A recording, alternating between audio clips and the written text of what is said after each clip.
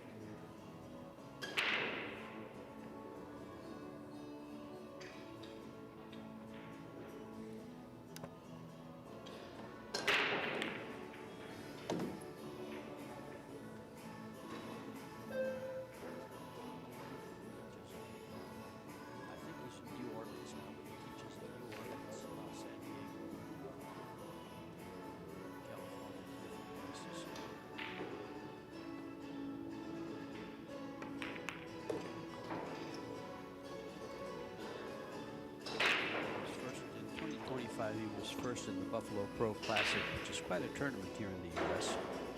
And his earnings from Arizona Billiards is 13.6 for the 2025 so far. And this being the last event of the year, this will probably be his last chance to earn a nice $30,000 check.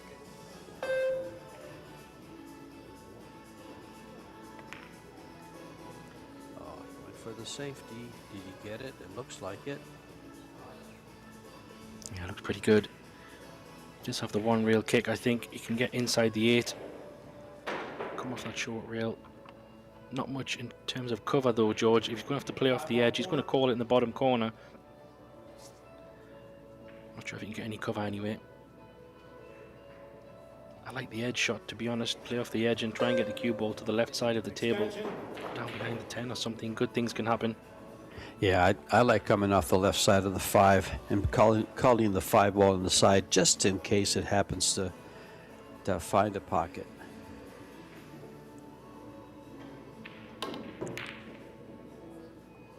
Oh, wow. He went for the pace. Potted Yes, in the wrong pocket. Did. I guess he was hoping, well, he just said, I'm going to hit it and hope. Well, pretty standard 4-ball run for Chris here.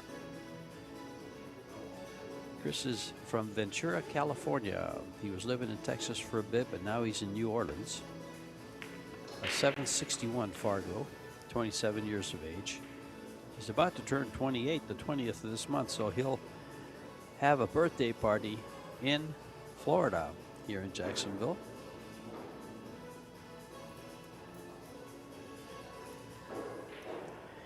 Yeah, a bit of a miss there on the 7 though, George. Sorry, just to jump in. It was a bit of an off angle and Chris had to kind of drag that in to hold for the 8 ball. Just tried to squeeze a bit too much and missed it. Bit of a surprise.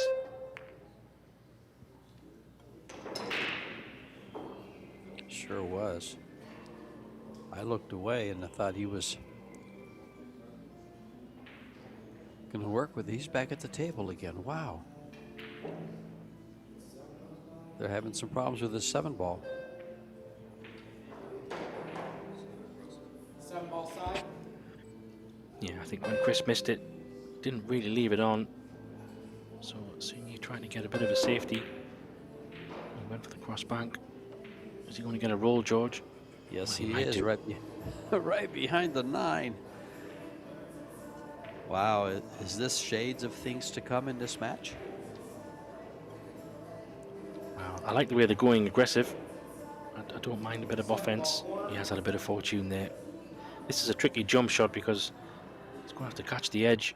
And if he does pot this, the cue ball is running a bit wild, so keep an eye on this one.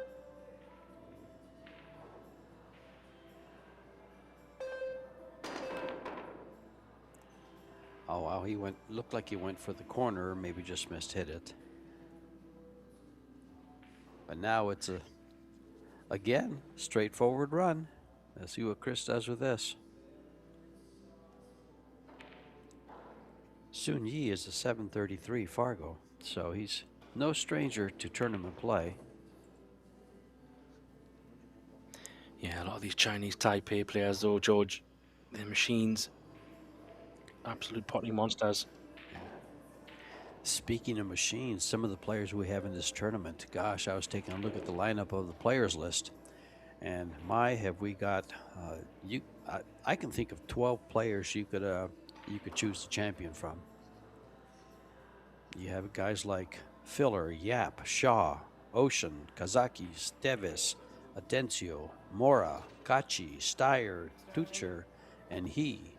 Take your pick. Yeah, it's a crazy lineup, isn't it?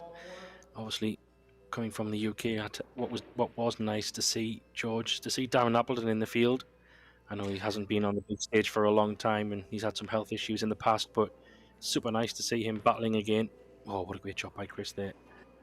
And you hit the nail right on the head, Graham. It's great to see Darren Appleton back in the grease here. In fact, he's on the other stream table. Don't leave us, folks, but he's on the other stream table.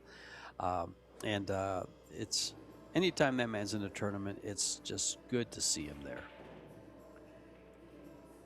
Yeah, what a player. done everything in the game. And Mr. Reinhold takes game number 1 of this all-important very first race to 4.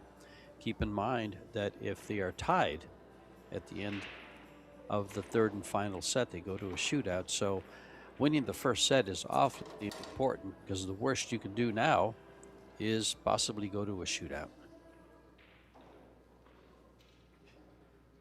So a big step for that. And this is the Predator Apex table. They're using the Predator balls with the Arcadia cloth. And of course the AeroRack. Sponsors here are Little Monster, Yalin, Predator Group, Kamui, the WPA, SamsungTV, Pro Billiard TV, and Box Billiards. In addition to this tournament here, folks, we have the Women's World, WPA Women's World 9-Ball Championship coming up, starting in a day or two. And we also have a mixed doubles tournament for you.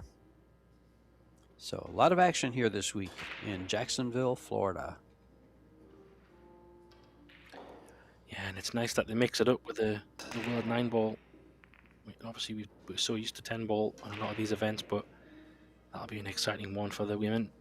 See who can snap that one off. Big prize money on that one, I think, as well, Georgia.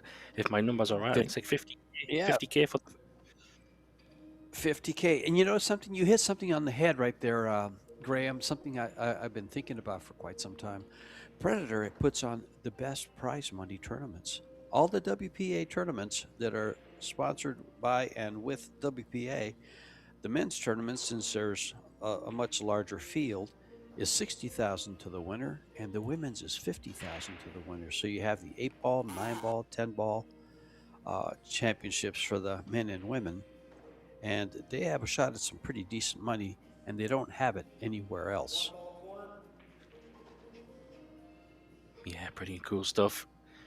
I think pool has never been in such a good place. If you're a pro pool player, George, you're spoilt for choice. If you're comfortable traveling and have the expenses, goodness, you can play anywhere in the world, any day of the week pretty much at the moment, so it's good to see. Well, exactly. I mean, these guys this year have traveled, let's see, just Predator alone, Bali, in Indonesia, we had Vietnam, New Zealand, Puerto Rico, Austria, all the Euro tours. There was 4 or 5 of them that I can think of. I mean, just think of the traveling you can do if you have great sponsorship. See the world. Yeah, definitely. You're definitely going to need a lot of pages in your passport if you're doing a bit of traveling, but let's see what Chris can do here. He's going to go for the 2 rail. Well, he went for the 1 rail. Needs a bit of fortune. I think he was trying to stick the cue ball right behind the 10-5 and hit it a little off to the side, so it came out, but it appears he has a shot for the side pocket.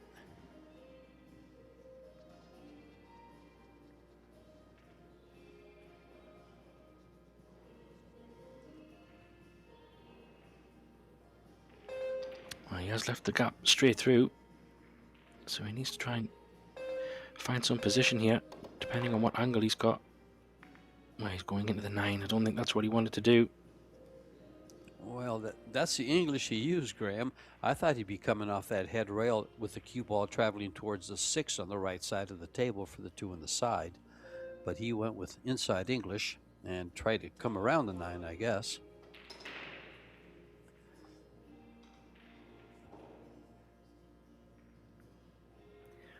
Well, at least he hasn't hooked himself, so he has kind of some options. He has got an edge. He can do something. Not sure if he can get cover. He's trying to use the 10. Bit of a containing one. That's not a bad shot though, George. He's played it well. Keep in mind, if I'm not mistaken, there are early 10 balls. They must be called.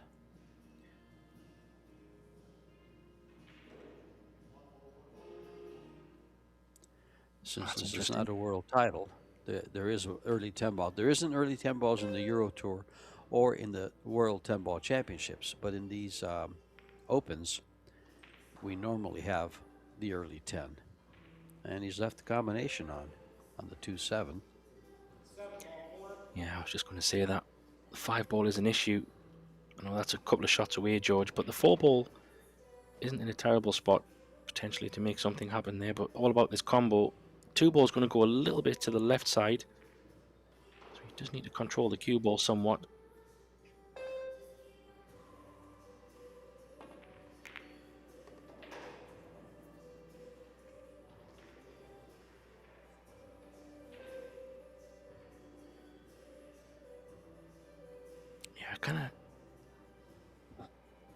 He's going to have to probably take what the table gives him here. I'm not sure he can do a great deal unless he tries to be creative.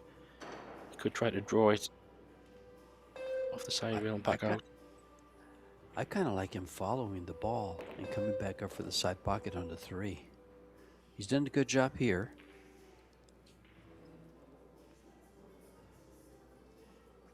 Now he's got to run the cue ball around.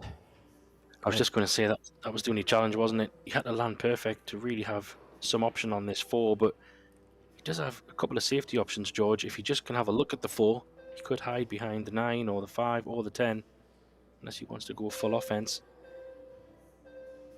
Well, the problem here is getting on the 4. Look at this shot. What a nice shot. Wow. Got a bit too much on it, but he done well to get there. Well, he would have liked to have ended up with an angle where he can address the 5 ball, but he's got this one. He's got to work with what he has.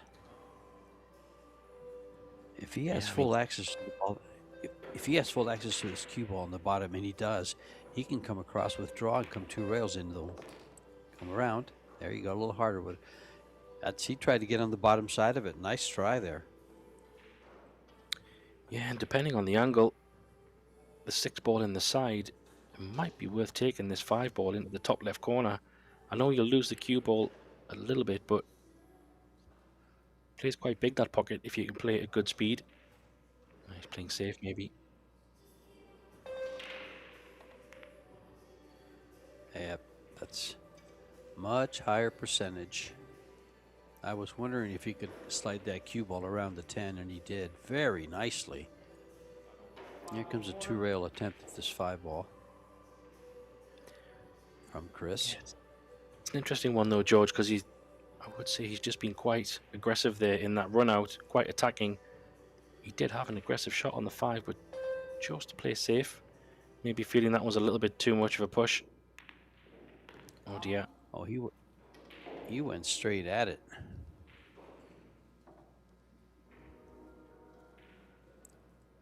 Well, safety pays off. Ball in hand. Just what he needs to get one on the board. Nothing really any problem, to be honest, especially with the 5 going down table. The connection here, 5 to 6 to 9 to 10 is, well, couldn't get any better, really, could it, George? Let's be honest. No, it really couldn't. It's just, it all lays out. The only thing he doesn't want to do is have to run the cue ball, and he's got a nice stop shot here. Same for the 9 and the 10 ball. They all just lay up so nice.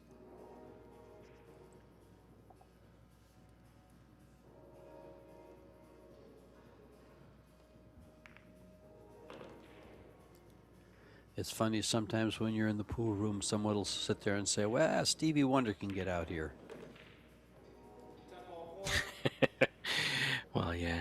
Or the famous saying, my grandma could pot these balls, something like that. That's right. Even though your grandma could be an 800 Fargo and nobody would know from the old school days. But yeah, it's nice for him to get one on the board. And we'll have people have a look at his break. See what he can do. I do think it's interesting with the triangle setting the balls up. Obviously just coming off the recent Predator Euro Tour, the 10 ball event, where the tables are tapped. So you do get a slightly different split. You know, I like some of the Euro Tour antics or rules. Actually, I like the alternate break every 2 racks, and I also like the fact that they use that they tap the balls. But here they use the rack. That way they can't predict as accurately where the balls are going, so it makes for more of a technical game instead of a run-out game.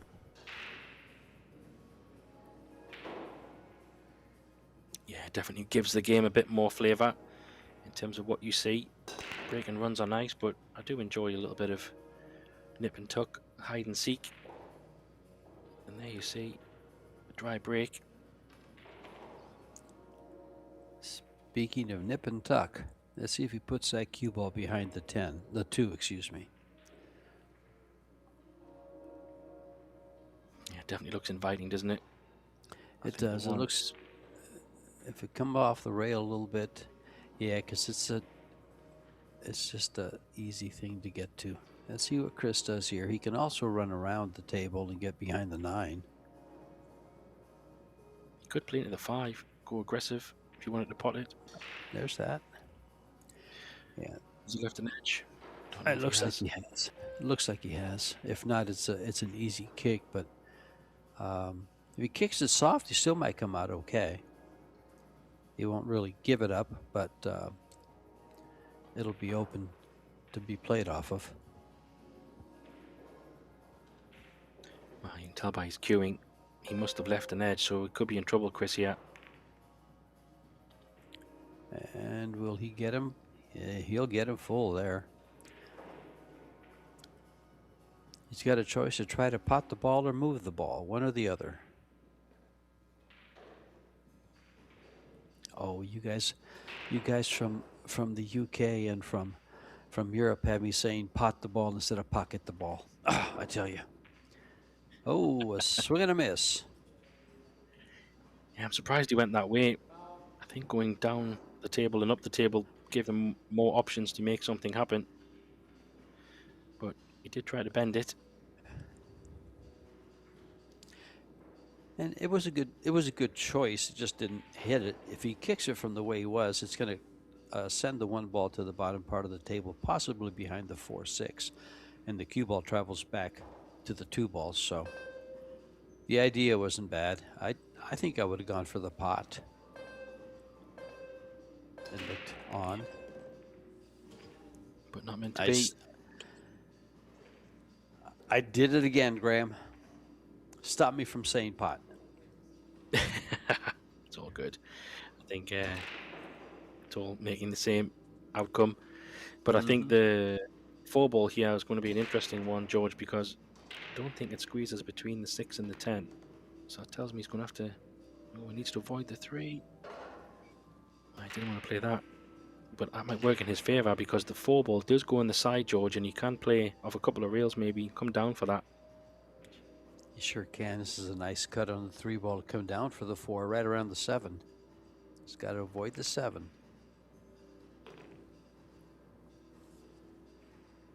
Wow, It that must tells me go just go past. Yeah, it must go by the 6. I, like you, was looking for the side pocket. It's just bigger. Yeah, it can be a bit deceptive on the camera angles, but it does look extremely tight. He's having a double look, so just making sure. He's got plenty of room to work for this 5 ball as well. There you go, flies in.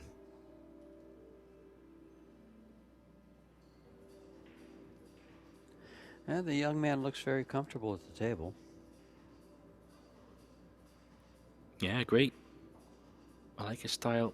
Already we've seen in the first couple of racks he's not afraid to go for something, can play aggressive, but also be very conscious and play a safety shot when it maybe seems more valuable. I do like that. It shows he's thinking logically.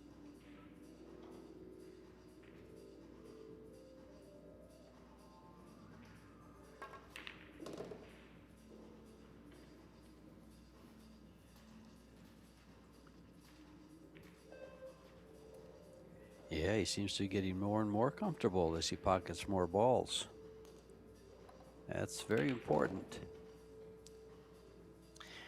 Yeah, but these race to 4s as well, George, you can't really afford to make too many mistakes. I do like the format because you can have a bad set, let's say, and regroup and start again for the next one. But race to 4, the first couple of racks are so important to get on the board, put the pressure on. You're so correct, Graham. I mean, I've been calling these short races for Predators since the onset, from the very beginning here in Arizona. And it is amazing how fast you can get down 3-0 in a set and just in the flip of a coin, you're 3-3. And every shot is so important. Every roll is so important. It really accentuates any mistakes. Yeah, I fully agree. And that's why I was just saying earlier, when he decided to not go too offensive and play the safety shot and get that ball in hand from Chris, he punished. And then again, a bit of a loose safety shot from the break from Chris, punished again with the ball in hand. But that was a nice run out. The balls weren't maybe as straightforward. He had to work a little bit. But impressed so far, taking them well. It was. Well, this Predator Apex table has 4¼ inch pockets, a new cloth, so they're going to play a little bigger than 4¼ and that's the one thing about the pro tournaments is they normally have brand new cloth, so the pockets play a little bigger.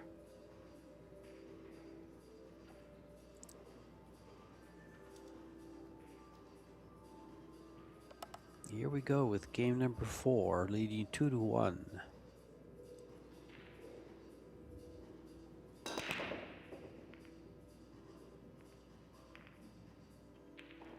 And not much of a break there. And not much of an opening shot for his opponent, Chris Reinhold. He could choose to bank this to the side pocket, and he could choose to play safe behind that wall of balls in the center of the table. Yeah, I think the safety shot is probably going to be the logical one. Once we get a proper look. Looks like he could just double the one across the table, send that cue ball down the bottom rail. He's going the opposite way. He's left a gap here though, George. Careless one again. Yep, Chris is sleeping with the windows open. I've not heard that one before, George. I'll be taking that one for future. Very good, very good. But yeah, he has left a window, and if the last safety shot from Sun is anything to go by, he'll be wanting to put him in trouble again. Needs a bounce. That's pretty good. Kick is on, but a hook is a hook.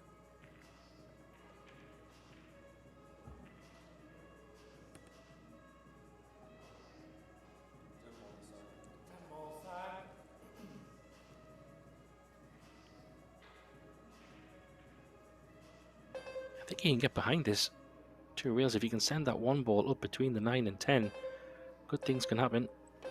Yeah, if he catches it just right, it sticks. Just like, you know, hitting it that good, that was kind of unfortunate to leave this shot.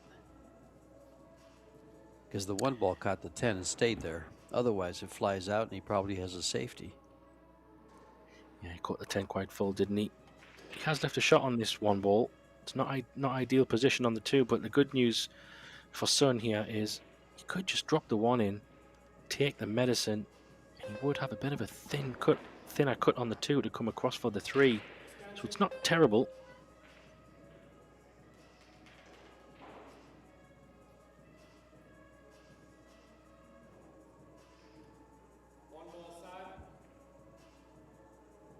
Yeah, I kind of like that option, to be honest. Just pot the ball. Yeah, just pocket speed. Oh, wow. Wow, he's gone full on power. He is aggressive. He is aggressive, and he's very confident. That's going to bode well for him. Yeah, the only danger with that shot for me, George, was playing it that way. He was going to have to really put some power on to leave a good angle on the 2. He's now going to have to try to play another power shot. I'm not sure if he can get across. Maybe run it with side. He might just stop it there and play safe behind the 7.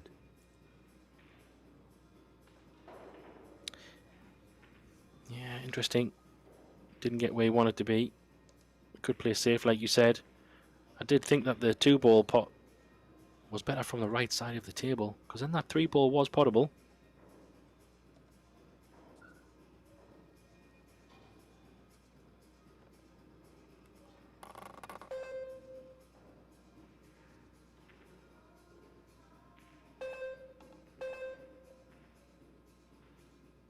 He's going to find cover behind a 6. No.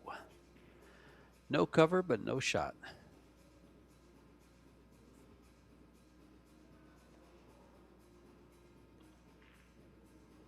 Yeah, at least the 3 ball is tied up. But a bit of a chance here for Chris to try and get some cover. Plenty of balls down table. He's got options. Definitely needs to make sure he doesn't leak the 3 ball out though. Which he might have done. He needs to have a better roll. Well, it's not too bad really, is it, George? That's not a nice shot at all given where the 4 ball is. Yeah, that's kind of an undercover safety when you're over a ball like that. It's just hard to cue the ball, especially for a thin cut like what he has on his 3. And there you see your referee, Perry Anderson from the good old US of A. No problem cueing that ball. Look at this position. Oh, that's so no. That 3 ball was incredible at that pace. But this is now a problem. Hitting the ball, I think I would give him the odds to hit it. Getting it safe. Is he going to go for power again, George, like last time?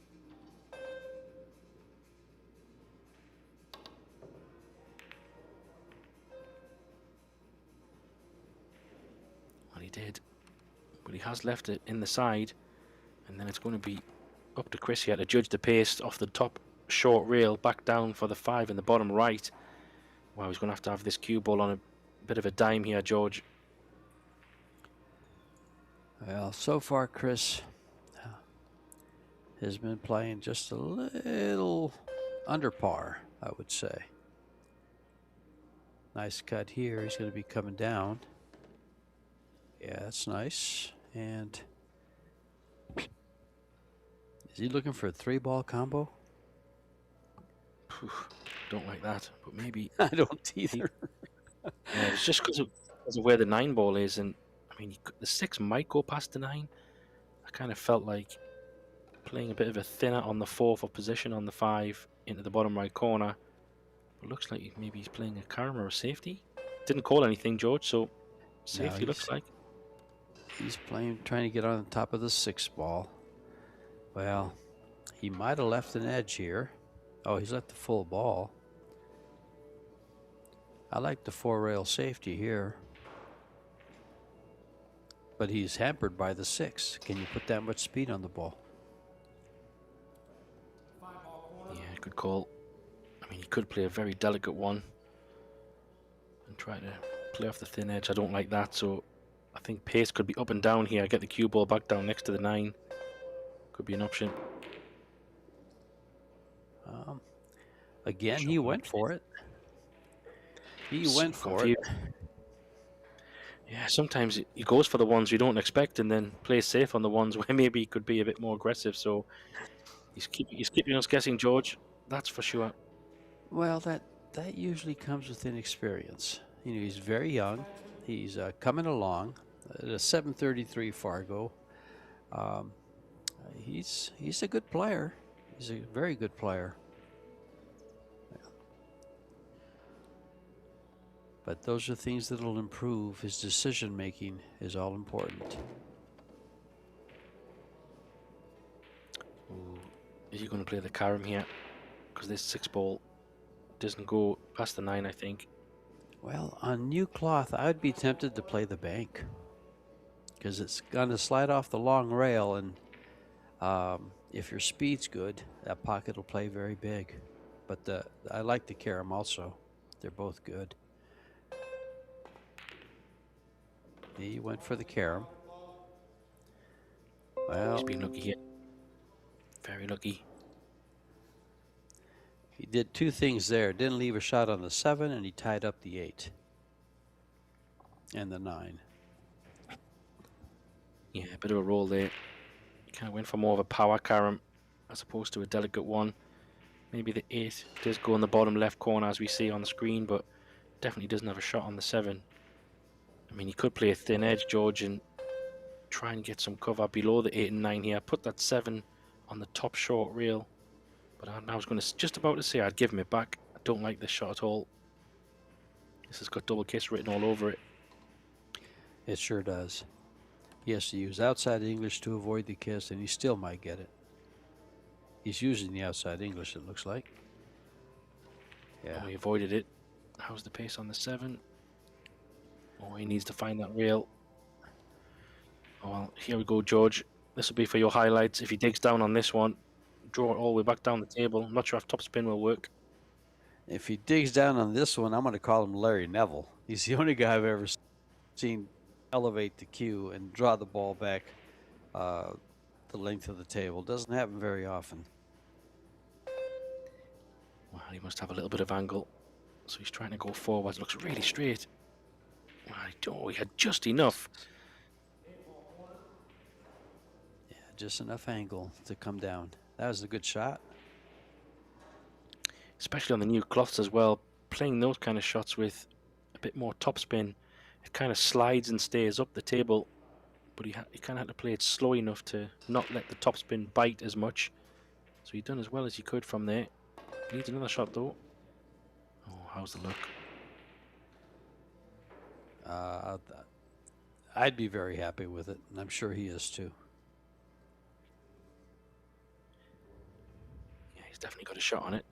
Choice, he can go bottom left or right. He's going to run it off a couple of rails maybe, or draw into the rail. Depends how he feels. He has played a similar draw shot in the first rack, if you remember, George. He liked that shot. Just off the long rail and back across. Oh, he's missed it. Present for Reinhold.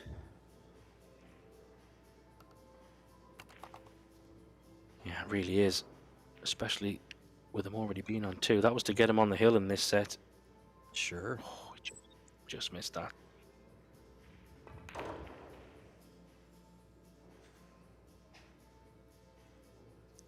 Well, look at this. That's one of the things I tell a lot of people. These, practice playing off of balls that are hung up in pockets, because you don't always have to get where you're going.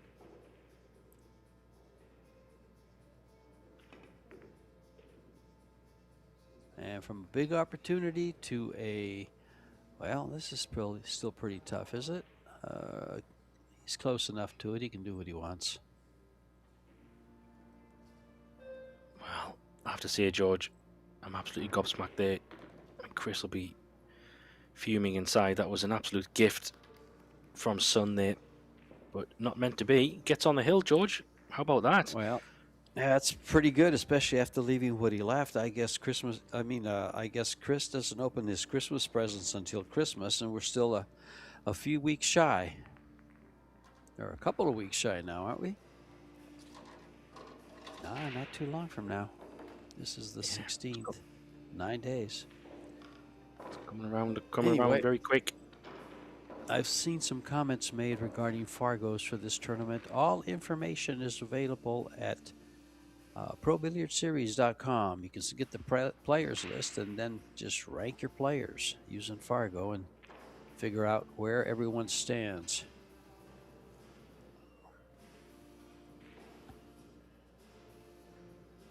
But Perry's racking those Predator Arco balls. And another thing about being so close to Christmas, PredatorQs.com has a lot of gifts available. Go online, you might be able to get them before Christmas.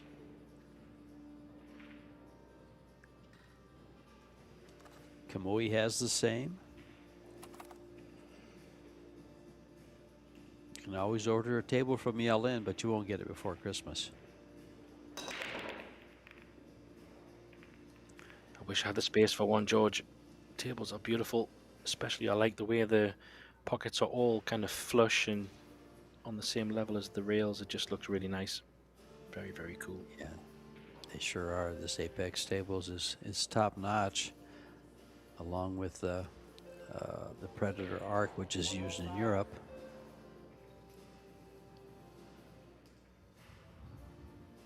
Yeah, another dry break though. And Chris opting for a kick. Interesting shot choice there. He's going to get a big roll though. he found cover. He came off the side. I think he might have been trying to stick it. There's, you know, those kick shots. First and most important is to hit the ball. After that, sometimes fortune finds you and sometimes it doesn't. But you got to make the hit. Yeah, you've definitely got to give yourself a chance. Fresh air balls. I'm not going to get anywhere. That was a pretty okay hit. Is he going to get a roll? I don't think so. And he's opened all the problems. Completely open table. Chris has some work to do, especially after giving up that gift. That 9-10. That's a tough one to watch.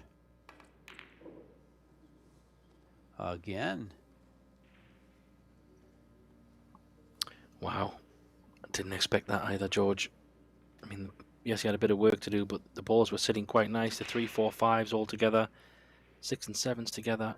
And the 8, 9 and 10s all pretty nicely set up as well. Maybe the 8 in the side could be tricky, but has to be said, that was another big miss. Oh, what's he done here? Well, He hasn't 50-yard line. He hasn't done enough. He didn't come across for that 2 ball. As you said, 50-yard line. And no chance of a field goal. Yeah, he's going to have to take this in the bottom right, I think. This is not as easy. Maybe not. He's going to play safe. Maybe not. He's looking at it.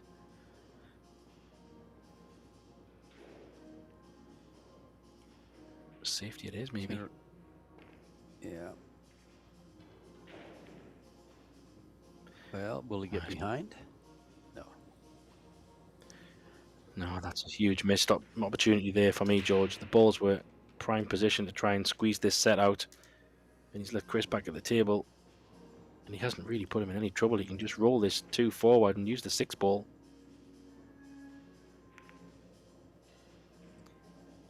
Oh, Chris. Has he left it? Yeah, he's left an edge, and he's left an easy hit. He could have put that cue ball right on top of the 6. At least that's how it looked from here. He might have been he might have left the 2 ball off the 7, but that's going to take a great shot.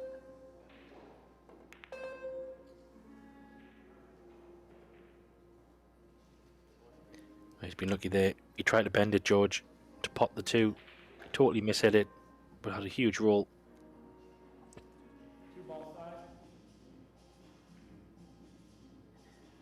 He did put his hand up to apologise to Chris, so that tells you it was a mistake. Good kick there. But still, can't seem to get anything going. Left another chance here for Sun. This is a more tricky pot, but he'll go for this one. As you say, it's a little bit of a tricky opening shot, but you get that, and then the other problem you're going to have to look at is the 6 ball. It won't go by the 7 or by the 10, so you're going to have to find a home for it.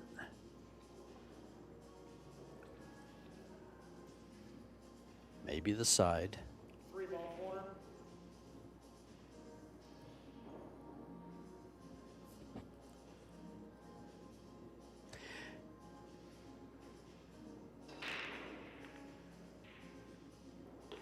You know, Graham, there's a lot of talk as we go through this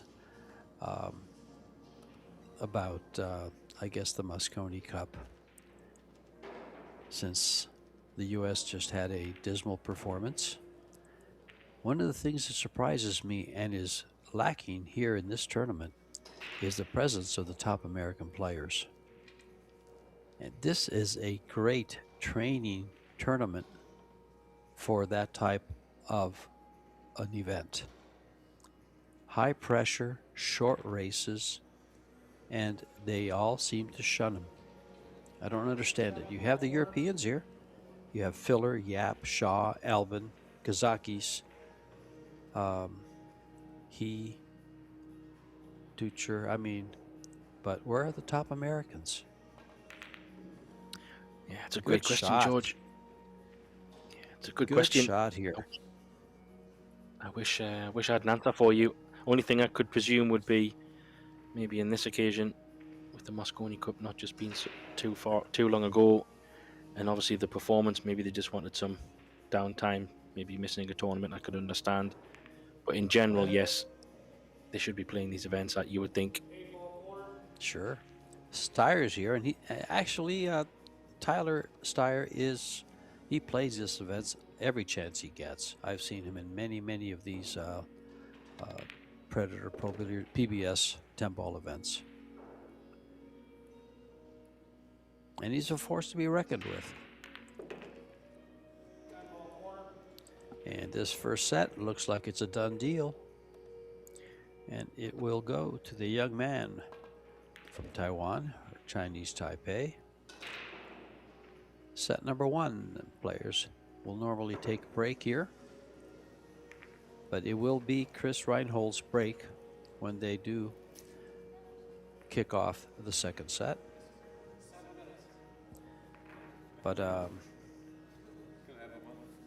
yeah, shots like that just aren't, especially in a short race, they're going to hurt you. Yeah, you can't miss those, George. Not at this level. It wasn't a difficult shot by any means. He makes that shot, 1,000 out of 1,000 most times. It's all part of the pressure, environment, maybe a lot of different factors, but yeah, can't miss those.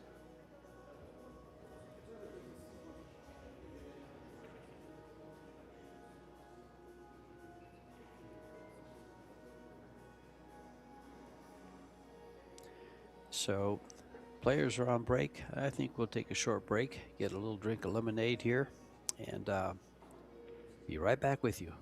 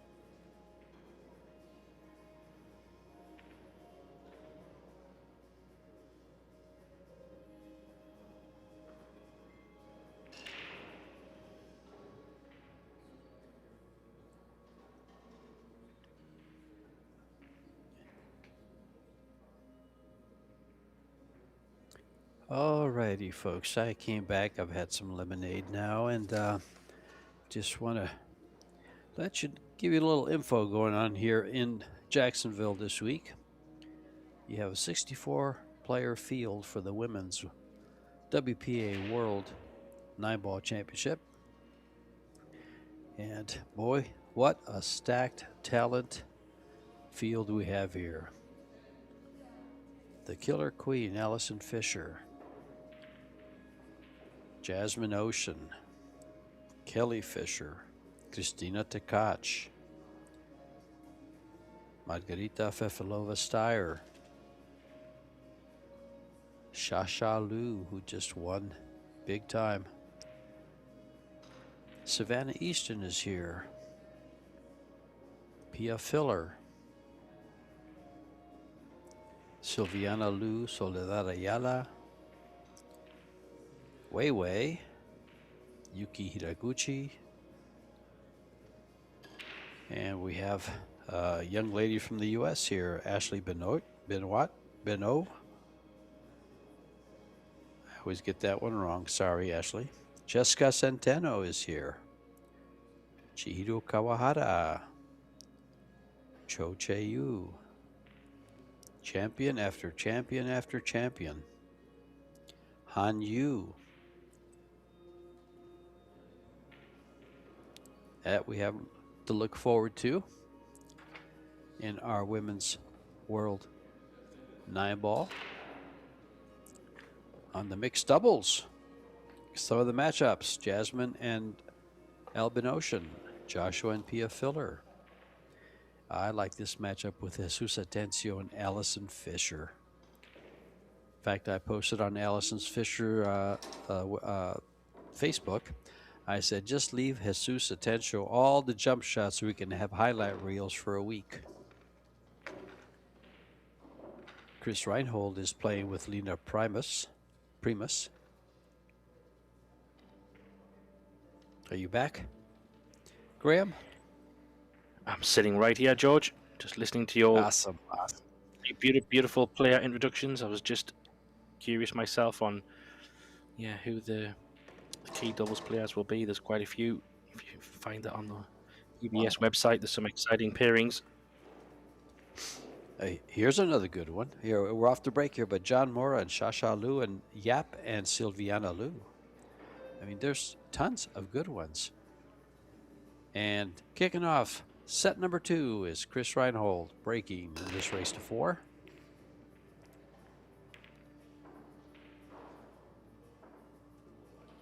Oh, straight in shot on the 1, no ball down. A stop shot gets him a cut on the 2. Go ahead. Yeah, he was going for the head-on break there. You see it, and I think with these triangle racks, the head-on break doesn't seem to work as well as maybe the side breaks, or a little bit further to the side, like we see some players trying to take on. But like you said before, these hand racks and these triangle racks do lean towards some interesting layouts and matches for sure.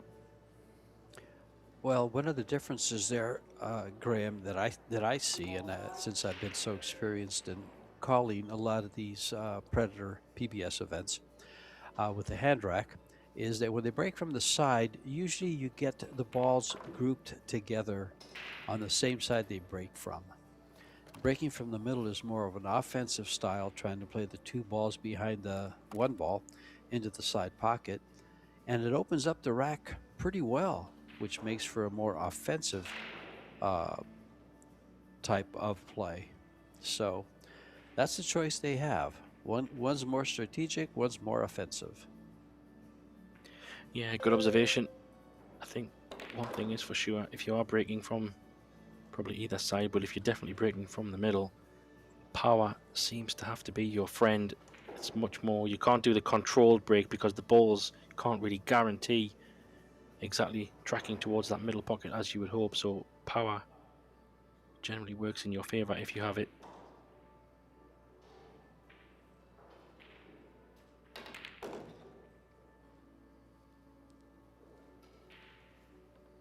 That was a nice shot.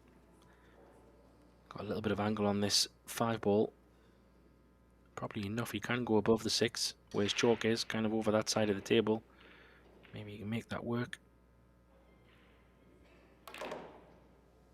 Oh, well, he could even go above. Well, Chris is doing something here that's going to hurt him.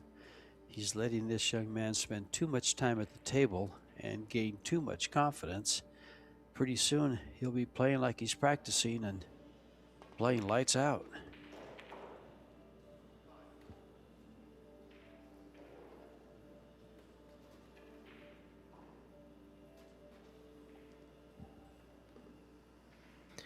Yeah, you don't want to let these players get too much in a flow. Because as we've seen, once they get going, very dangerous. Taking these well though. Drop his chalk in the pocket. Don't see that every day.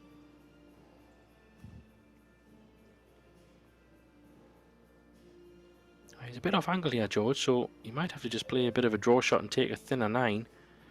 Unless he wants to put a bit of power on this. He doesn't have the best angle here.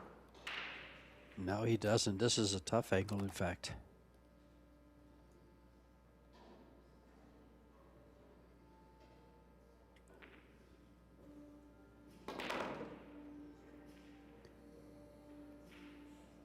He powered that rather well. Wow. Powered it is an understatement. He absolutely drilled that one in the side, didn't he? Goodness me. Ball that he took off. What a great shot, though.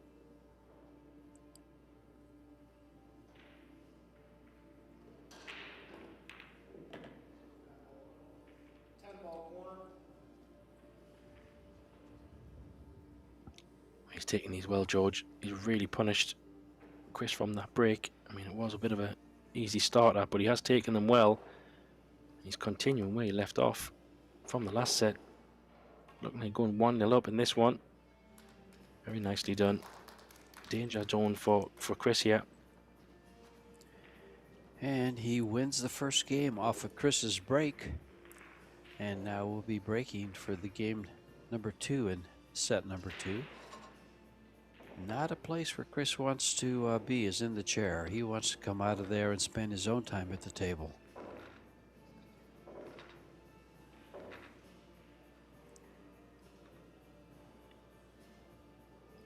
Yeah, these first few racks in this set are super critical for Chris. He needs to try to stay close to Sun here. Doesn't want to let him get 2 or 3 up, because then he's in big trouble. He needs to try and keep it tight.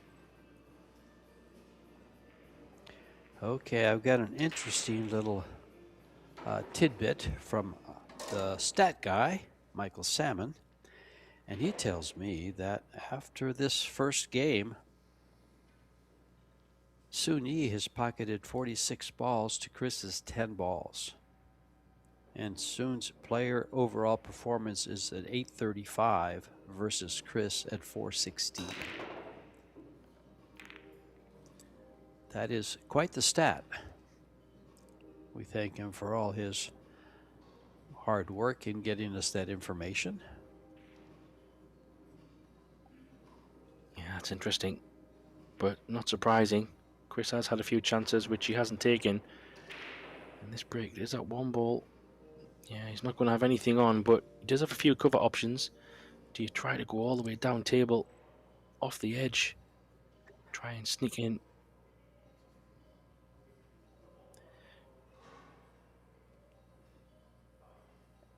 You don't want to leave that. You got to get cover here because that 10 ball is close to the pocket. And remember, early 10s are a win. That's a pretty good shot. Yeah. Yeah, he's going to go off the long rail. Catch it from behind. Cue ball can drift towards the corner pocket, but I do think the 4 ball's just covering the corner, so should be no danger. Sorry, he's playing straight into it. Oh. It worked. A good hit paid dividends. Now this is a dangerous kick here. He's calling the 10 ball. Good call. I'd hit this with a lot of pace. Yeah, Doesn't want to. I would too. Doesn't want to leave the 1 ball there. Yeah, got to hit it with pace. Total miss hit. However, he's had a roll, George. Don't know if this is potable.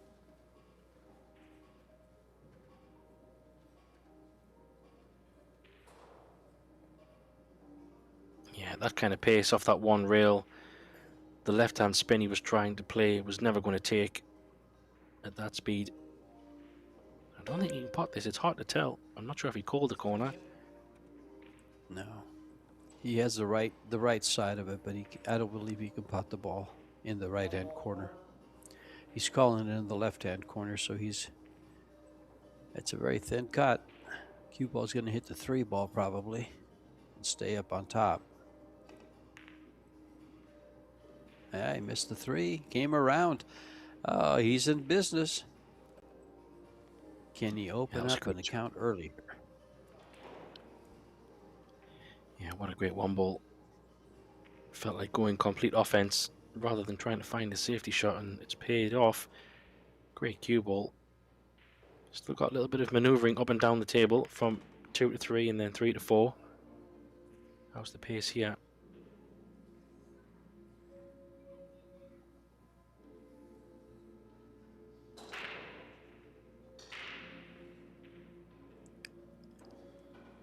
Let's see if that thin cut on the one ball pays dividends and he translates that to a win.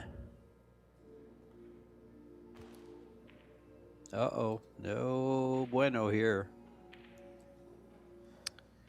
Wow, it's not going his way at all. He's in trouble here. He's got to call the 10 here and go 2 rails kick at this. Yeah, I don't know. You could even call the 4, couldn't he, George, and go try and get the 4 off the 10. There you go. As long as you move the 10, and here's the bonus of that shot is that there was 2 balls to get behind, and I think no, he may not have got behind the 9.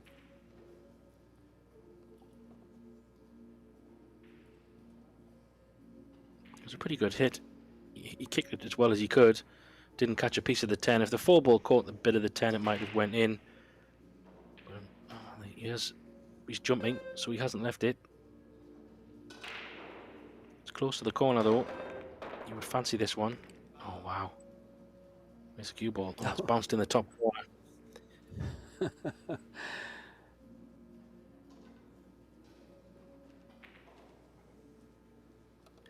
Wow, this is a huge rack. Oh, straight off. Straight in. Yeah, Chris has to take these for me, George, at this first attempt. If he makes a mistake here, I think he's going to struggle to come back from this. So he has to take these out for me. I totally agree. He's got to perform. I mean, pool's all about making balls. If you're not making balls, you ain't winning.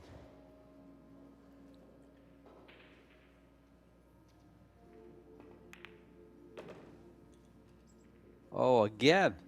He's behind the 9. Wow. I mean, just when you think nothing else can happen.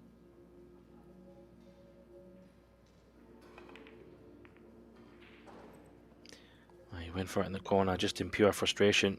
He is going to have another roll though. He's got the rail first, but yeah, you're right. It's a bit of a roll. You can't come with that shot. I thought he was going to come straight across and play the 7 ball to the opposite corner, just to make sure that the 9 ball wasn't in the way. Yeah, take out all the danger. At the moment, everything that can go wrong is going wrong for Chris. He really needs to get Sun to make some kind of mistake here and leave him a roadmap. You know yourself, George, the more you let your opponent come to the table, anything can happen. Well, 2 things. He gets more comfortable and you are under more pressure every time you come to the table because you have to perform. And there's a prime example. Even though he got a bit of a roll, it was a good kick shot by Sun. 2 real kick shot also is an option for Chris. But now the pressure's on him to get the cover. Becoming a big rack, this one.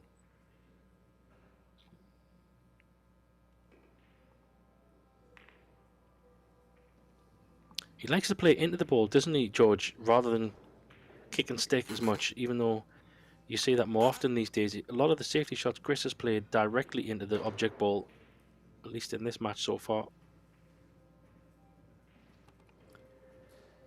Yeah, it's a...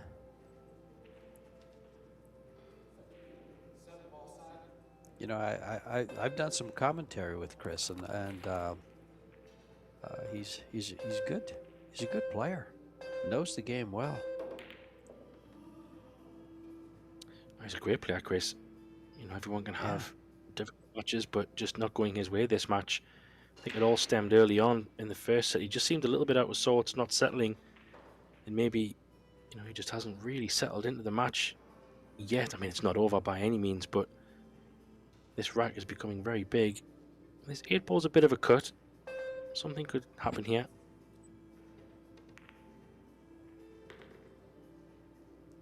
How's the pace? 50-50. Yeah, could have used some speed, but he's okay. It'll cut to the side.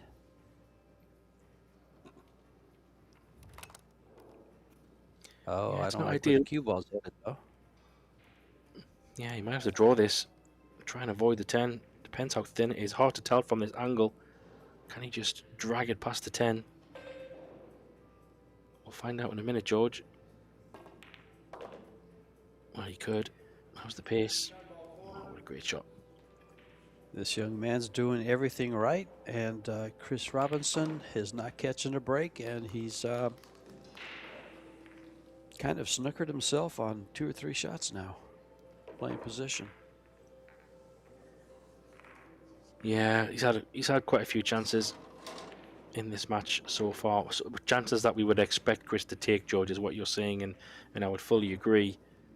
Very few unexpected. What a great shot that was, and put himself in great position, and then kind of out of nowhere, hooked himself, but got another chance. Didn't take the most of it. Well, And punished. a very telling tale here in that rack is Chris had ball in hand 2 times and didn't get out. Yeah, he knows. We don't have to say what the obvious is, but Chris has played enough big matches and tournaments to know you can't afford to not take some of those chances in these short races. So he is hoping to get back to the table. But let's see where this break goes. It's going to go from a little bit to the side. He hasn't been putting that much power on. He's got an open bridge, it looks like, unless my eyes deceive me. Oh, nearly scratched. Oh, nearly made the 4-railer. 9 ball. Oh, last ball rolling, George. How about that? You love those ones. It's funny how the 8-ball just gave him enough clearance to go in the hole. Did you notice that? Yeah, it's crazy. Oh, Just thought watch nothing this, was going watch to take. Yeah. Watch the 8-ball. Just enough, and there it goes. Yeah, and this 1 ball does go in the bottom left corner. Fancy him to take this one on, especially where the 2 is.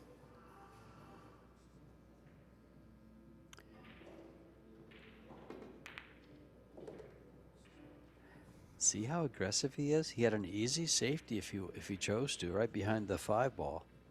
But he's aggressive and confident. Yeah, I don't blame him.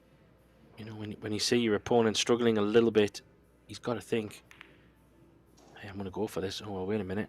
He's missed that by a way. So, I never thought I'd say this with Chris being the opponent, but when your opponent has not displayed any power or any, fear in you, in other words, if Sun Yi doesn't think Chris can hurt him, so there's no pressure. Yeah, and at the moment, those are the facts. But there's only one man who can change that, and it's the man at the table. And he's got to start by potting some balls and running the table, showing Sun that he's here. Because at the moment, he's just a spectator. A little bit short, maybe. Nothing I'd like better than to see Chris play his game. We know it's a powerful one, and a very good one.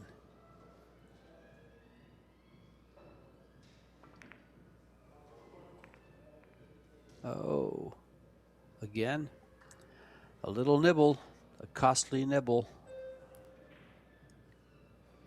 Behind the 7, or can he pot this and not scratch?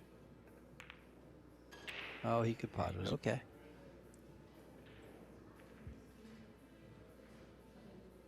Nice little bit of a bump there. Worked out okay in the end. It's got a nice angle on this 6 ball to go up and down.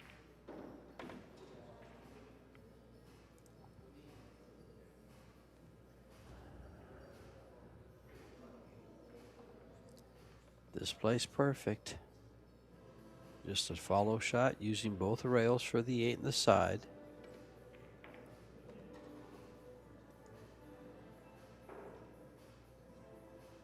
And there it is. Should be straight in on the 10 ball. Yeah, this is what Chris has to do if he gets any kind of chances. Got to take them, punish his opponent. I don't blame Sun for going for that one ball in the last rack. He was just overhit the 2 ball for position. He did leave a bit of a cutback on the 2. It wasn't so straightforward, but he did miss it by some way. But a nice run out by Chris there. That'll do him a world of good in terms of confidence. Try and get something going. And there's Perry Anderson, your referee, kind of jawing it up with Chris there, having a good time, trying to relieve Chris of a little pressure by getting a laugh out of him.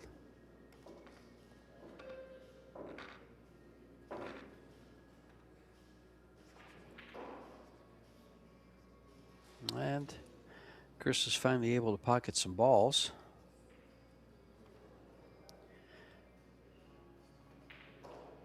You know what's funny, Graham, is Perry's one of the few referees that reminded Chris not to touch the balls. You know, he kind of held his hand up and said, hold on, because that's, I know he hates, because I've seen him have to make that call to a player, and he hates doing that. But them's the rules. Yeah, it's so easy to... You've seen instances in big tournaments where players have picked balls out when the cue ball is still running, and I guess you could say they've suffered the consequences of that by losing a rack. I do think, personally for me, I think it's a little bit of an interesting ruling, but sometimes you see players not even touching the balls and getting involved. Just let the referee do what they do, and you go and sit down, take any kind of risk away.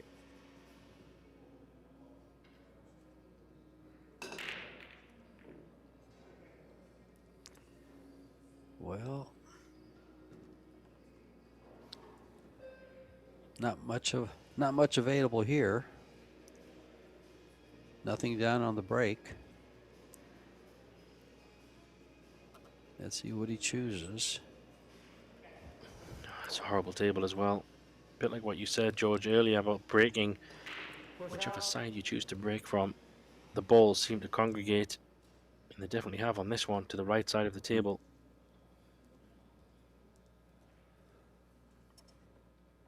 And this is Chris. That's a good move by Chris there to break like that and to get this kind of a layout. He's not pocketing balls well, and so this might guarantee him an up. If this might guarantee him a mistake. Well, I guess there's no guarantees in pool, but it might give him more opportunities. I tell you what it will do, George. It'll guarantee him another turn at the table, because Sun will not be taking this one on. No, he won't. I doubt that he takes this. If he can see the edge, he will. Yeah, if he can see the edge, then he can. Oh yeah. Come back around.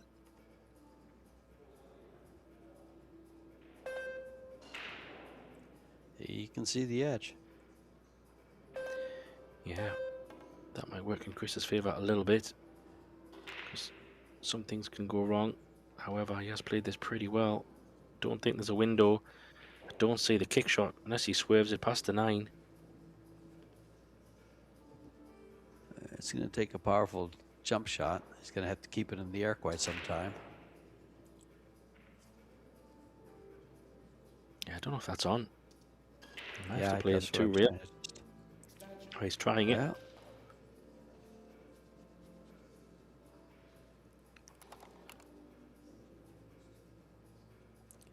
Let's see if he can keep the ball on the table. When you have to put that much power on this jump shot and the ball's close to the end rail there, a lot of times it just comes right off.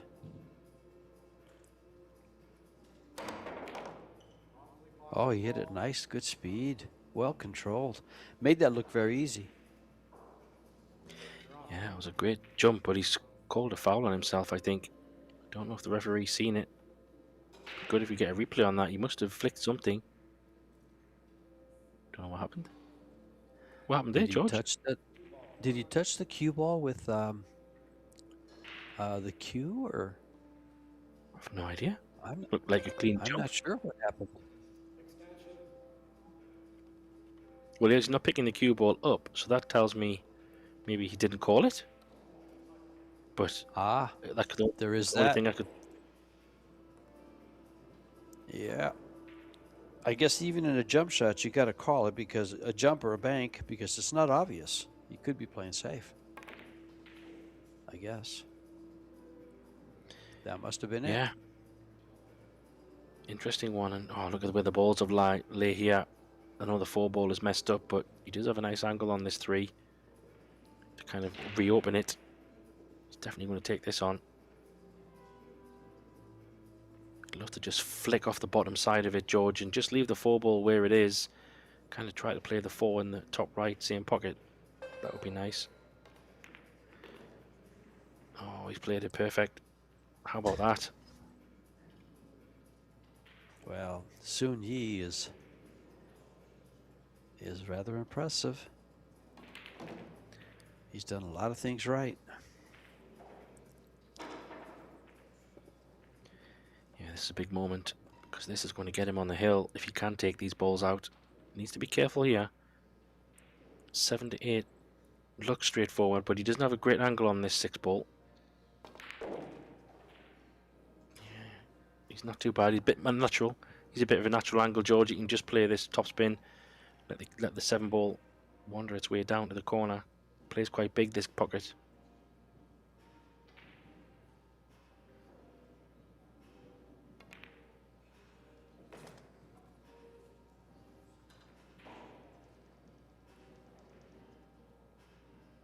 Well, he's not hanging around now, is he? Straight down. Not at all.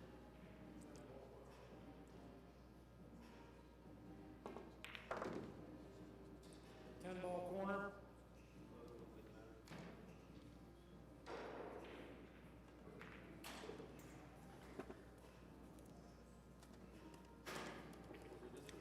And as you were saying, Graham, needed that game to get on the hill. Yeah, I he think did. Chris just talking to the referee there, saying, you know, surely that was obvious that it was a goal shot. But I think what you said, George, the fact he was jumping the ball, there's an argument to say, well, you know, did I really know what you were going to do? I think he's a bit frustrated that it wasn't obvious, but he's giving himself a little tap on the, just to be sure you've got to call the shot, George. Everyone does it. It's an error from his part, I have to say.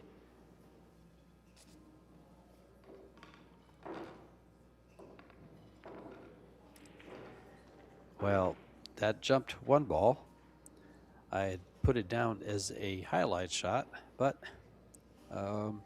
due to the fact that he didn't call it, there was no foul, but Sun Yi had the option of coming to the table or letting him continue to shoot.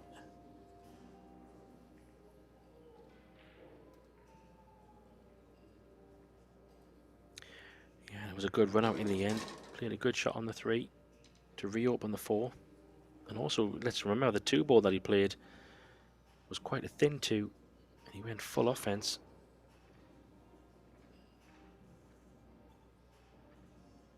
Well, here we go. To close out the match, he needs this game.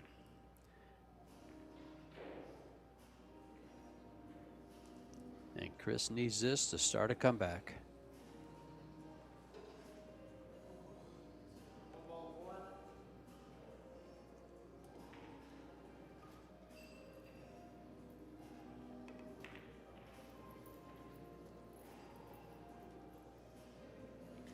Well, looks like he's absolutely gone, George.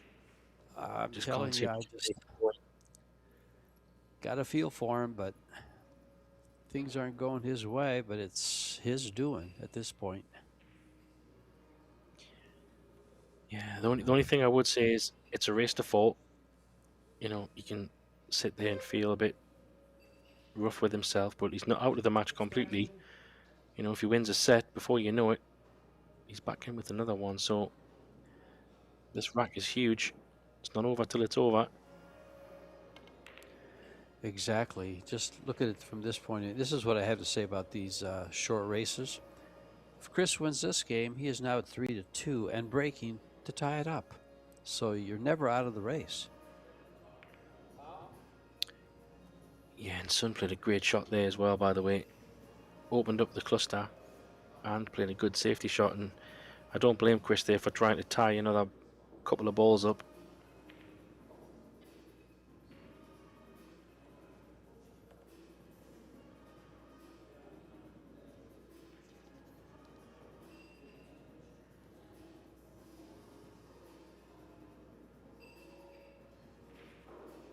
Well, you can see that time clock winding down there on the left side of the scoreboard.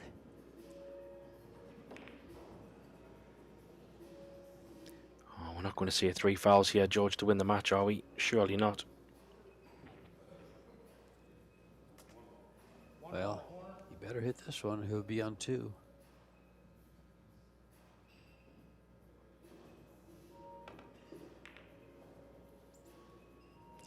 And that's a hit that you should get. Yeah, he could be in trouble here, though. He could just play a very slow one. Not sure off the angle, George. Can he play off the edge of the one and just drop him in between those 2 balls? I don't know if he can. It Maybe looks not. like that. It looks like that 3 ball might come off the rail and give him cover. Depends what kind of speed he uses. Not like that. Yeah, he found cover. Shot. Yeah, and he's opened all the balls up as well, so now this becomes a very different rack, unless he's got an extreme edge on this one. Can he take the extreme edge and go full offense? He might have no choice. If he can hit it.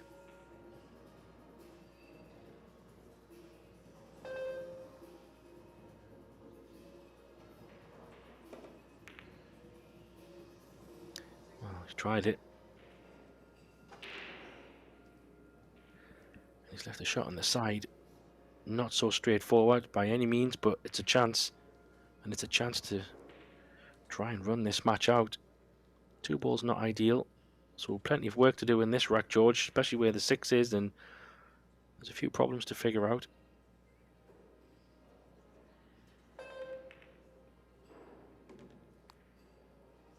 Uh-oh.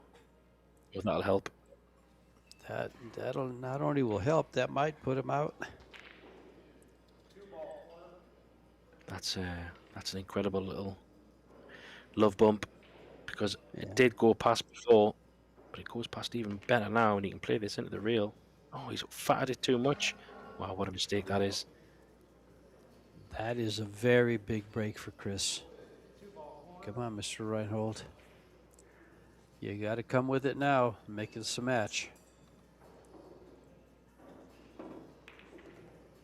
Yeah, could that be a momentum shift, George? Because all it takes is a crazy moment like that where you think all of a sudden the match looked like it should be over, or a chance to be over. Chris has got a lifeline here. Got to take these out. 6 to 7 needs a bit of care, as does 5 to 6. How's the pace? It's not bad. He's got choices. He just wants to be right about there. He needs enough angle to come over for the 7, though.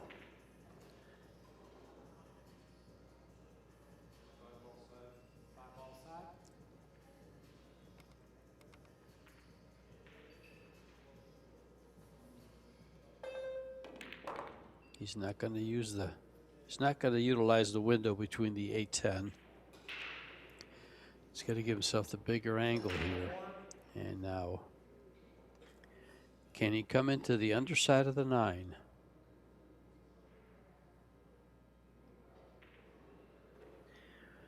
Yeah, I think so. Does the 7 go in the top right corner, though? That's the question. Because it changes this shot if it doesn't. Oh, he's missed the 6. Oh, my. Oh, my, Chris. Ouch.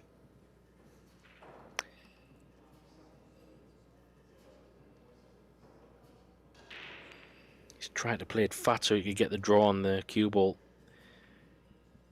He's clearly... How's the pace? Needs to run a bit. Or it needs to slow up. Oh, I think he's just okay, George. You can come underside this 8 ball here, maybe. Unless you can go above and thread the gap between the 9 and the 10. I like your first call, Graham. I like coming just straight across and playing in the upper left-hand corner, stopping the ball for a straight-in shot on the 9.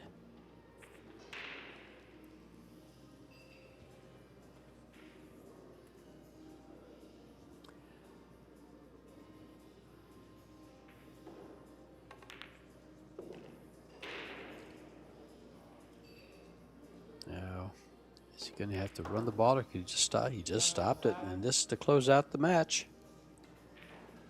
And Sun Lee wins over Chris Reinhold 4-1 in the second set and 4-1 in the first set, and takes his opening match of this winners round 1. So on they go. Chris still has a chance because it's not single elimination until the final 32. So welcome to Jacksonville. And we have a lot of pool coming forward. The women's WPA World 9-Ball Championships, the Mixed Doubles Championships, and more of this Jack's 10-Ball Open. This has been George Teachea and Graham Hickman. Come back and see us. We'll be back with a lot of pool. Thank you.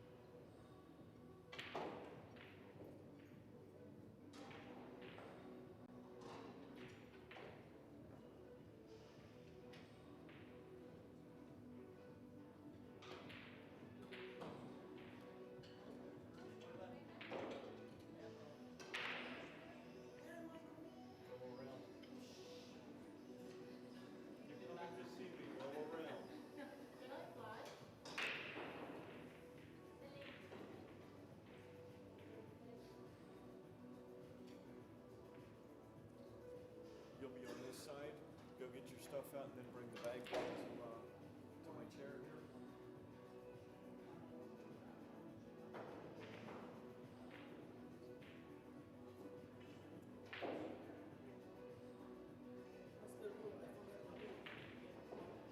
Empty your stuff out and then put your bag over here. As soon as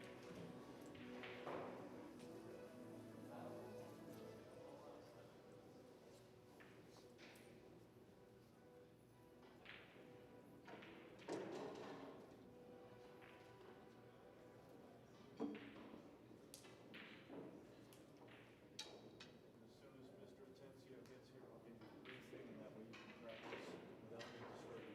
All right, thank you.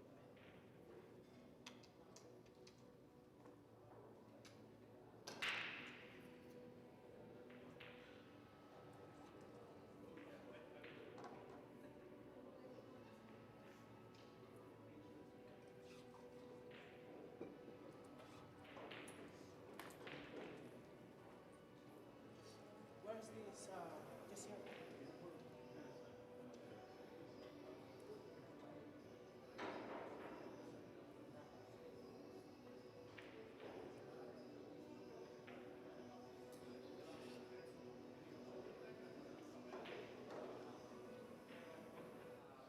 Jeff? Jeffrey? Jeff?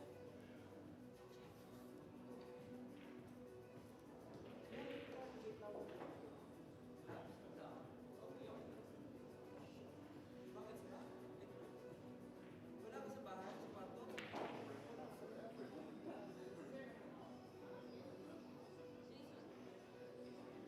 Eh, kaluwete yun eh. Pare, right hand yun eh. Balik ka rin na. Balik ka rin na.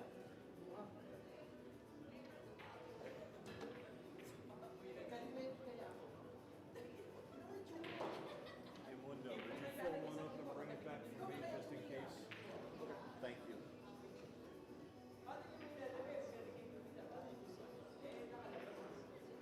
Pare, ikaw na tumira.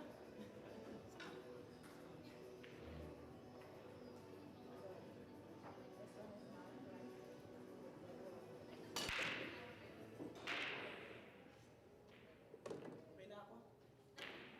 Pwede na yan. Wala pa. Ito namin na para maganda tayo ito. Mes, no? Hani, no? Huwag kang kumalaw. Kasi may nagpipicture pag kumakalaw. Uy! Ano ba?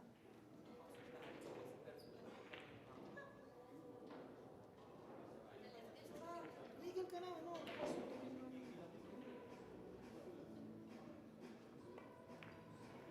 Morning. You'll be on this side, unload your stuff, and then if you would, put your jacket and bag over here. Case has to come back over here.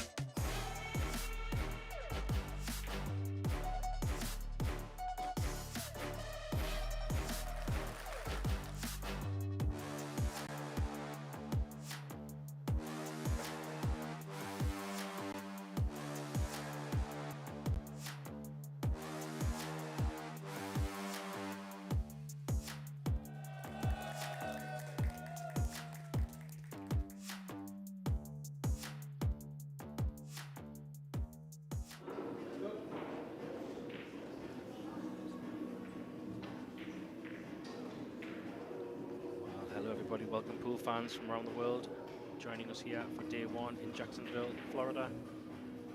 Getting things underway in the men's division. Jack's Men's Open. This is winners round one match.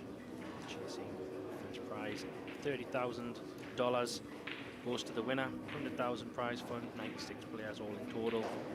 Exciting stuff. This is, like I say, round one matches. We have Roberto Gomez from the Philippines against Jesus Atencio from Venezuela. My name is Graham Hickman, and in the box with me to talk the shots and call the match is a good friend, Eric Horlifson. Welcome, Eric. Hey, pleasure to be back with you guys. Starting out with a tough match out here in round number one. Atencio coming in as maybe a small favorite. Pretty hot as of late. Just got his first WNT title about 6 weeks ago. Roberto Gomez, no stranger to the Pro Billiards Series, former winner on tour. Hasn't been playing as much on the Pro Billiards Series as of late, but he has a bit of an experience factor in this format, experience advantage in this format. Yeah, it should be interesting. Playing first to two sets, race to 4 in each set. Starting with Jesus to break, and we have winner breaks, but then we alternate each set. And it's a hand rack using the triangle. Oh, straight off in the scratch there, Eric. Flew in the side there. Offensive break. Turned around on him in the opener here.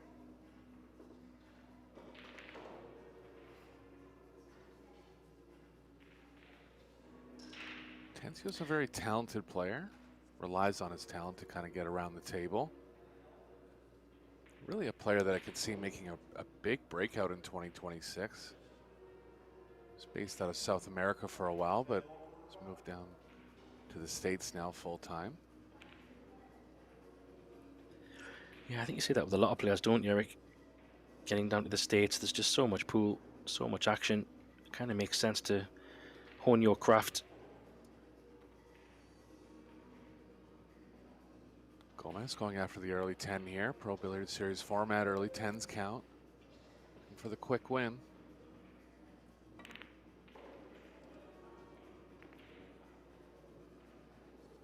Just a little thick.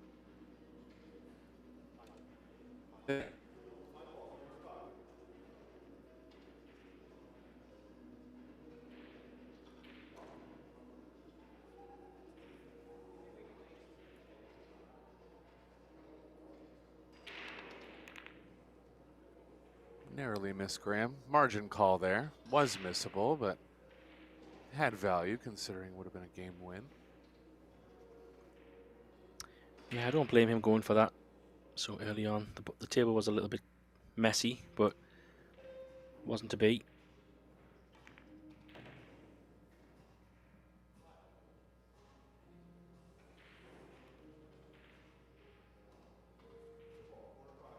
Atencio had a third place finish at a regional tournament in Miami this past weekend.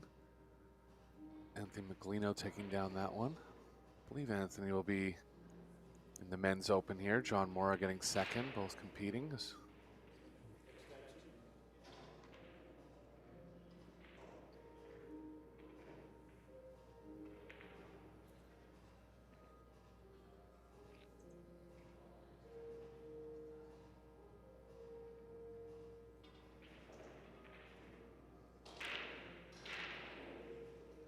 Going to be forced to take an angle on the 3 here. Might have to come across table for the 6. But middle of the table nice and open. Lots of room to maneuver. Yeah, table's not too bad. I don't like the look of where the 9 ball is. It's the only thing that jumps out at me, only because it's on the rail. So position kind of has to be pretty good. Doesn't want to leave it too tricky from the 8.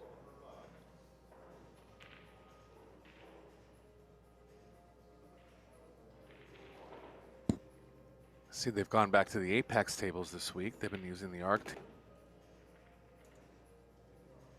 past few events. They look slightly tighter to me, Graham. Might have put a little shim in there. Looks like they're down to 4 1/4. I think when they first came out, they were around 4 3/8. Yeah, George mentioned it in the previous match. 4 1/4. So a little bit tighter. Of course, with the new cloths, as we all know, they generally play a little bit more favourable in the early days, at least in the first few matches. But they probably will tighten up. Be plenty pool on these tables over the next days. Key shot here. No, he's played it well though. Needs a bit of a bounce.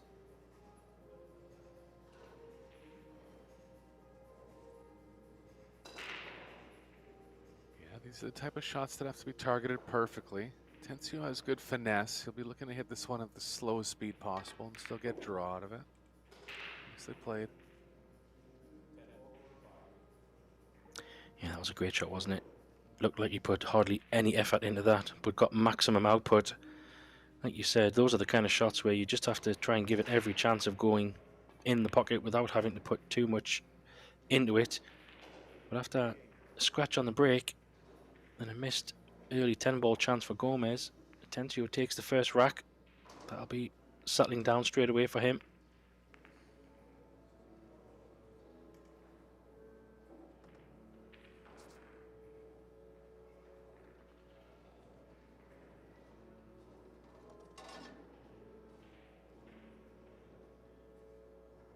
Like you say, coming off some good runs, full of confidence. Tough match this for Gomez. Needs to be on form in this one, you would think. I know races to 4, Eric, are quite short, but we talked about this in the last match. The early racks in each set is so important just because of that short race, so can't afford to make too many mistakes. Yeah, Roberto's been focusing his efforts a couple years, really. He had a win last weekend at Billiards. 10,000 first prize. Good size tournament, one pocket tournament.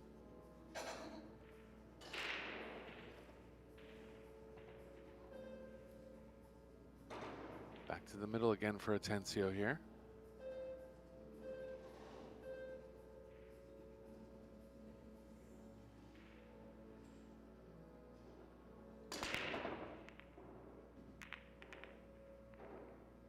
Good compact hit, good snap. Nothing down though, and a chance for Gomez to start his comeback here in the first set.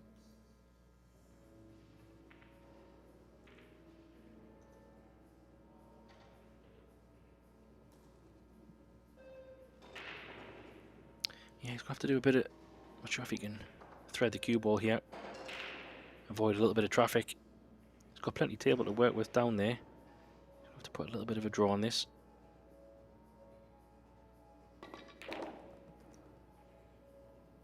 Yeah. Here's a nice bump. Gets it.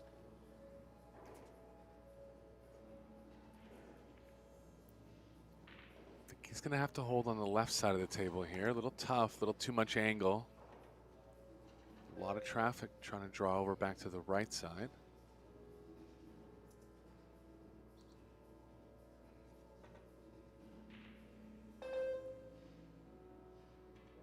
Might even try to run into the 7. Really tough to hold. That's a good shot.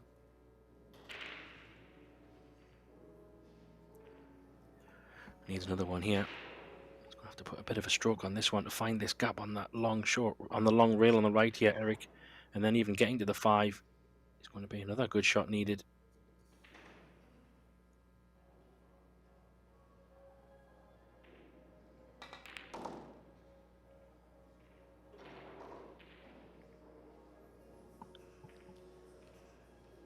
Didn't get there. Draw out of it. Yeah, I don't think it was on. Doesn't really have the... Unless he can stretch over and play the right side of this 4 ball. Can he get the cue ball somewhere above the 9? I think he can, but he's stretching a bit. Maybe even into the 10. I haven't seen him call it yet, but yeah, it might be a little too much angle to really hold straight enough to get into the 10. You called it. Did he call that? I guess he called it. Yeah, just missed it. A shot. Wow. What about that? Goodness me.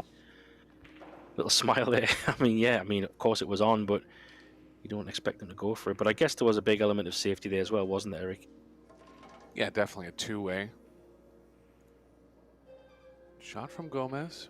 Gonna get creative. That's the kind of shots that are, you know, outside the box. And when you're playing a lot of one pocket, you have a better.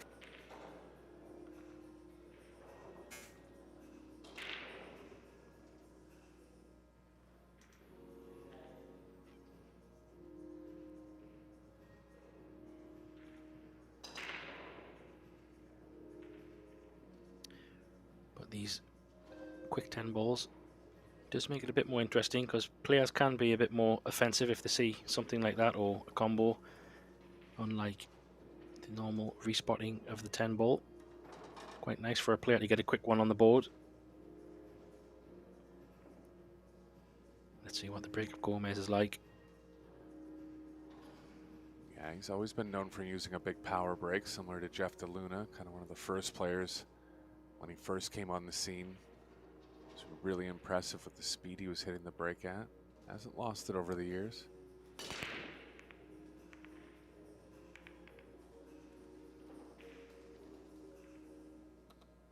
One ball fighting to.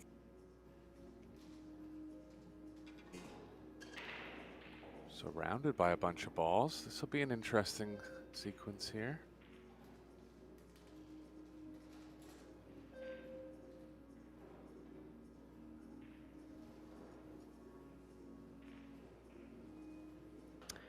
Yeah, spot of trouble here. Don't really see an obvious push out unless he wants to mess something up even more. If he leaves a kick or any kind of, yeah, he's going to try to just, not sure what he's trying to do. Well, he's left Gomez a jump. Both players having a little laugh, knowing the risk involved in taking this jump. He's going to let him have it.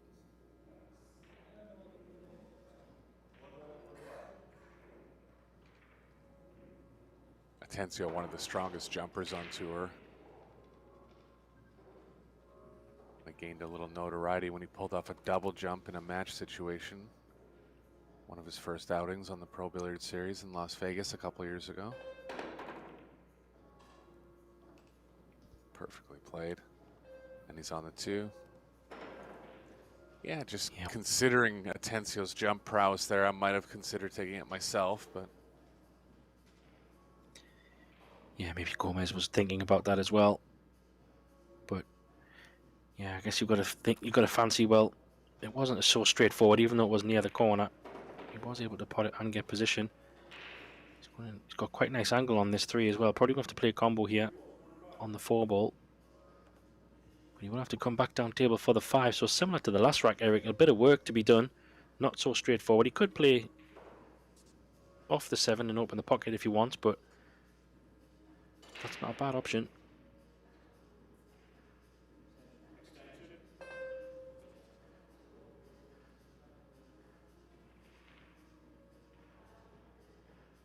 yeah, cue ball's kind of running into the 9 going forward, but if he plays it to the long rail, I think he can get to the left of the 9. We'll be going off the 7 in that case.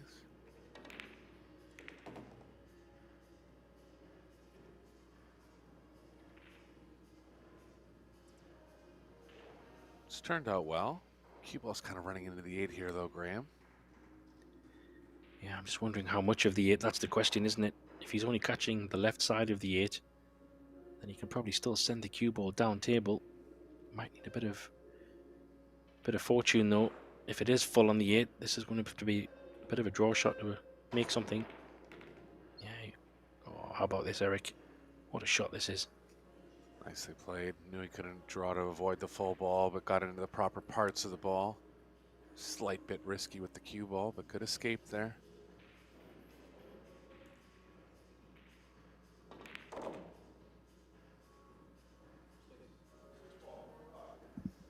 Yeah, he's full of confidence, isn't he, Eric? You can tell his demeanor around the table. He's looking just very, very comfortable already early in this match.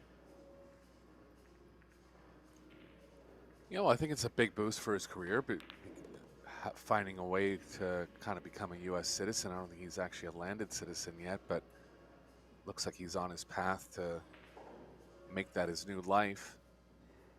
Just knowing that he doesn't have to travel back and forth between South America all the time, it's a big advantage.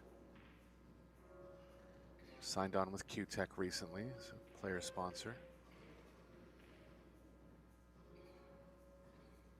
Yeah, definitely making all the right moves.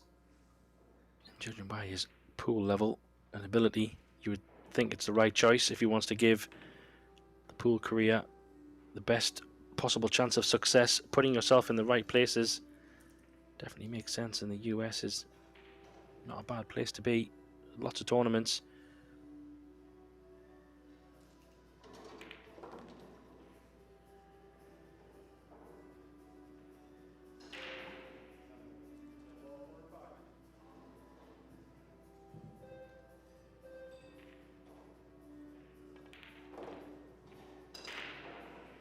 Nicely done. Picks up the second rack, his second rack, third rack of this match. And so far, I have to say, he looks very comfortable around the balls. Okay, we had a quick tempo from Gomez, but other than that, it's all been Atencio's table. Very impressive.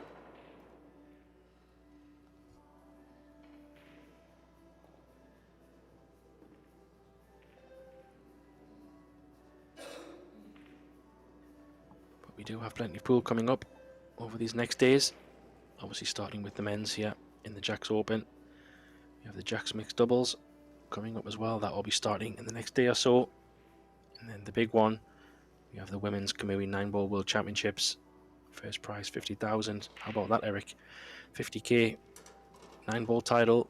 There'll be plenty of the top women going after that one. Can't wait. Tough to pick a winner. Looks like Jasmine Ocean is primed and ready for the event. Ruben Amit will be back to defend her title.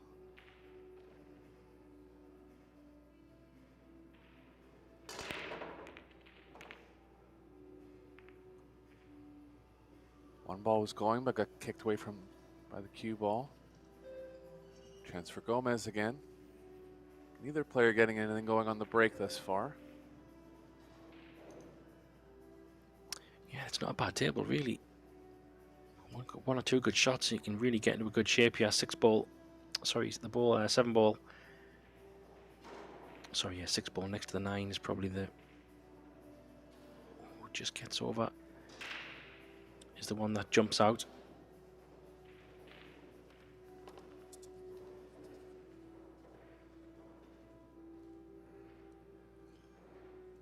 Yeah, I mean, if he gets straight on the 6, there won't be much coming back towards the side for the 7. Still a bit of work to do here before he's going to have to make a decision on the 6.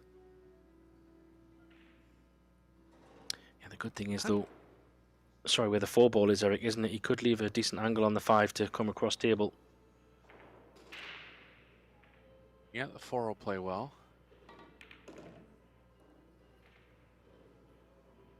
It's going to have to go 2 rails forward out of the 6. Really no other way around it, I don't think. Might be able to just slide back past the 9 and take the 7 in the top right.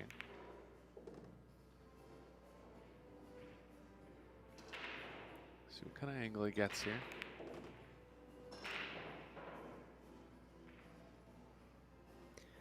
I guess he could also draw off the 9 a little bit.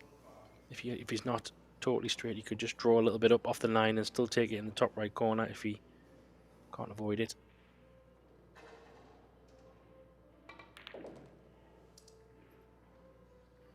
Oh, it's crashed on the 10.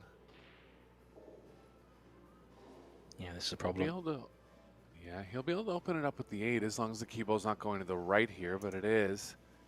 So tougher angle on the 8 to develop something towards the 9. Might still be available in the right middle.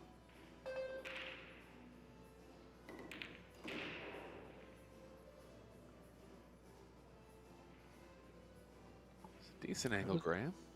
Yeah, it looks like he's got something to work with, and he's just pointed there, and like you called, Eric, it does look like it goes in the right centre.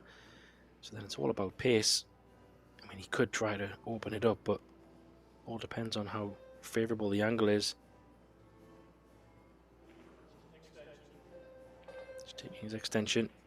Both players have an extension. 30 seconds. If they choose to use it.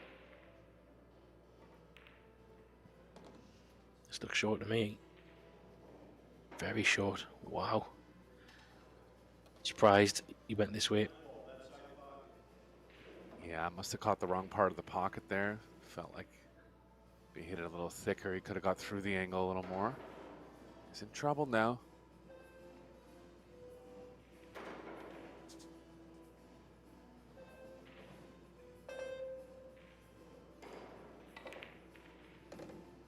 Oh, he's got it, Graham. And he's Oh on my the gosh. 10. What a Wow. recovery there. I mean, that's just wild. What a shot he's played. I mean, he puts this 10. Get out of jail all day long. Incredible.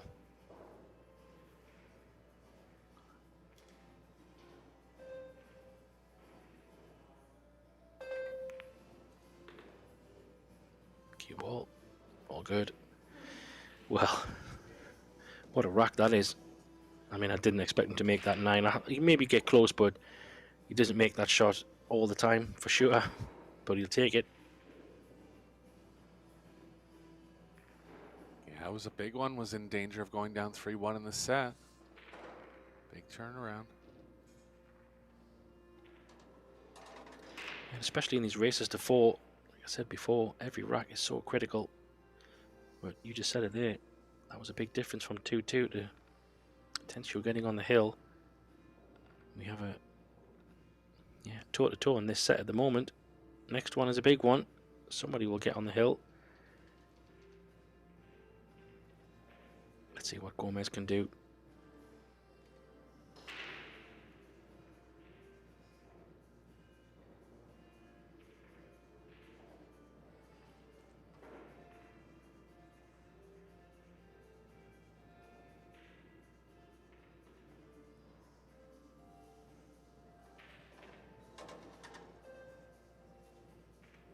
Here we go. Another power break, I'm sure. I do think in these kind of hand racks, Eric, I'm a big fan of the power because I just think the natural, trying to make the normal balls just doesn't work as often as you think. So power can just give you much more options to bump a ball in or kick something in. For real, that.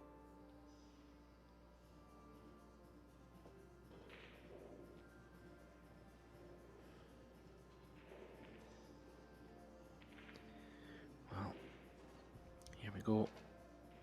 Could be in a bit of trouble here, Tensio. Even though the one ball, maybe can't see it, but can't really do much with it. Trying to get up behind that 9. Didn't really get as close as he would have liked. Let's see if he's Which taking means one there's a bit. here. Looks like he had Yeah, some guaranteed hit for Jesus.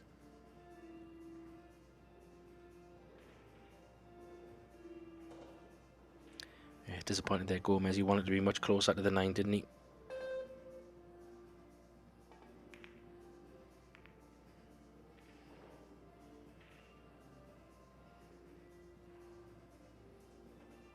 Contact. If he's left the right edge, Gomez can put Tensio in trouble here. Looks like he barely has. Might be a bit of an issue to get the.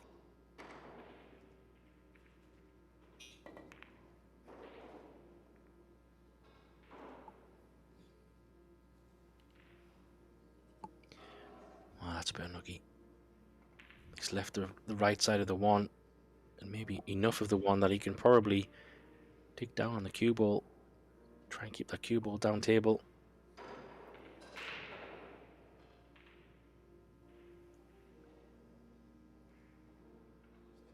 Bit of an illusion here, Graham. Looks like he definitely has the left side of it. I think he's just thinking offense. He likes the jump maybe, because I think he can definitely hit it.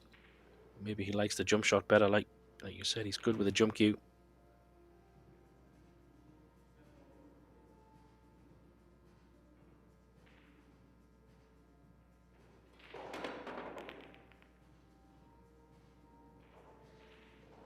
No good this time, but he's come up with a roll. Kick safe available for Gomez. They're playing back towards the 2-7.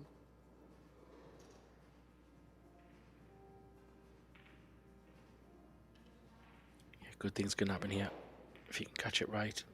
Yeah, he caught it pretty well. Great shot. Oh, sure, he's not left a gap there, Eric. He has, you know. Wow. That's incredible. Small gap between the right, near the right long rails, come up twice now in this rack. Big test here for Atencio. These are the kind of shots you can make, though.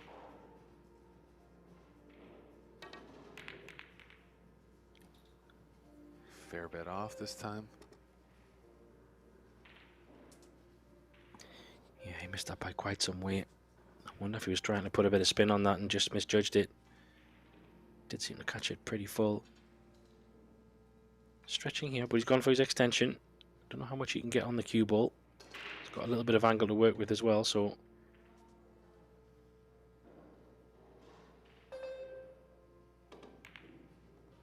Oof, I thought he missed it there.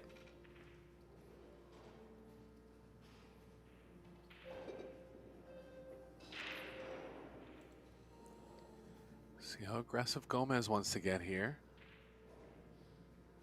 Definitely tough position back towards the 4. One rail could actually play between the 5-6 going with the cue ball back up table. Too complicated on that path.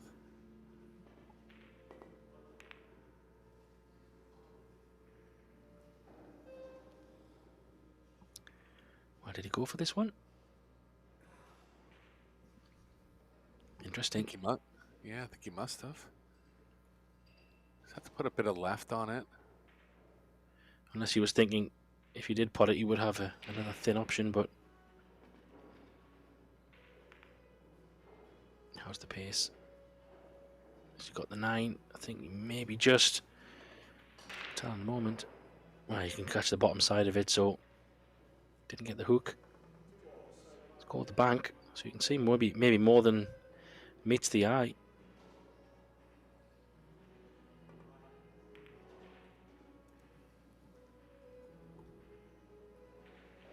Just an insurance call there from Gomez. Playing safe all the way. He's left it to the side. Cue ball is going to be real loose, considering the thinness. Don't believe there's anything towards the corner. Cue ball's playing towards the side too much, but he is looking corner. Might be just past the side pocket with the cue ball. Yeah, fair. Lots of room there. He's back on a decent path to get on the hill first now.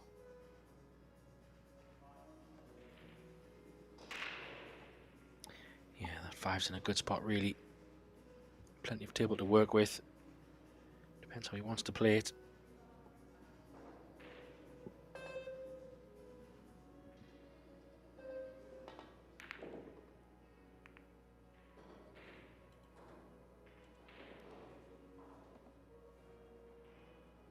Pressure pocketing now for Atencio.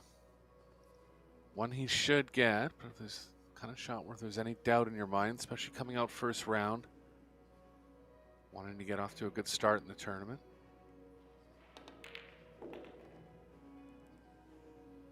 Nicely played.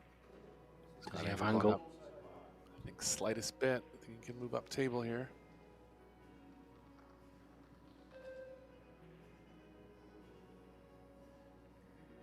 Can even punch it across, it seems, so pretty good. Still needs one more good shot though. Get on this 8 ball. That 9 is also not available in the left center because it's obviously close to the rail, so position here. Just needs to be careful. Doesn't want to be perfectly straight because then he doesn't have much options. He might be, you know. A little smile there, Eric. He could be straight on this. Yeah, depending on what the draw angle is coming back, he will have a straight back draw option. Just a question of how close he can get the cue ball to the 9. It's okay. Yeah, he had enough. That's okay.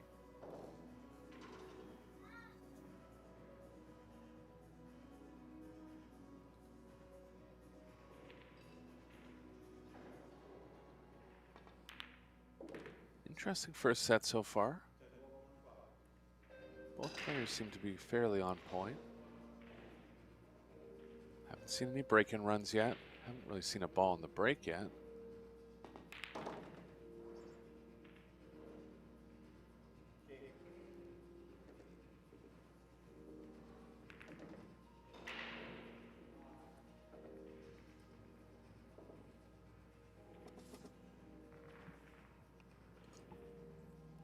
Yeah, they've both been breaking pretty solid, but like you say, nothing's been going in, so you'd love to get a break here, Tensio, and get something going.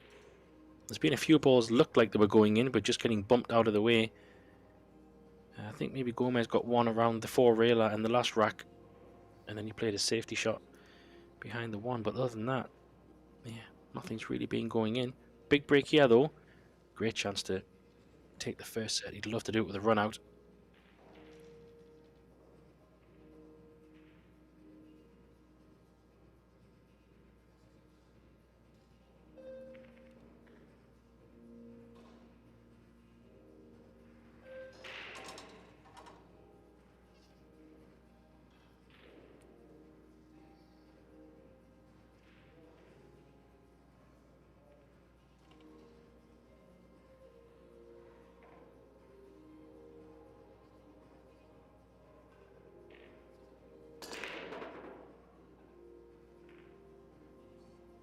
Good square hit, lots of action in the rack, but nothing down again, and a shot out on the one for Gomez again. It's not only been not making a ball in the break, it's leaving their opponent kind of good chances on the one. A repetitive theory here in this first set. Yeah, and he had that cue ball right in the center of the table as well, didn't he? Got bumped away, but has left a bit of an opportunity here. No real dramas. That jumps out either, so great chance to get Hill in this first set. Yeah, both players hitting the break hard, and particularly Tensio breaking from the middle, so it's left some offense.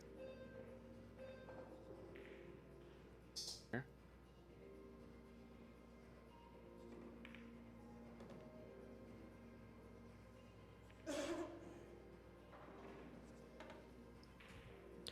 Yeah, leaving a nice angle here. Come off the 2 rails. Pretty straight on this 5 will be fine. Oh, he's got a bit into it. Still okay, he's going to have to stun it over though, unless he's gone too far. Surely not. Yeah, he's okay to pocket the 5, just a choice on whether to draw over or fall through it.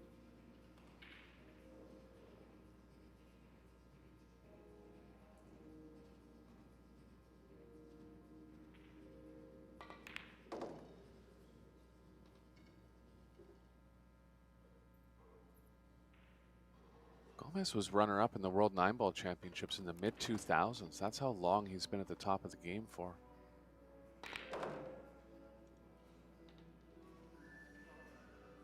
Has about 6 or 7 major titles under his belt. But like I was saying, just kind of getting involved in other games lately, particularly one pocket. Winner of the Buffalo's Pro Classic, the toughest one pocket tournament in the world to win.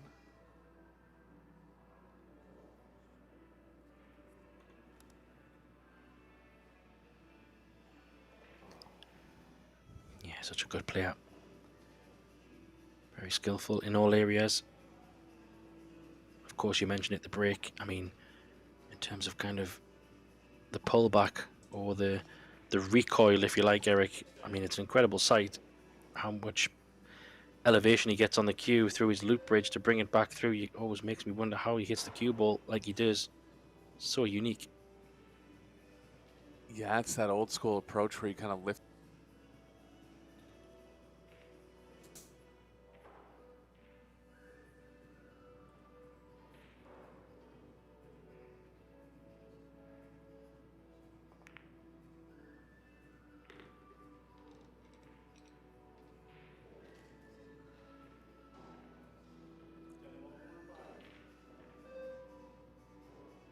Definitely see they've tightened up the pockets a little bit, Graham. You can see the shims inside the pocket liners there. Yeah, which I think makes for good entertainment. Trying to make it as difficult as possible. Players are such straight shooters these days. They've already made adjustments in the break, the rule format. I mean, yeah, pocket sizes. At some point, I don't know, I'm gonna have to stop people playing with cues or something, just to make it even more difficult. But I think it's yeah, I like that kind of size pocket. It's probably a good size, even though they play a little bit still favourable in the first days or so. I think any bigger than this, then you're kind of making it a bit too easy.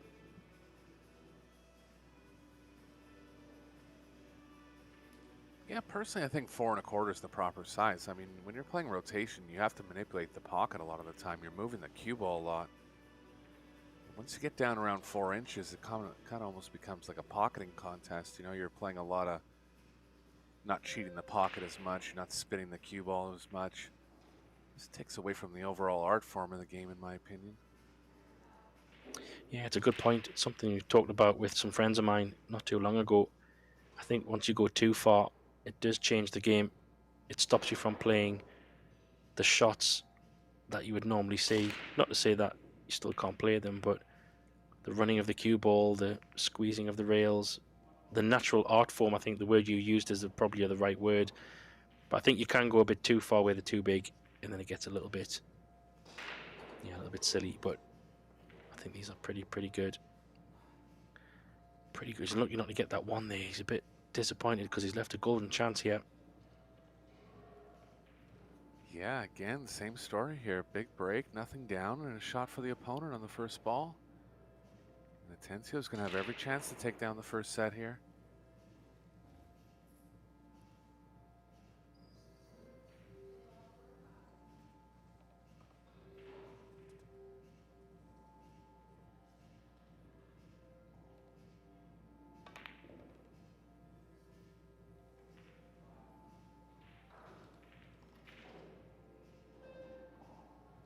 He's got a little too much angle on this one, Graham. He can run into the 8 if he wants. But look for ways to avoid it. Always tough to predict where the cue ball is going exactly when you run into another ball. Yeah, I'm just wondering, does it go past the 8? The 10 ball, Eric? Can he just cinch it above? Oh, he's playing into the 8 maybe. I don't mind that option, but if he catches it incorrect, he could be pushing that 8 towards the 3. Just wondering if it goes past the 10 or not. Hard to tell. Looks like it does. Maybe he can cinch it across. Oh, he's played it well. And the 8's good as well. It's a good shot that, Eric. You judged it really well. Yeah, looks like just a little too much angle to hold here for the 4, but he's got room between the 5-7 up and back. Might be able to hold it. He's okay to hold. Yeah, looking good now.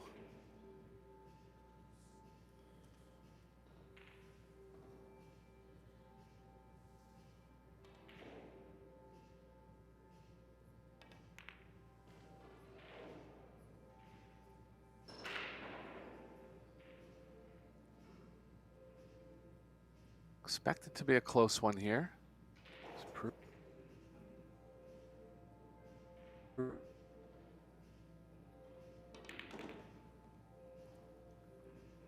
Yeah, but I think, there's a couple of quick racks really by Gomez just to kind of hang in the match, but hasn't really been a great deal of mistakes, all being told.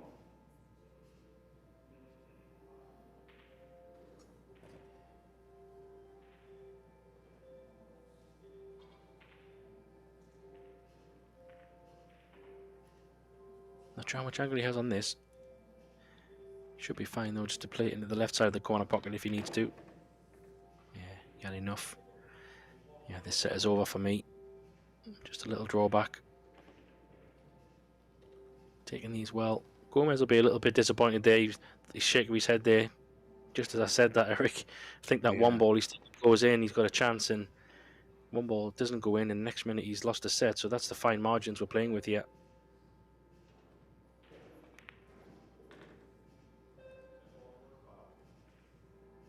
Yeah, didn't really make any pocketing mistakes and no real glaring mistakes from Gomez. Just couldn't get anything on the break going, and just came down a bit of a nip and tuck here, and Atencio takes down the first set.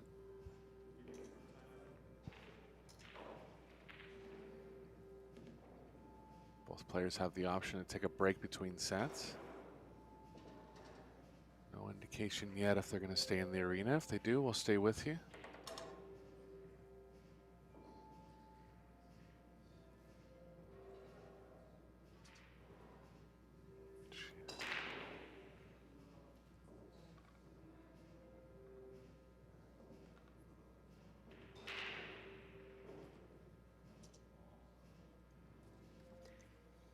Yeah, player's not going anywhere, but Atencio does want a drink. Someone's going to help him out with that. But yeah, player's deciding just to crack on, which I kind of like, Eric. I mean, I know we do have the breaks in between, but sometimes players just feel like just let's get on with it.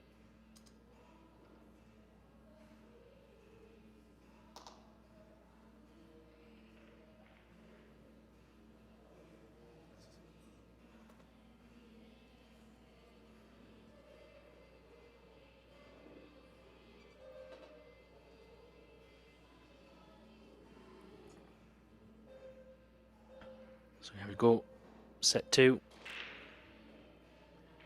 Gomez to break, looking to try and get something moving. Thunderous break. Gets the 4 reeler in the bottom left corner, but no shot on the 1. It's one of those funny ones where you don't really have an obvious push out either, so be interesting to see what he plays here. Maybe pushing it with jump.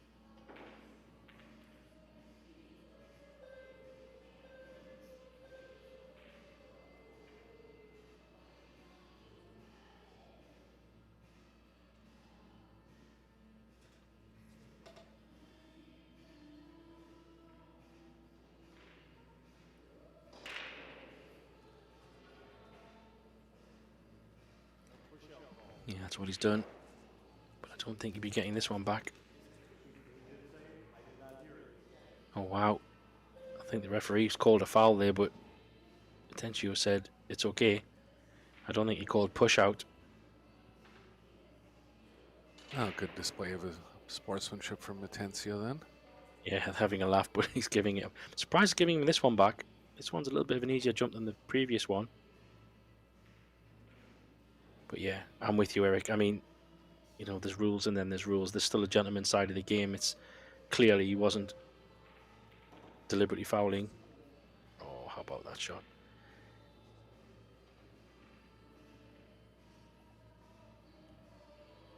Yeah, again, alluding to the one pocket feel that Gomez has been developing. Hit that one perfect. Just going to nestle up on this, maybe. Yeah, he could be in trouble again.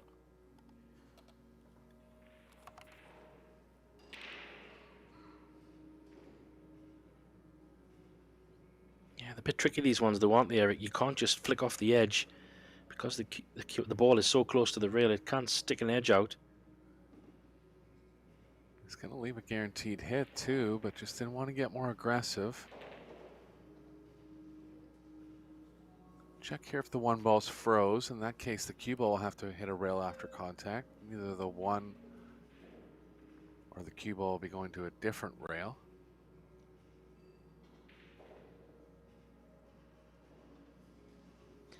Well, that tells you it's not frozen.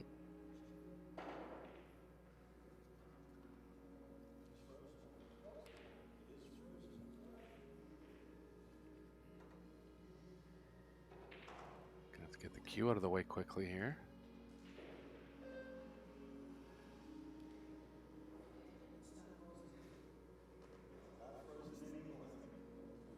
Gomez having some fun there with the referee. Not sure what was going on there, but oh, look at this. Both back-to-back shots. Oh, he's changing other hands.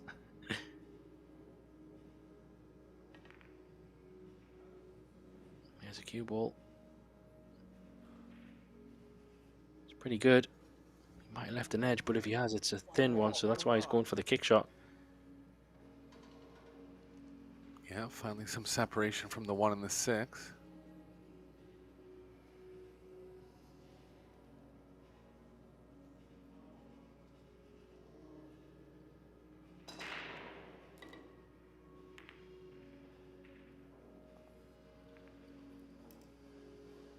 Just trying to hit that ball thinner, and he's left a chance for Atencio now.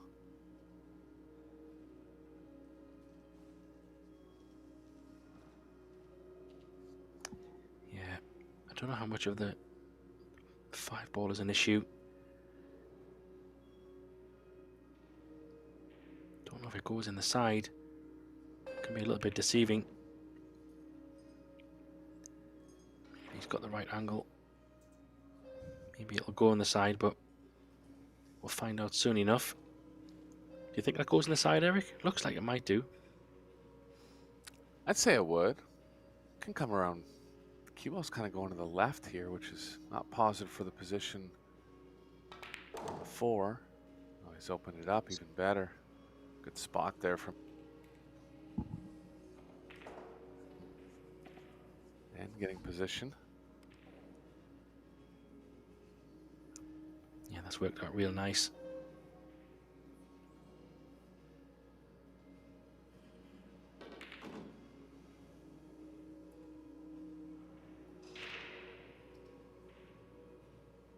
Also where the 7, 8, and 9 is. Sorry, the 7, 8, and 9, Eric, they're also quite nicely connecting. If you can get good on that 7, 8, and 9 is just waiting.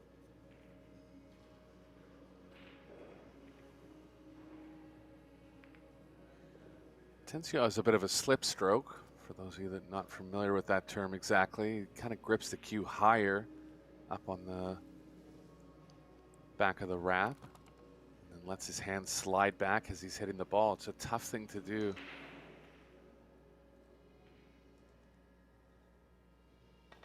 But if you're able to do it well, it can really add a lot of finesse to the cue ball.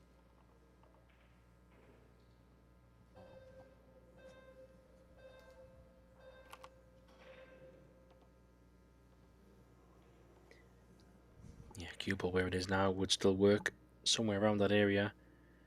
Pretty straight on this 8 ball would be nice.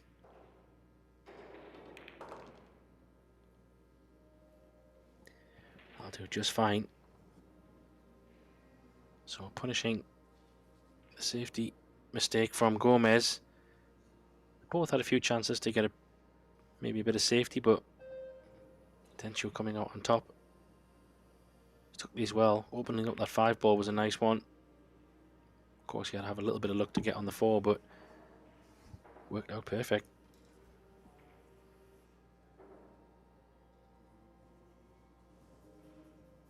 See that slip stroke here. Starting a little bit ways up the cue. He'll finish at the back. Yeah, camera changed angles, but it's just an interesting thing that not. Jeffrey Ignacio does that as well.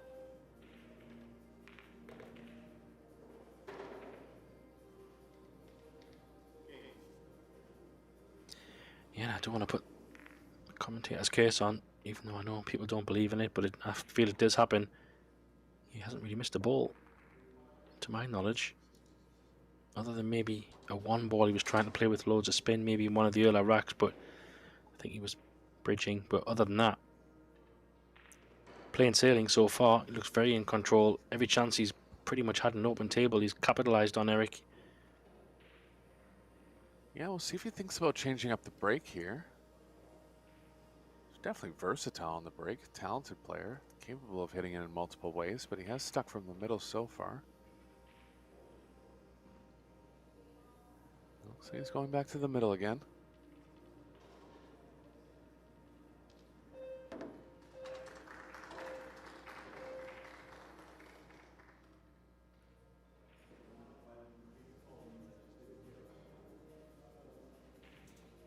Yeah, last break he was able to park it right in the centre of the table. He'd love to do that again. And make a ball, of course.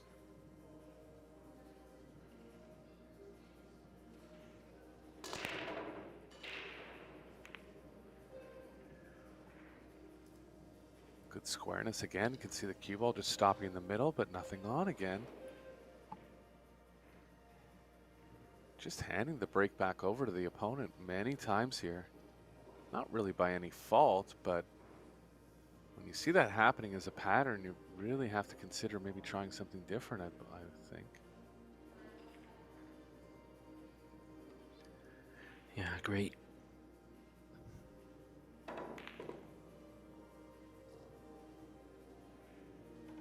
Well, is he pretty straight on this, or does he have any angle? Judging by his body language, he has a little bit. Maybe not. We'll tell by his stroke if he's digging down. You'll have to put a bit of a draw stroke on this, Eric. Oh, he punched it. Looked like he was going to draw the ball there for a moment, so he was okay. Power out of that one nicely. Got close to the 3. 9's a bit of a problem coming across, but he can get into the thick side of it.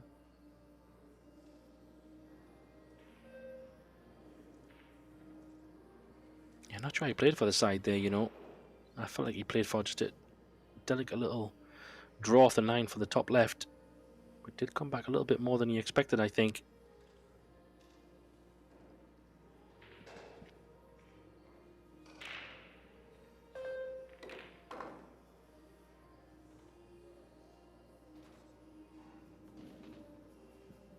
That was a good shot, though. Perfect now on the 5. It's back in line. Yeah, back in line now. Yeah, hard work's done. It's all about just composure and right angles on these last few shots. There's no real obstacles.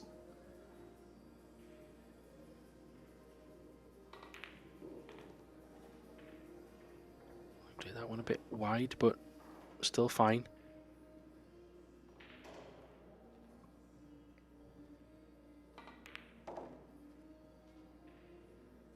That's a good response from Gomez. Of course, it was a dry break, but nice balls were laid out pretty okay. Apart from the 3, he was able to manufacture the cue ball to get nicely on that 3. He's taking these ones well. A good response from Gomez here. Yeah, he's still in the match. He's in stroke, just coming off a win last weekend.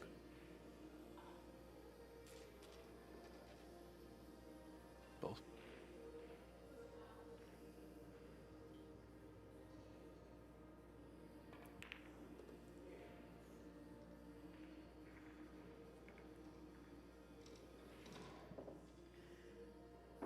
Yes, gets one back. Go 1-1. Maybe it's going to come down to who can get some balls off the break. I know it's a cliche, Eric, but I feel like players are just handing it back opportunity-wise. So maybe if someone can get a ball and turn it around, momentum-wise at least.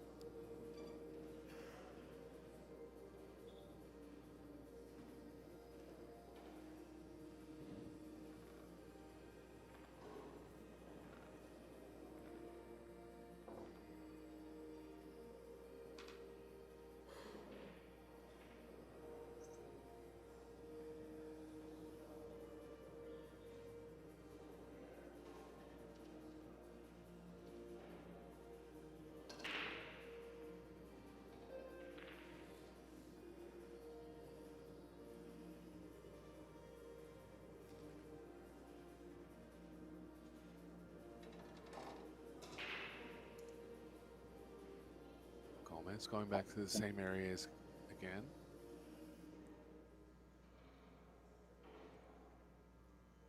Both have used the exact same break throughout.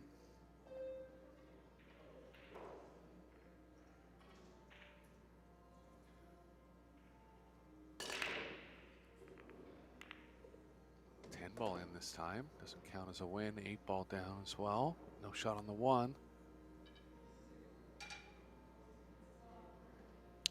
Yeah, very similar to a rack just a little while ago, wasn't it? Where one ball went close to the corner. Wasn't an obvious push out.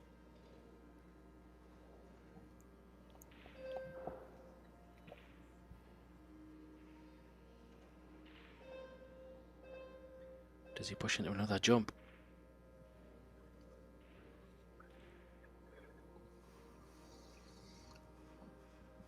You can consider a kick save here. The one's kind of Kicking into the three.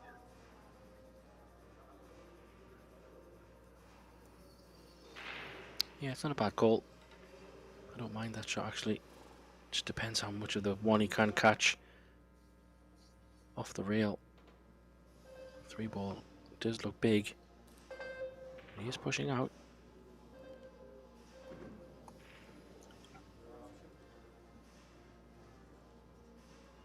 Right side of the one available here for Antonio. Could try to cross it.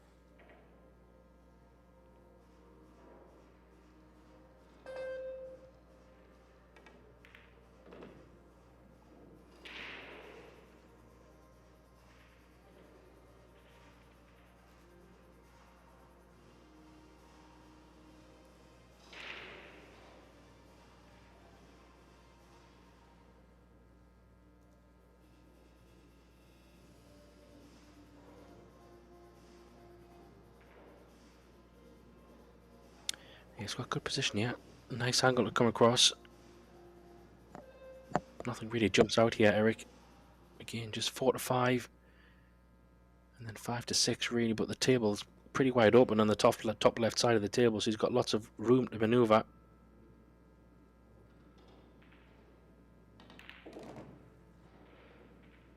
Six in the same pocket as the 4 here. Got a little too much though.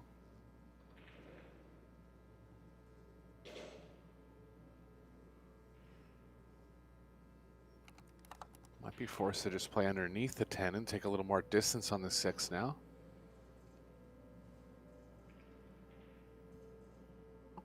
Yeah, I wonder if he could go 3 reels. 4 reels even. He was thin enough. Oh, he's played that well. Perfect.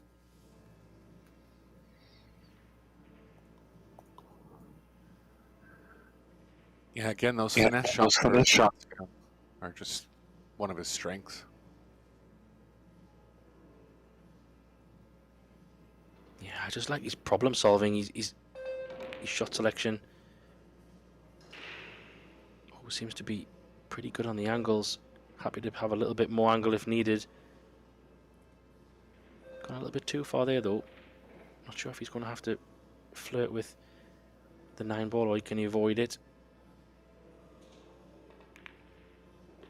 Just no problem. Good to see we're starting to get a bit of a crowd as well. Obviously it's just the first few matches this morning. So Alison Fisher sitting in the top right corner there, Eric. I'm not sure if I spotted her. It was, yeah. She'll be having her sights on the big prize this week.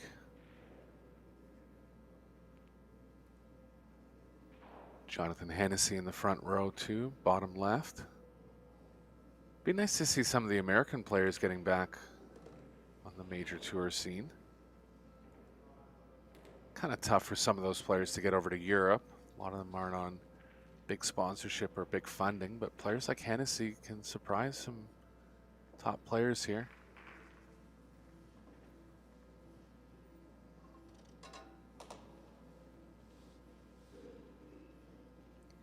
Yeah, some big names here this week. Everyone shooting for those first prizes. We have some tasty money up for grabs. 30k for the winner in the men's, 40k for the winners in the mixed doubles, and 50k for the winner, sorry, in the women's 9-ball event as well. So you can actually have a pretty good week if you go deep. Not too shabby.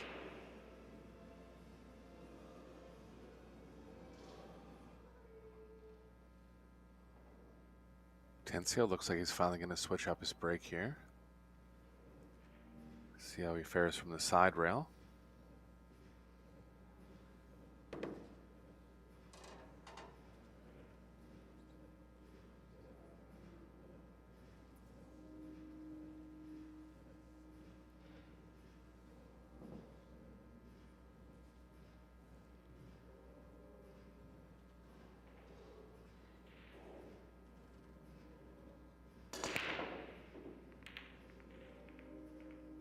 Good square hit again.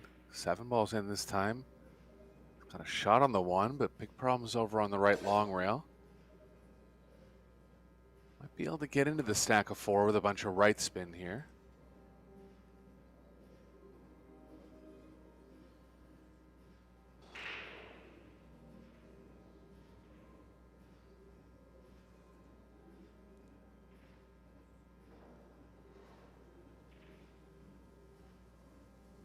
He's looking at playing something creative into the 3 where he could possibly have the 2 into the bottom left.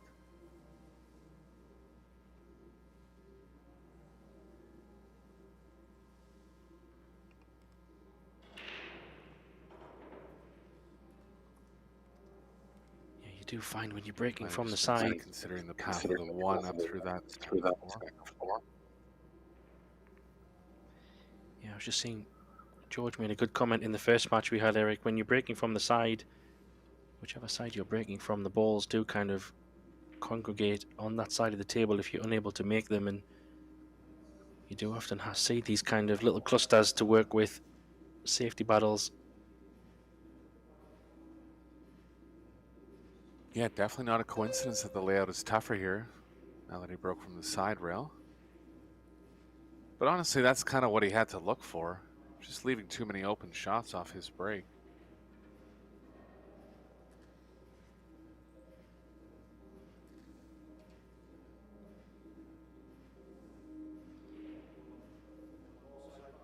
One's available on the side, and the 9 could possibly push into the 2-6-5.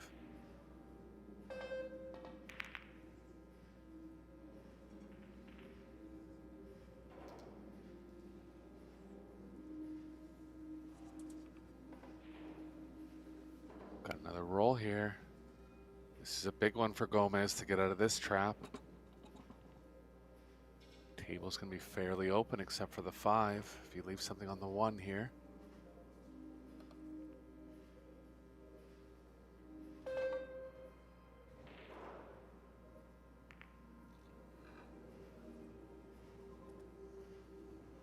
Nicely played.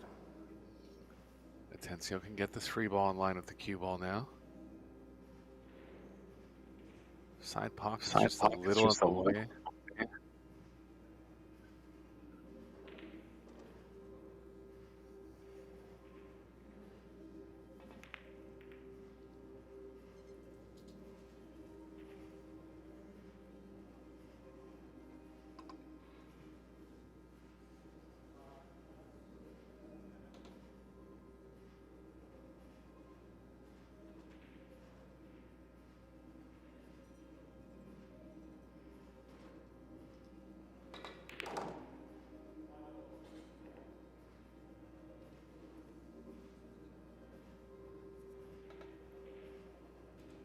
Couldn't get quite enough draw to avoid the 2 there, but he's on it nicely.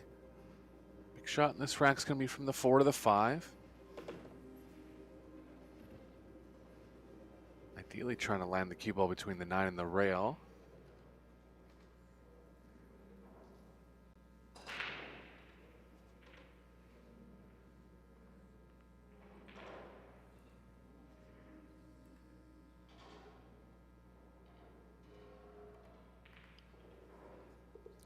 shot here. This is going to need some finesse. I mean, the margin of error is so small here. He's obviously got to find that short rail, but yeah, this is pinpoint position here.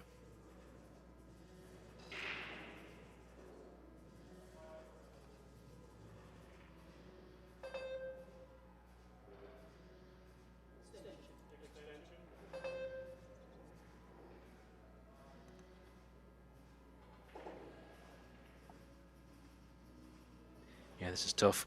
As tough as it comes.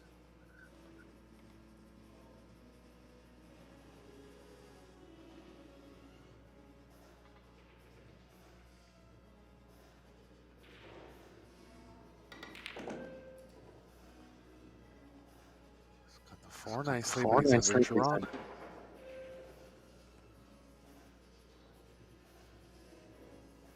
Yeah, that was so difficult.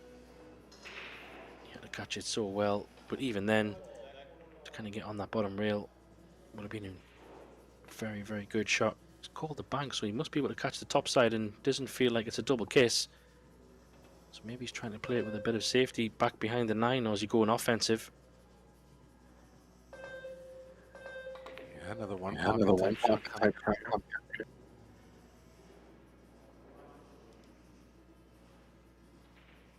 Just went all in there, Graham, and a chance for Atencio to get on the hill in the second set now.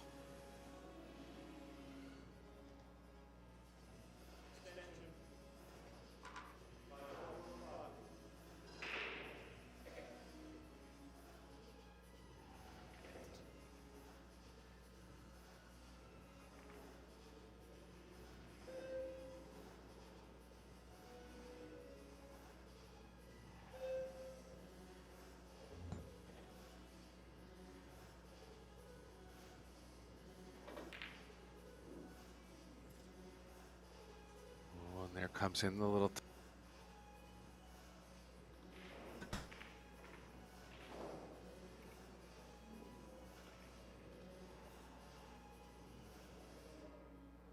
He's going to be forced to run into the 10 here. Might even look for a double kiss off the 10 to get the cue ball going back up table. Oh, just focused on the how he was getting into the 10 a little too much. Doesn't look like he's left the 5 in the side here.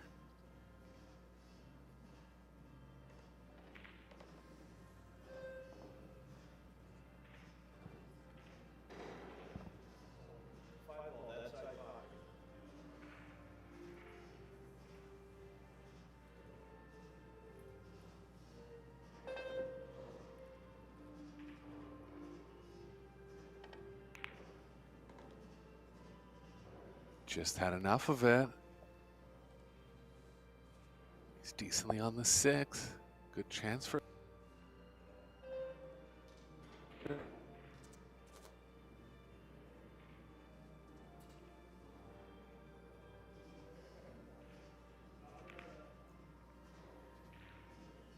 Just erring on the side of caution.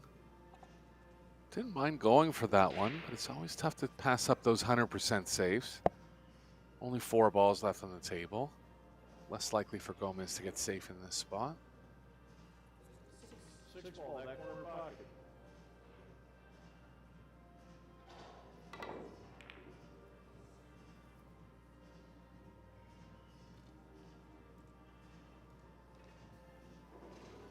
Yeah, that's the only variable when you lay off and play safe like that. Not going to happen every time like this, obviously, but it is a factor. Going from a spot where he could have won the set to a spot where he's in a slight underdog position now. Could have won the game, pardon me. 6 ball, corner pocket.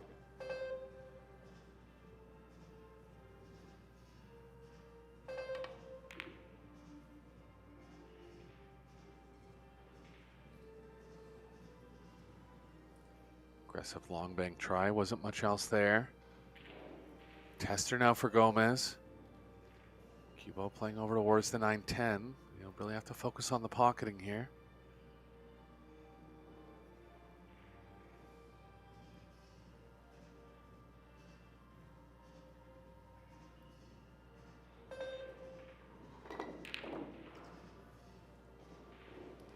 Just a bit of a twitch in his stroke. Decided to elevate the cue, play with a little more power, increasing the difficulty of the shot, but was just worried about how the cue ball was playing. And a golden chance for Tencio now to get on the hill.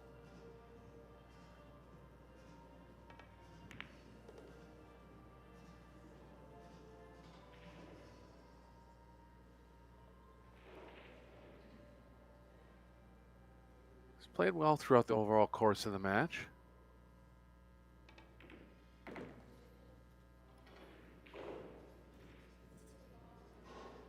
Always been a player with a lot of talent. Just circumstances holding him back a little bit at times. Things seem to be going well for him now.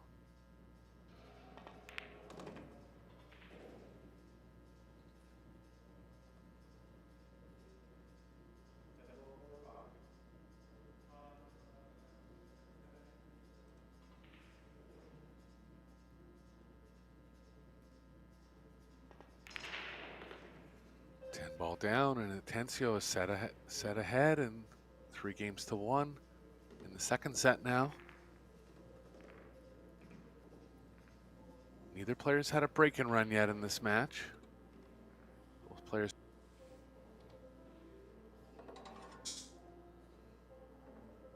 Tencio went over to the side rail on his 7th break attempt. Did make a ball, but didn't get a shot in the last rack. See what he can come up with here.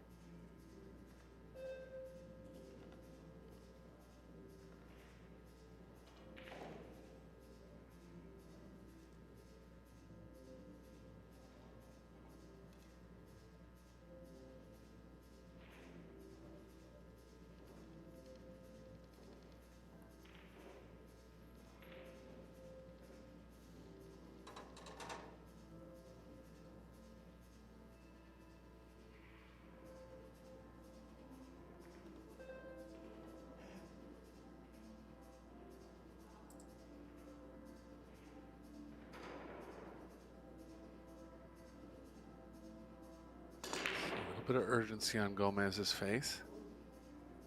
10 ball down this time. Tencio off the 1 stayed around the bottom right.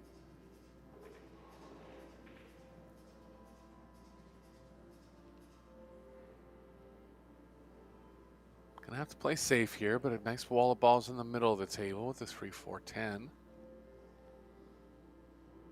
Just gonna look to cut the 1 enough to get it up table and past the 6.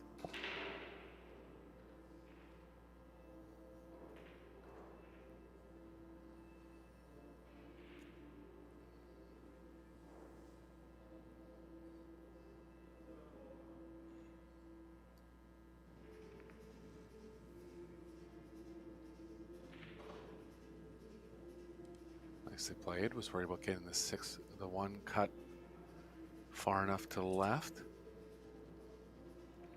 He's covered him good here, particularly because he's taken away the short rail. Looks like Gomez is going to have to.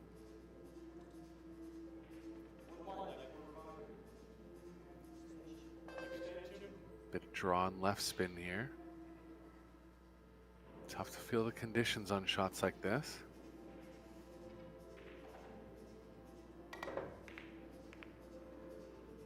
Great shot. He's got the distance. He's got the coverage. He's going to be able to contact it off the left long rail, but he's not going to be able to pocket it. 8 balls blocking a lot of the left long rail. Might have to come in 3 rails behind it here. Does have the short rail with right spin. Looks like he's considering that. Yeah, a lot harder to control that way though, isn't it? Off the bottom rail, try and get some cover. Might be his best option though, Eric. Looks like he into the 3-6 going up table here. Yeah, it didn't work out as planned there. Hasn't left anything, but good safe opportunity for Gomez coming.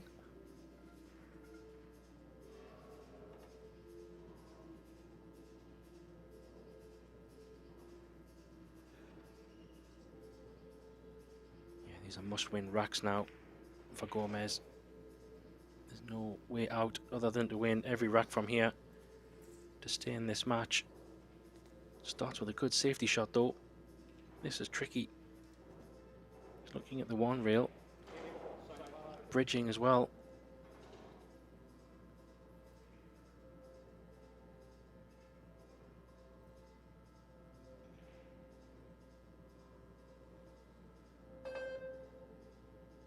So he wants to catch the bottom side of this one. Oh, he's caught it a bit full. Not too bad as a result.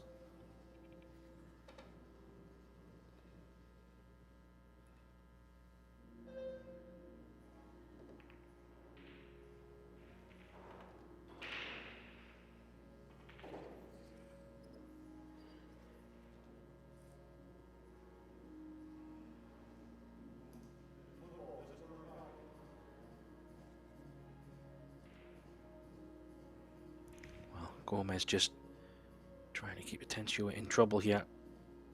Two real kick. Catches it pretty good.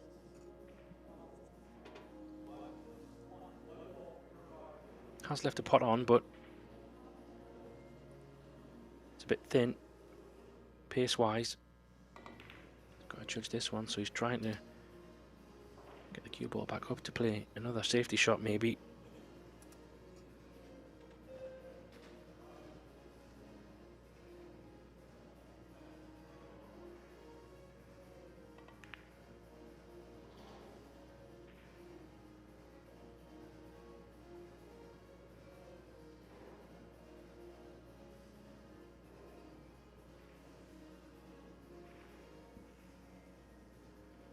Gomez just keeping it really tight here, Eric. Not giving anything away at all. Really trying to carve out an opportunity. Yeah, his moving game will have improved, considering all the one pocket he's played. Atencio didn't think to call that one.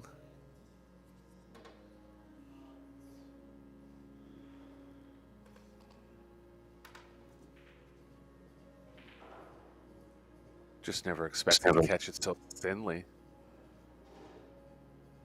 No, I don't blame him.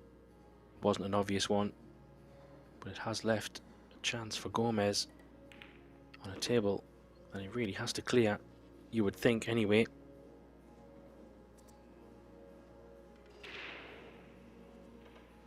Yeah, he's looking good here.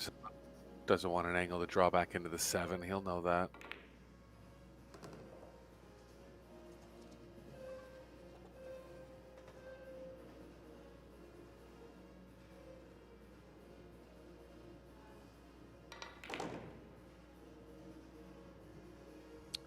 Well, a little bit of a tester. This is a big shot here. This could be, well, it could be the match if he doesn't make it, but you've got to fancy him for it. But there's pressure on this. This is not a straightforward one.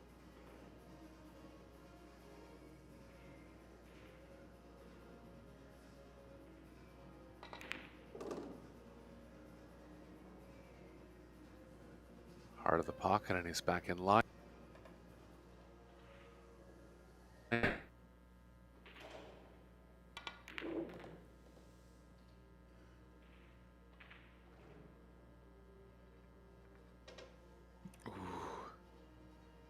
I think you can definitely get it in the top left corner.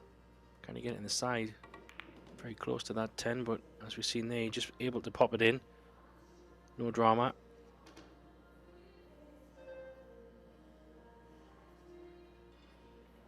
Flirting with danger a little bit on that 10 ball. Gomez hanging in here.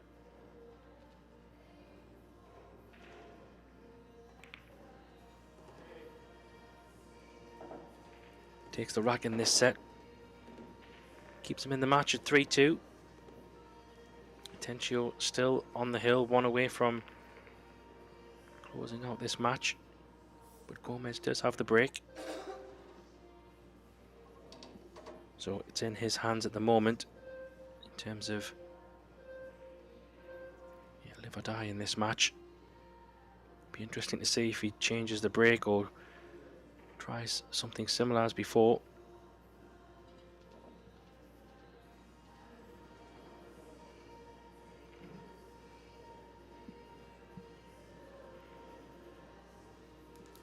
Still the first matches, so winners rounds is double elimination until the single knockout stages later. But for now, Gomez will be thinking about one thing and one thing only. How do I win this set, stay in this match?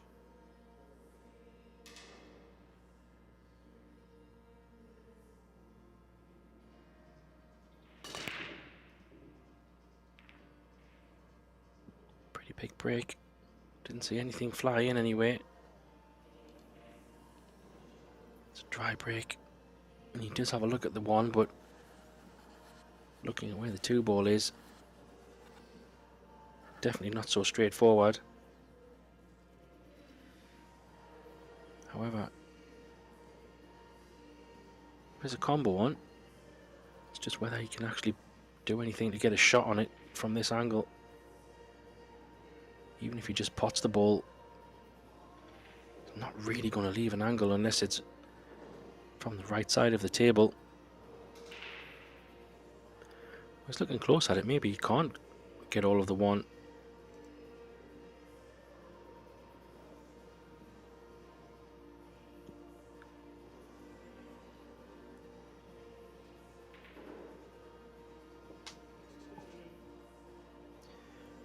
He doesn't like it, so maybe he's taking a push out. He's called an extension.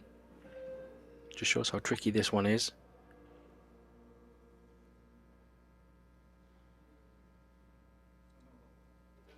So maybe he may apologise. Maybe he hasn't played a push out.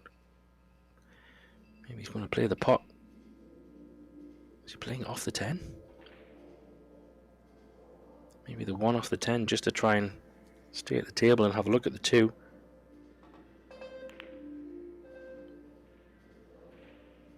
I think that's what he tried. He just misjudged it by some way.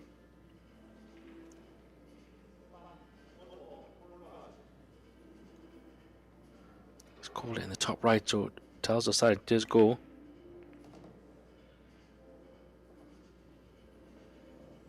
Very clever shot there. Gomez opening up the pocket. Not to say the combo wasn't makeable, but it's always nicer when you've got a clean pocket just to put the ball in.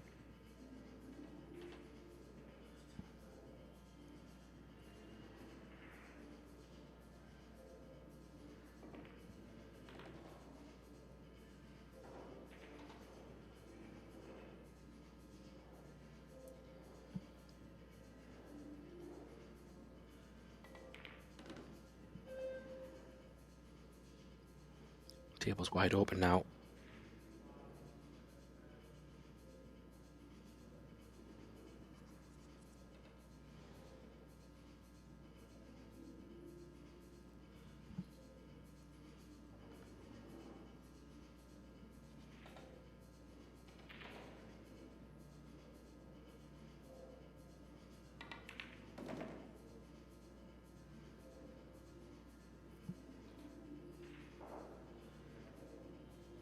Plenty table to work with here.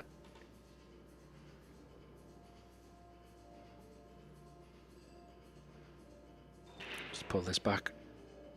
Anywhere in the middle will work. Oh, we've got a bit on that. Needs to pull up. Needs to pull up. Well, is he going to have to take this into the top right?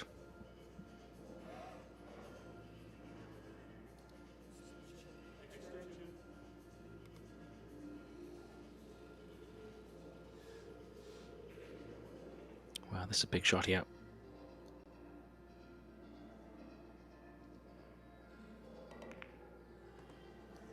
Oh, he was more than fine, and he was able to hold it as well, so made that look extremely easy. Played it with check side, killed that cue ball. Gomez finding a way.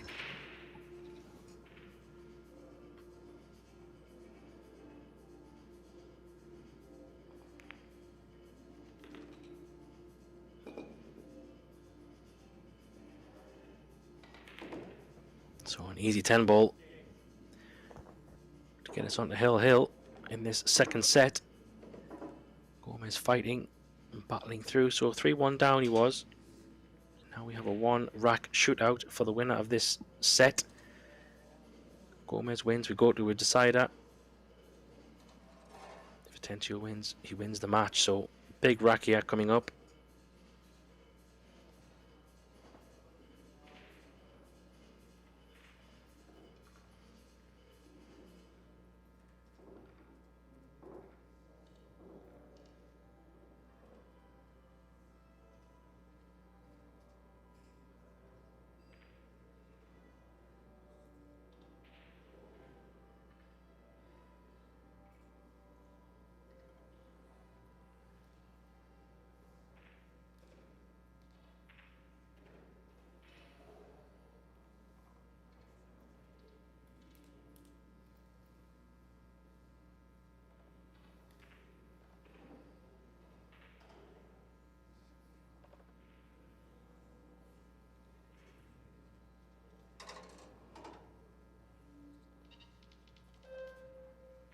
So here we go.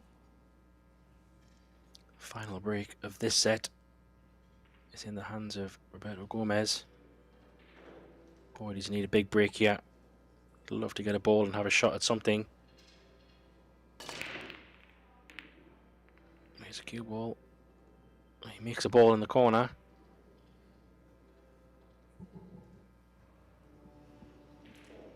Not the most attractive outcomes though. Looked like those 3 balls in the middle, the 8, 9 and 10, didn't really move so much. Just have a look at the 1. Wonder if he can just double the 1 away. Leave that cue ball somewhere in that little cluster. That's what he's tried. Oh, he's left him on top of the 10. But the 1 ball is going to come around. That could have been a lot worse if he was hooked. Saying that the queuing over this 10 ball is not pretty at all.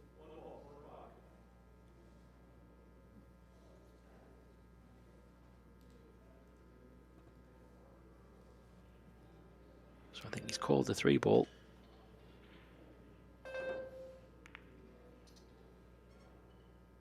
How's a cue ball? Well, he's left a chance.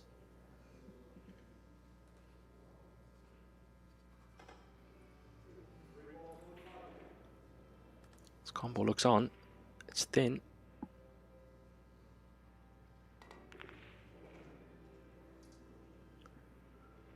Well, here we go. Could we be going into a final set here?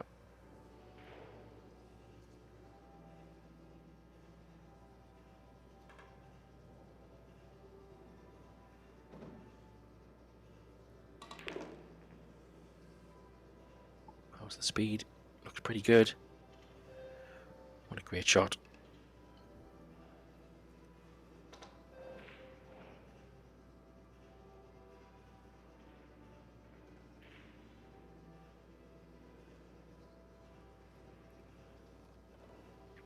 Wow, there's been impressive stuff in this second set from Gomez.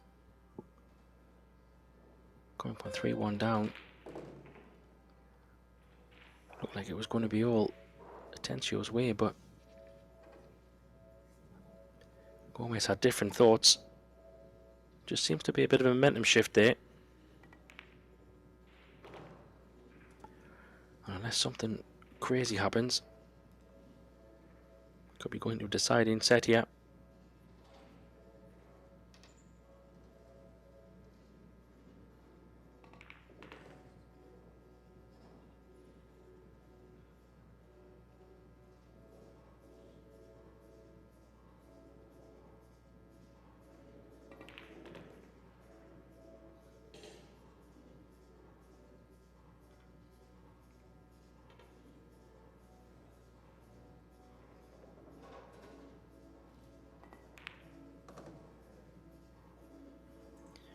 This is good stuff from Gomez. Making light work of these balls. Straightforward 10. We're going all the way.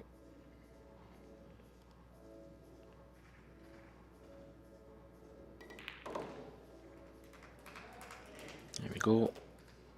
So Gomez takes the set 4-3 after the first set going to Atencio 4-3, and we're going into a deciding set. Referee signals a timeout. Both players taking a timeout. So I will do the same, and we'll be back for the final set and the conclusion of this match very shortly. Don't go anywhere. It's teeing up nicely for a bit of drama. We'll be back shortly.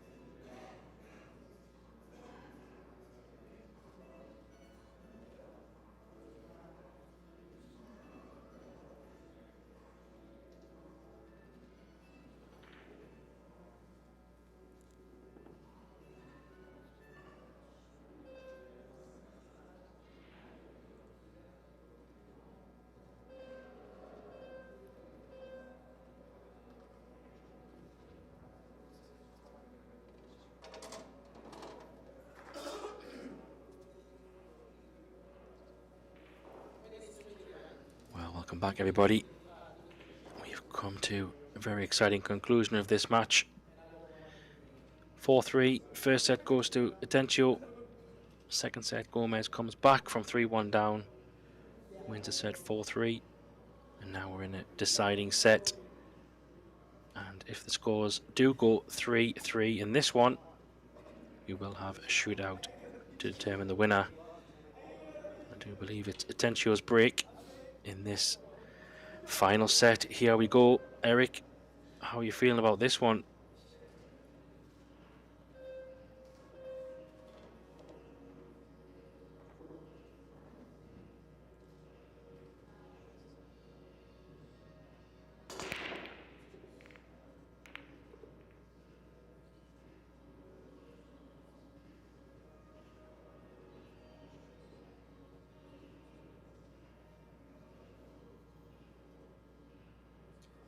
Well, 10 ball flies in.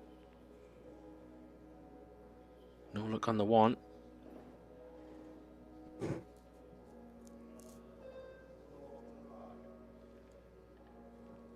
least I don't think.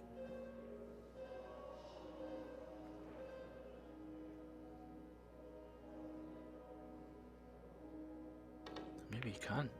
Well, he could see the one. Wow. What a great shot that is.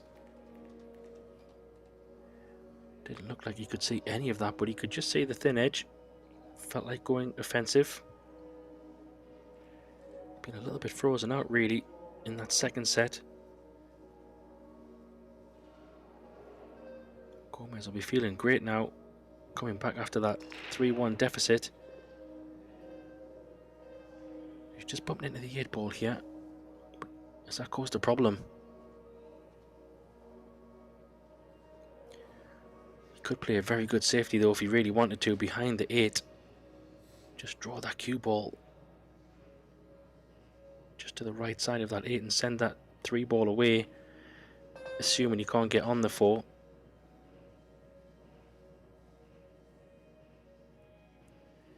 He's looking at it in the side or maybe playing it in the top corner. There's plenty of space on the left side of the table, so he could take it in the top corner. How's the speed? Needs to pull up. I think he's a little bit straight on this, so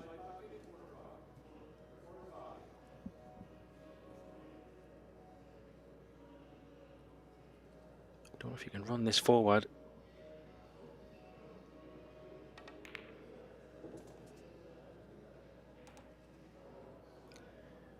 Well, he might have a look at the 5, but he's not going to like his queuing.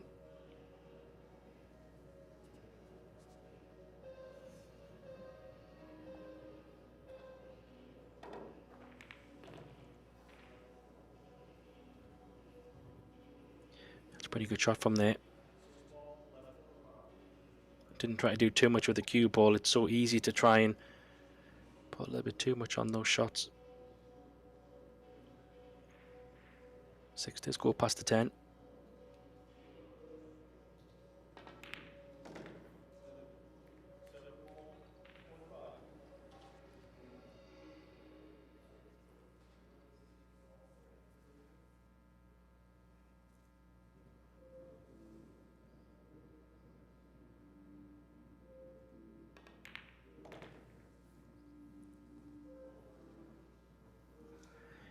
It's just the start that he wanted in this final set. Atencio. Nice angle on this 8 now.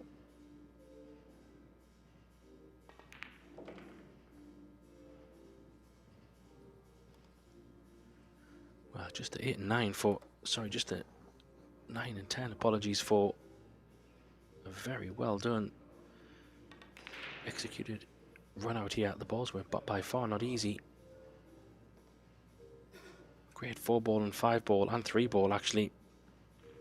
But let's not forget the 1 ball to open the rack. I'm sure we'll see a replay of that. Incredible starting ball. Runs the balls. Clap from the fans there. Well deserved. Takes a 1 rack lead.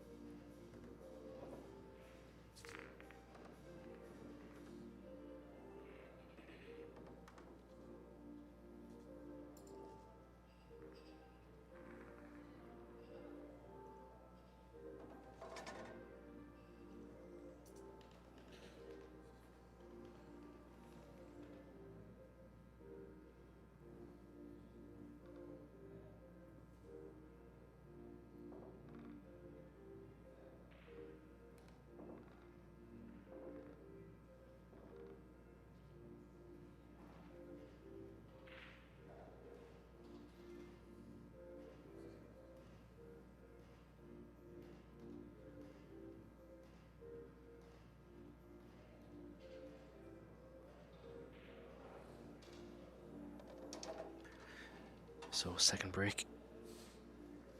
Atencio.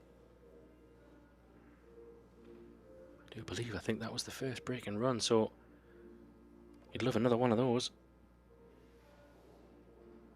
Choosing to break from the right side again. Seemed to open up a lot better. Oh, he got kicked in the side. Where's the 1 ball going to finish? Oh, another couple more rolls, and wow, judging by where the 3 ball is, could he be tempted into a bit of a wild 1-10 combination? Maybe get a better view here. Well, that's aggressive for sure. He's smiling, but just by where the 3 ball is, he is going for it. That's crazy. Deja vu from maybe the first set. It was a pretty good run out from Atencio in the first set, in the first rack, and then I think Gomez picked up a quick, creative 10-ball shot. Gomez won't mind though. 1-1 in a blink of an eye.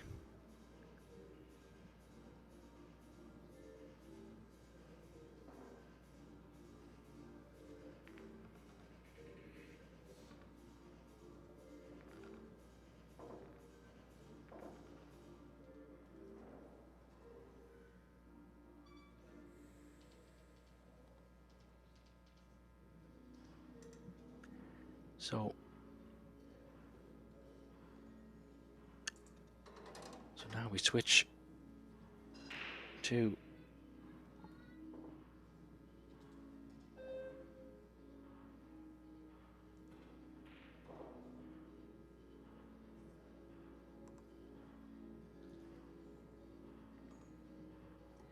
Gomez, similar side to Atencio.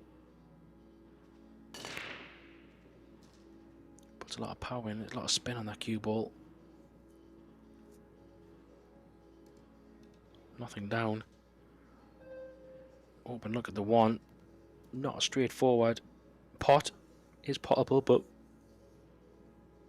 going to probably run into a lot of traffic if he does go for the pot.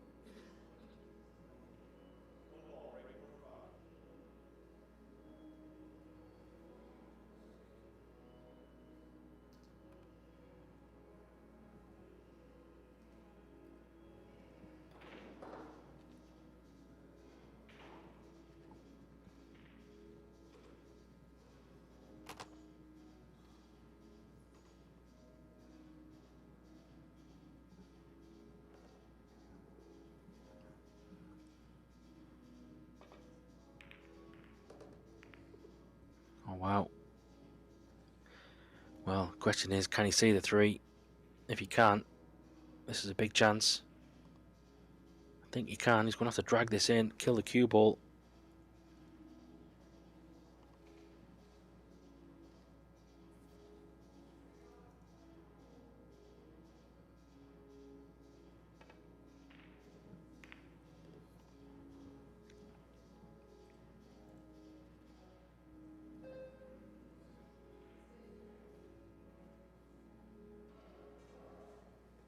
Six ball goes in the bottom left, doesn't go past the 8 ball, but he does have a good position here. Play the 5 in the right centre. Needs it to keep going. He's just okay. He could play the 6 in the right centre if he wants to, but the 7 ball needs a bit of care. Can't just land anywhere on the 6 ball. He wants to play the 7 in the top right past the 9.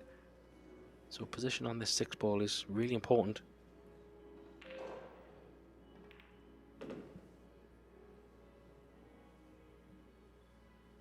I think he's just okay.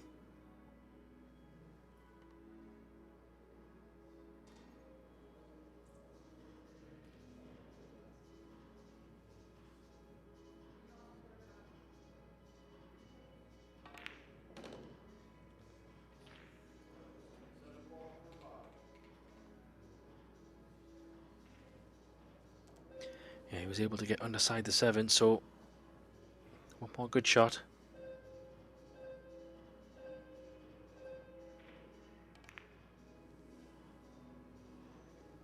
Just gives it every chance at pocket speed. No need to go crazy.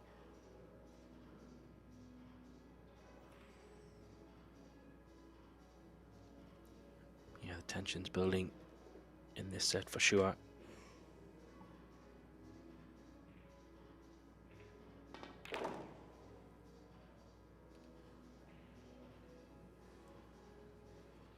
Yeah, he's played that well. He's got a 2-rail option here as well. Play this with left-hand spin. Go off the short rail and the long rail. The 10 ball's a little bit to the right side of the 10 ball spot as well, so it gives him a nice running path into the 10 ball.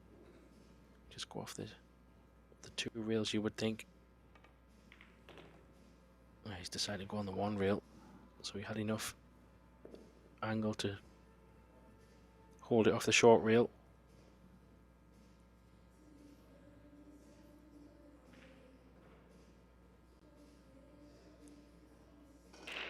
But again, hasn't he taken these well?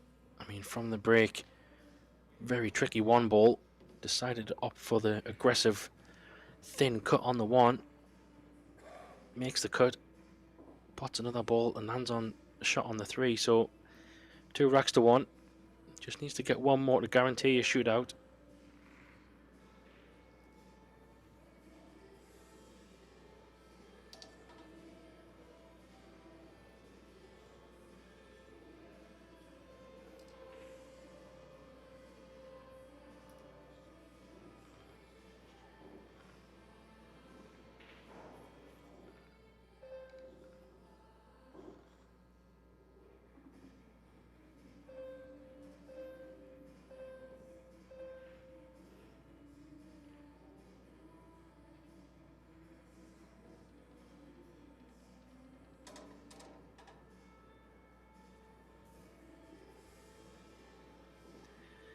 So here we go, back and forwards we go on the break. Tencio with a chance to try and get the first opportunity to get on the hill in this match. Doesn't look like anything going down. Where's the one going to finish?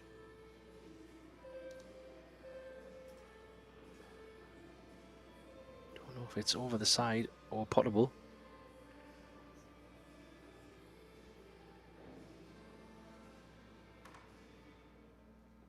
Well, it looks very thin from there. I don't know if that's on.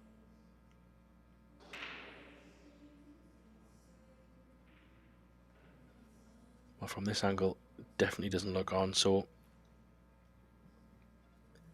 trying to go for some kind of safety option.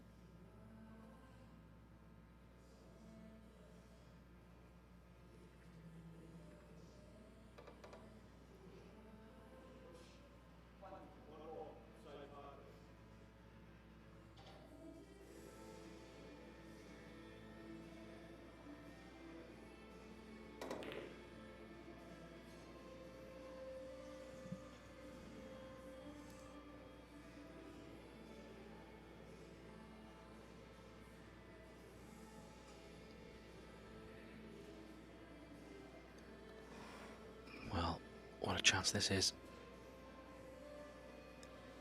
Key ball is going to be the 3 ball here. He could leave an angle on this one if he's a bit low on this 3 to bump on the 2, sorry, in the side. And he's deliberately played that a bit softer to kind of guarantee an angle. Maybe a little bit too much.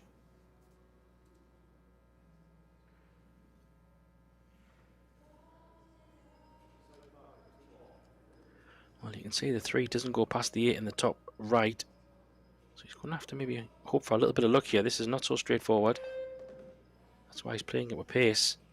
Oh, where's it going to come? Look at this. Well, tell you what, I've seen worse outcomes. He does have a little bit more angle on the 3. I mean, if he was straight, that would have been perfect, but I'm not sure if he can just drop this in.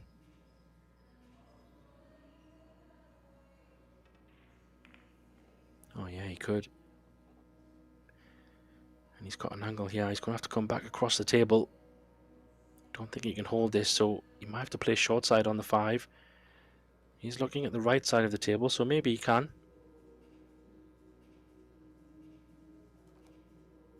If he can, he's going to have to just drop this in. Or is he going to use the 9? Oh, he was okay to hold it. He's still just one shot away from being in prime position.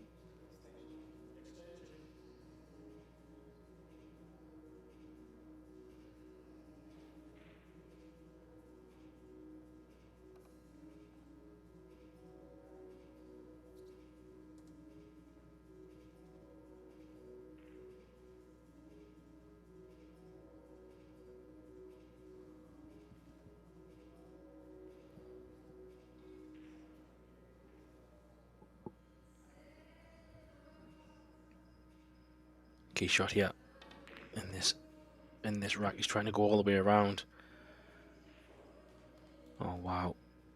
Tell you what, talk about highlight shot. That was absolutely incredible. Judged to perfection. He's even got a little bit of angle as well. So just draw this down. Play the 7 in the same pocket.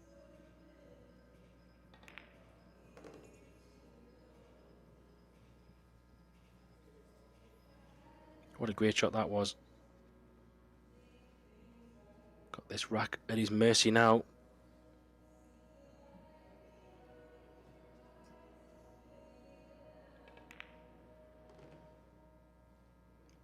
Caught that a little bit into the far right side of the pocket, I think. Which means that he hit the 7 ball a little bit straighter. So therefore he didn't get the run on the cue ball. Still potable. Just a little bit more work to do back and forwards.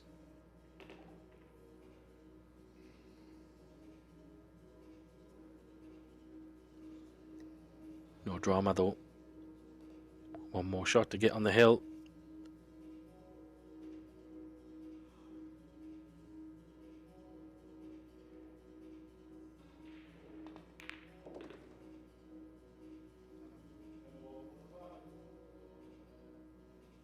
So this 10 ball and another fantastic rack by Tensio. He has to be happy with that. That was not easy. Not only did he have to open balls, he had to play some crazy safety shots. I mean, look at the position of the balls after Gomez went for this bank. What a great run out that was. Puts him on the hill, well deserved.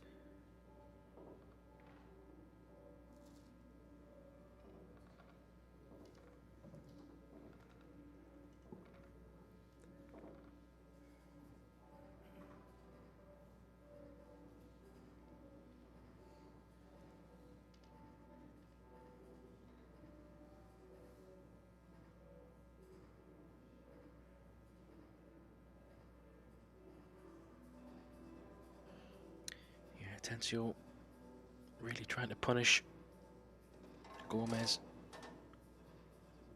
He's missed around 6 balls in this match according to our stats expert, and of those 6 missed balls, Tensio has punished him 50% of the time, which tells you that you can't afford to make mistakes. You will be punished. Is he going to get a chance to run it out? Oh, that 10 ball I thought was just going to sit over the pocket. Imagine it did. That would have been crazy. However, quick glance. 3 ball does go down the right side. Oh, if that 10 ball did hang over the corner, how crazy would that have been to end the match? But luckily for Gomez, it did go down. Smiling there. So 1 to 2 is not straightforward. And 3 and 4 is relatively close together, but that 8 ball causes a problem. So he's just thinking.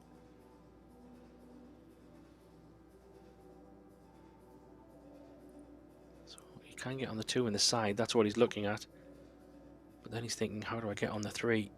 I mean, if he lands off straight on the 2 ball, he could go above the 3.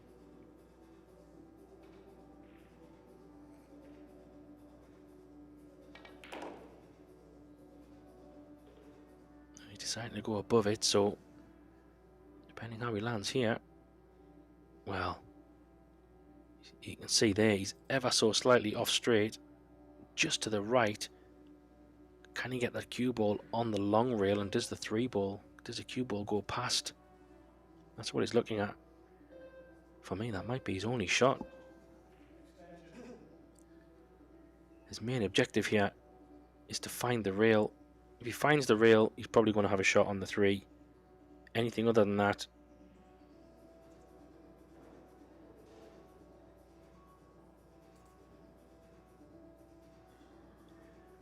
well, he hasn't got much angle at all, has he?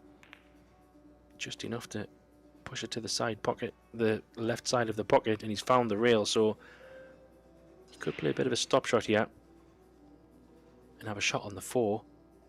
Question is, how does he get back for the 5? Can he draw it from the left long rail and back up table? So, key shot here.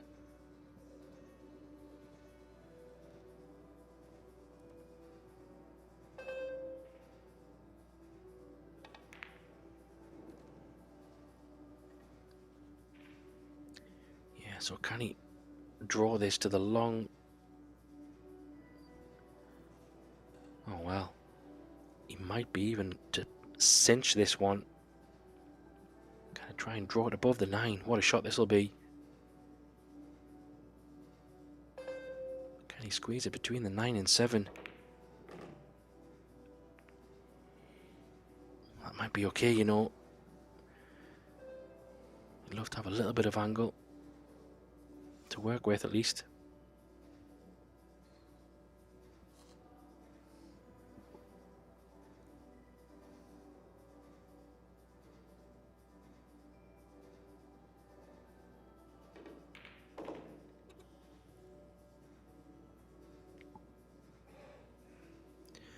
Well, that was a great shot, really. I know he's not perfect on this 6, but from being on the rail,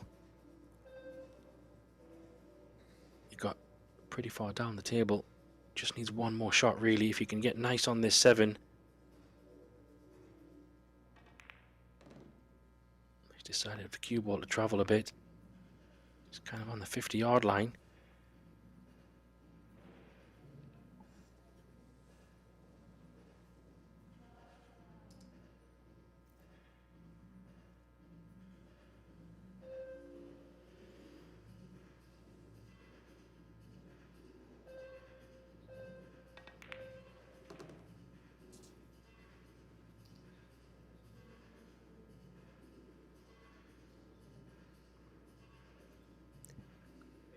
Well,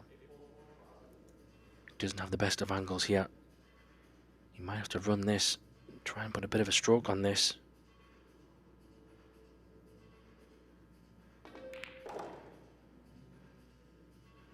Well, I'll tell you what a great shot that was. Made that look so easy. He was just off straight. Couldn't really go too crazy with it, but managed to come just upside the 10. Just drag this in, top left corner. For the 10 ball on the bottom left.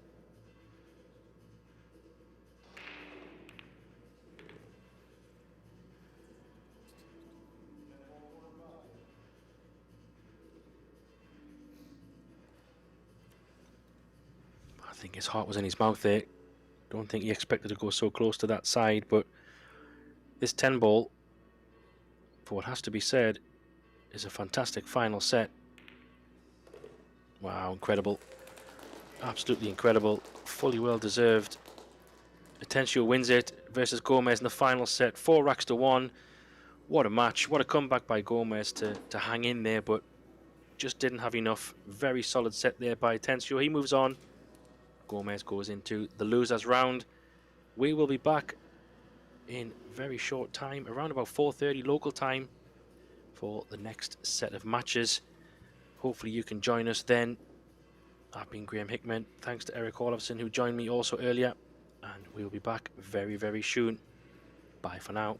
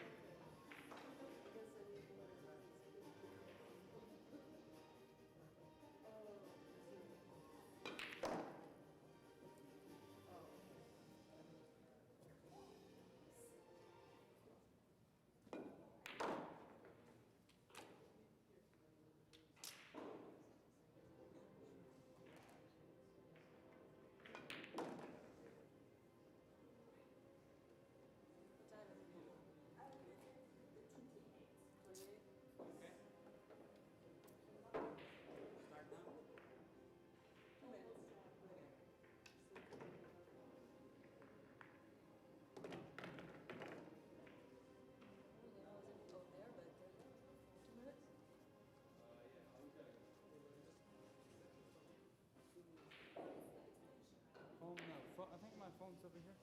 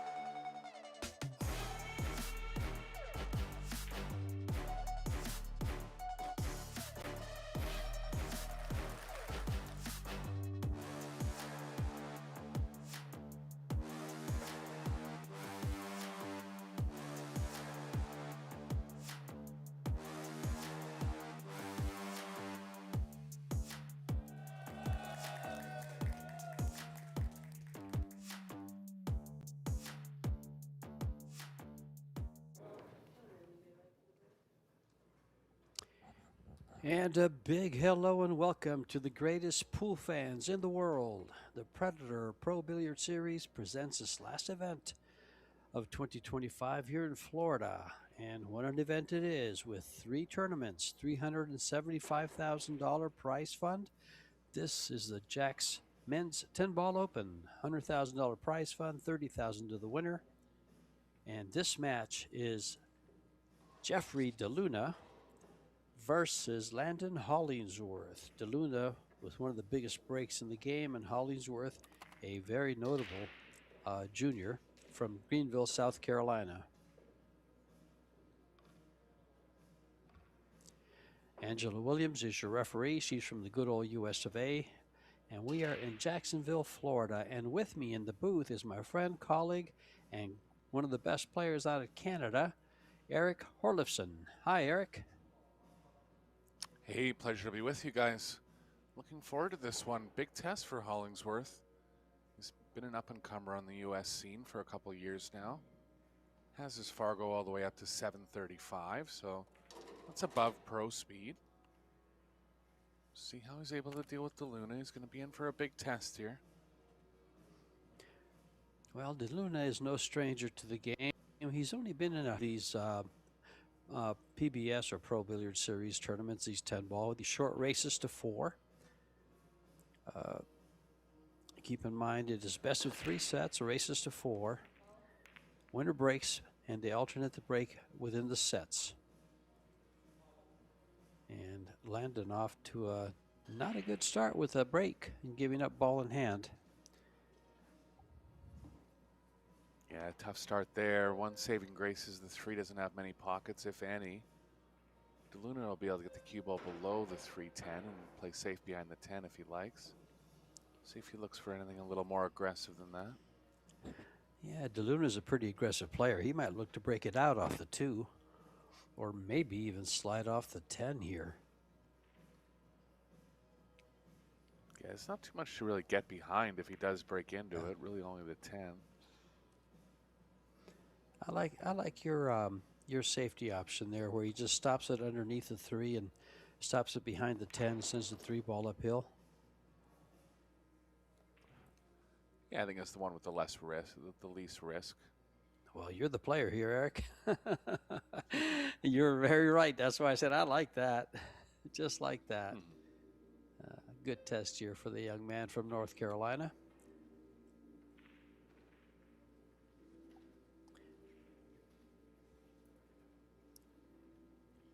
Looks like 2 rail kick available. Can get at it 1 rail as well. Tough to really plan any kind of kick safe here. Go ahead, sorry. You know, I was just going to say he's either 20 or 21 years of age. I'm not exactly sure. But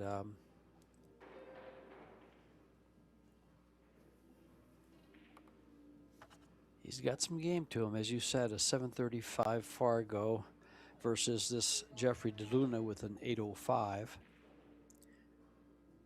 DeLuna, one of the top players out of the Philippines, around the same age as Gomez, Beato, Corteza.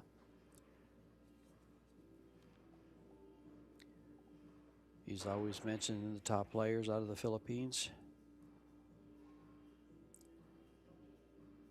Yeah, there was a time when he was considered the #1 money player in the Philippines, which is a huge accomplishment. You usually hear about Arcos when they talk about those type of accolades, but DeLuna had that unofficial title for a while too. And you don't get that without beating them all.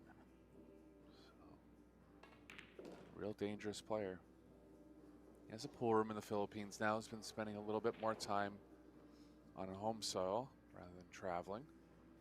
He's back here in Florida. One of the things that I see about DeLuna is number one, he's left-handed. Number two, watch how he leans his head against his shoulder when he shoots. Yeah, I like that. Tyler Steyer does that too. A lot of good players do that. Kind of an extra way to brace yourself. Head movement always a negative.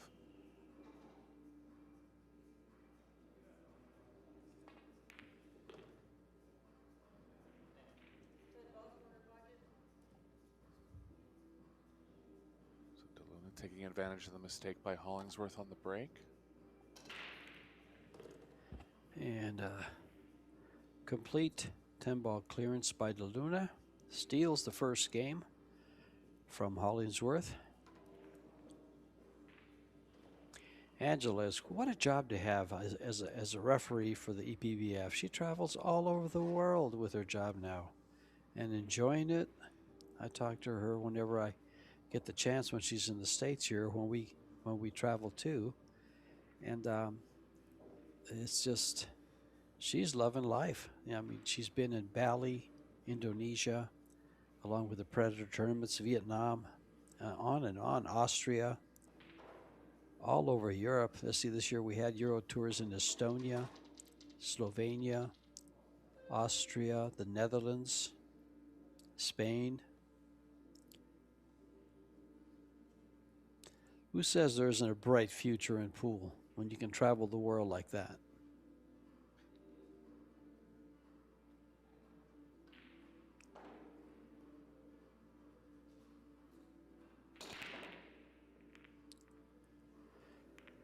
Huge power from DeLuna. I did a match earlier on this table, and the 10-ball was going in the same pocket it just went in on this break. There's certain parts of the rack loosening up a little bit to open up that track for the 10. You can see there just going directly in. Doesn't count as a win, but don't really want it going over that corner because it could evolve some more combos than players would want. That's a good point, Eric. I did the opening match on this table, and I did notice the 10-ball ended up close to that same pocket over and again. So, and if it doesn't go in and hangs up, it can be, because early 10s do count, I believe. I'm not 100% sure. They do in the Pro Billiard Series, yeah. I know in the WPA World Tournaments they don't count, but here they do. Yeah, just when they tap the balls in, the tap can be slightly off, and tournament directors will notice that. After day one, they'll re-tap these balls and get that 10-ball not moving as much towards the corners. Good save here from DeLuna. Hollingsworth gonna have to jump at this one. Try to hold the cue ball in the short rail, ideally behind the 5.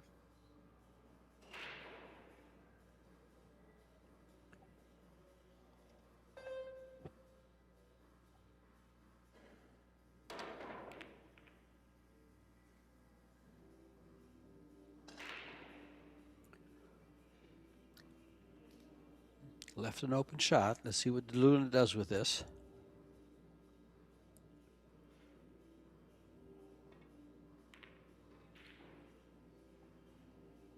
Oh, miss ball. Didn't leave Left much. anything for Hollingsworth. Let's push the 8 in a safer spot now too, so gonna be some developments in this rack.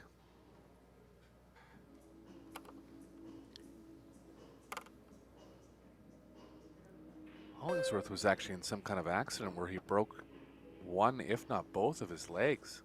Less than Oh, a you're year ago, kidding. he recovered. Yeah, he recovered quickly. I was worried for him because I knew he was one of the top up-and-coming American juniors, and I heard about that accident. I want to say it was both legs, George. Just some kind of accident. Not exactly sure what it was, but looks like he recovered very well.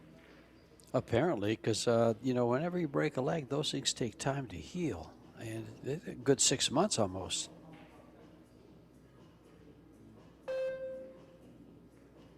Yeah, I think he's been back for about 6 months. Haven't noticed any notable wins, but doesn't seem to Well, be affected by it.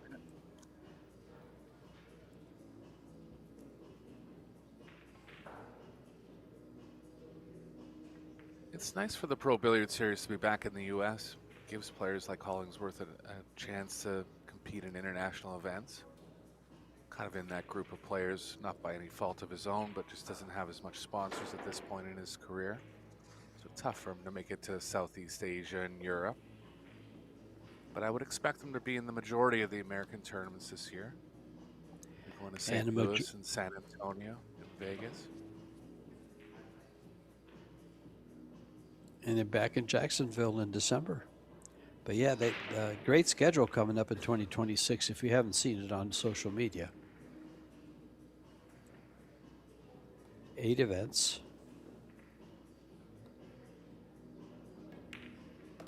4 overseas and 4 in the States.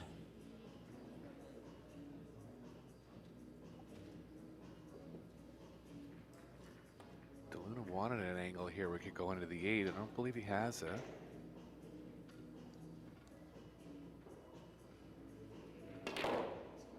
Have to come around. Tough to get enough energy in the cue ball there. Just left himself a carom opportunity. It's a pretty aggressive one.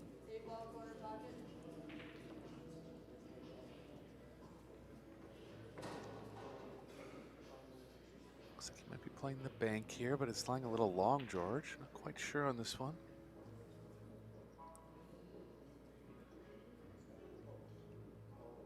Is he going to send it around the table? Yeah, 4 rails. He was trying to miss the 10 and leave the 8 ball in the middle of that rail. It came out a little bit. This will provide Landon with a very thin cut shot, but makeable and perfect shape on 9. Yeah, first chance to see Hollingsworth in open play here.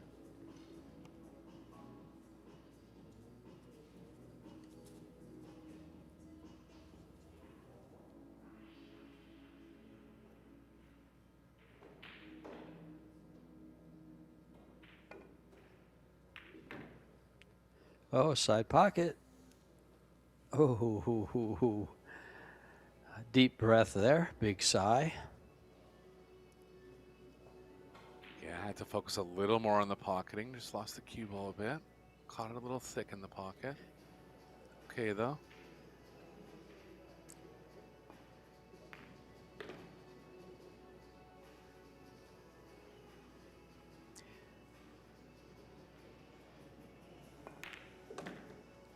And these short races, every shot's important. Every roll's important.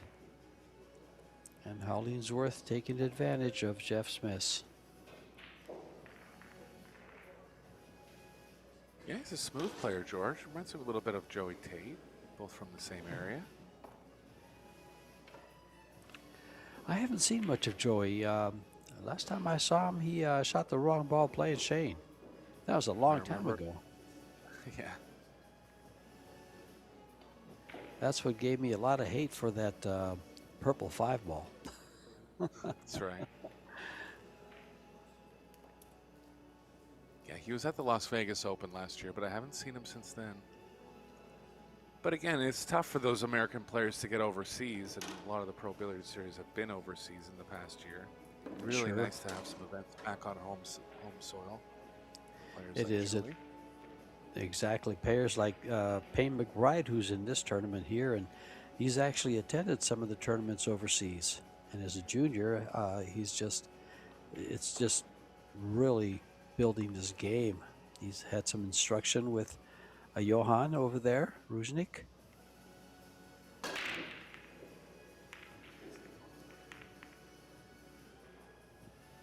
Good powerful Glad to break. Safer with the cue ball this time, but nothing down. And it looks like Landon found himself a sponsor in Q-Tech. Sporting a patch.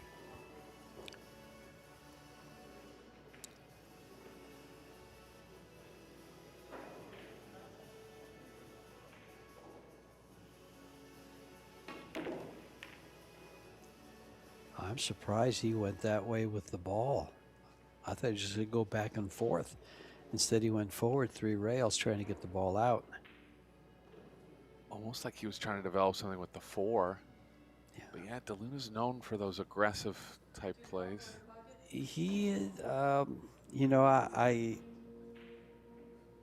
I've always seen him as a player that kind of likes the hero shots. Yep. He likes those flashy shots. And I see them get him in trouble time and again. As it does to most players that use them. If they're not successful, you're in trouble. Yeah, it's more of a style that's suited to money games, especially when you're playing these short race tournaments. You really have to value the defensive side of it because every chance for your opponent is important.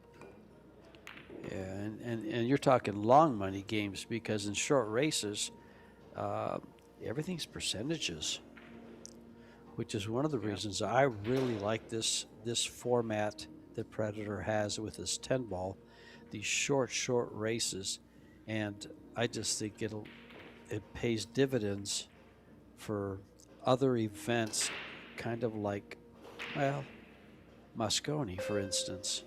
It really teaches the players to dig in and focus. Oh, is it going to leak? No, it doesn't, and he leaves it too close to jump.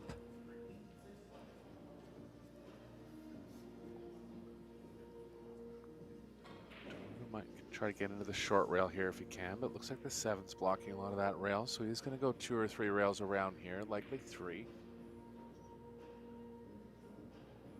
Try to kick the 3 over onto the right side of the table. Can he spin between the 4 and the 9?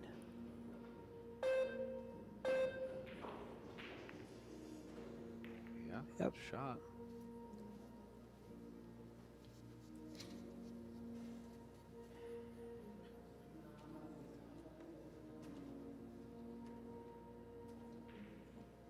Bank opportunity for Hollingsworth. Not much future in that. Cue ball's playing off to the right a little too much. So I think he'll try to get the cue ball near the 9 here.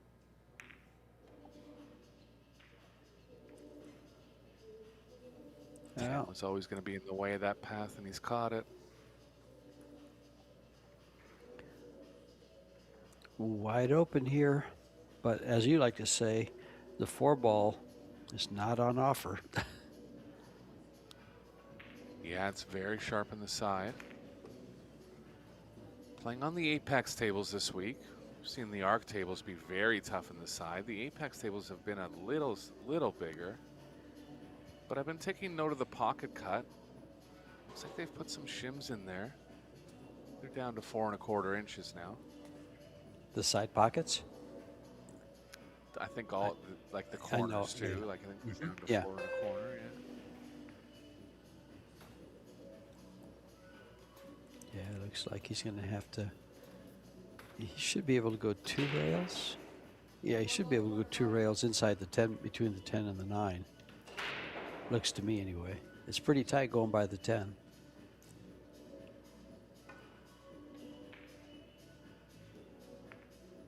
Oh, nice try.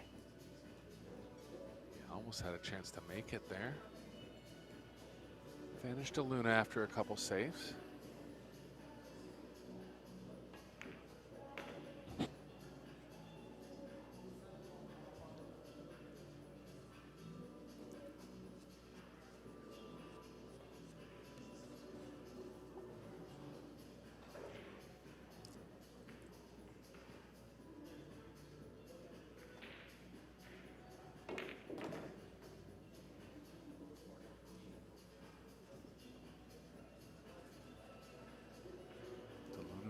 Definitely be involved in the mixed doubles coming up later in the week.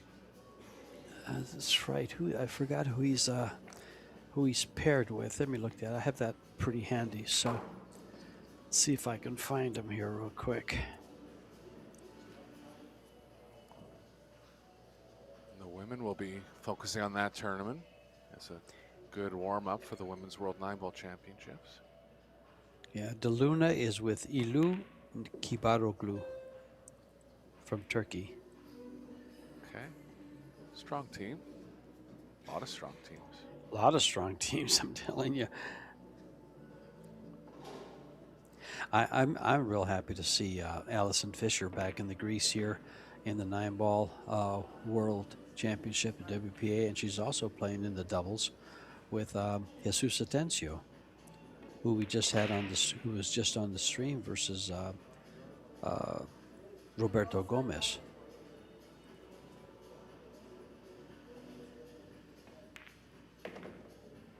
Yeah, I did that match. Jesus looked good. Yeah, he sure did. I got to watch that match.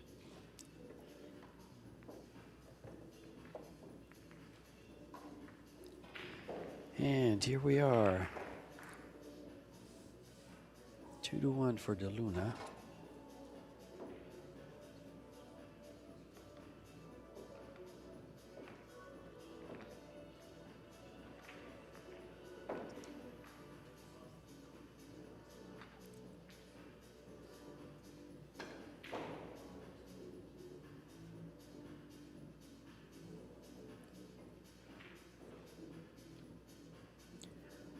De Luna going to try to keep good old Lambo in his chair.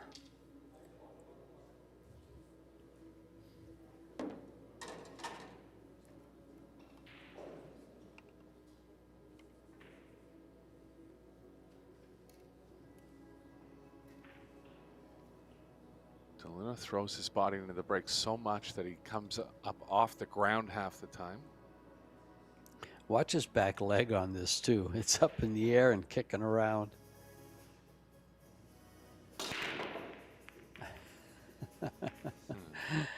And there's that 10 ball again you mentioned, Eric. Yeah, could play a part as a combo with this rack.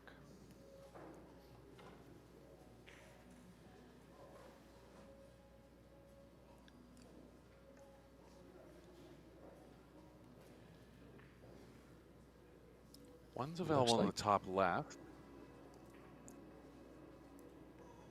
Cue ball's kind of running past the 5 and in line with it as far as where the 2 is. Can draw out of it.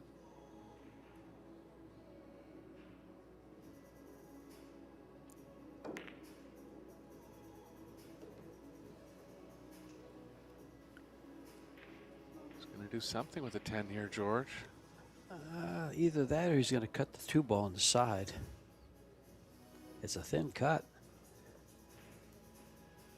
Is he looking to play the 2-10 combo? I think so. I think it has value. You're going to create natural distance. Or is he just cutting the 2 ball past the 10?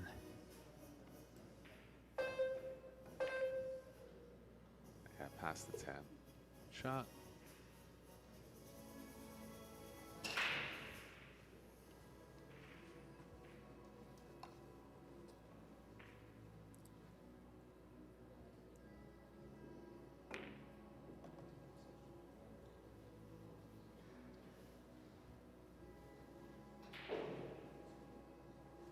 Gets around the table confidently. Looks very polished for his age.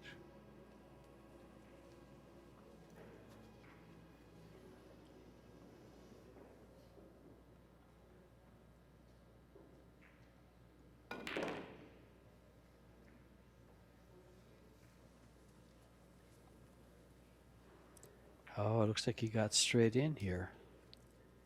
He's going to want to follow this down, either between the 9-7 or use the rail and go across for the 6 on the right side. Yeah, it's going across. Oh, not enough speed. Yeah, high percentage safe behind the 7-9, but he wanted to be better here. Yeah. That's where that new cloth kind of, it kind of kills off the new cloth with high English. That could be what happened there. Yeah, especially when you're coming in at more of a straight angle. Just really absorbs a lot of the speed of the cue ball.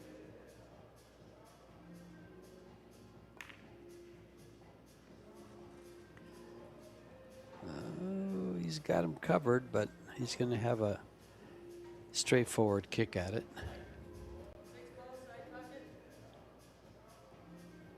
Yeah, nothing really over on the left side of the table for DeLuna to get the 6 behind. We have to find the proper kick angle here to actually get the 6 safe. Yeah. Probably call it in the left side and have it go to the middle of the head rail. Kind of like that. Good shot. Oh, he's left an edge. Just enough.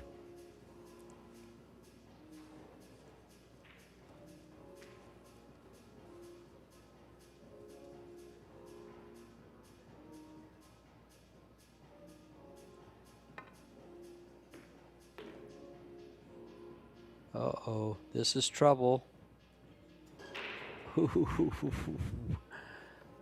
Again, the big sigh of relief. Yeah, he was kind of forced to go rail first there. A little out of control with the cue ball, but still at the table on offense.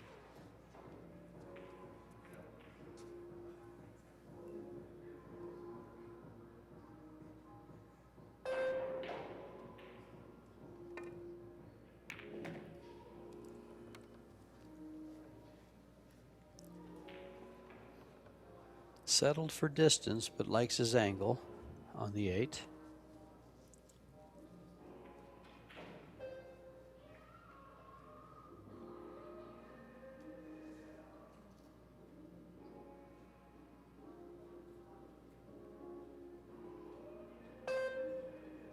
It's down with that patented Federer Gorse.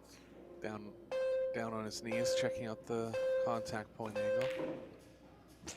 Oops, it's going to go in the side. No, it's not. Well, bad news is he missed the 8. Good news is it's a tester and a half. Yeah, he knew it was off halfway down there. Got a little quick on the forward stroke. First time I've seen him do that. He'll be feeling some nerves here, no doubt. Playing a world-class player, probably only played world-class players 5 or 10 times in his career.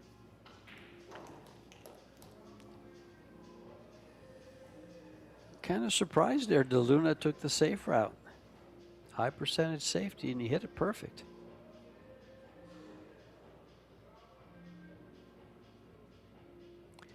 Maybe having his own pool room now is serving him well.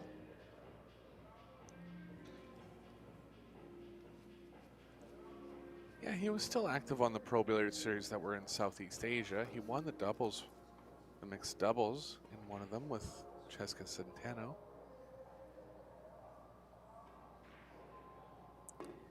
Yeah, the Indonesia.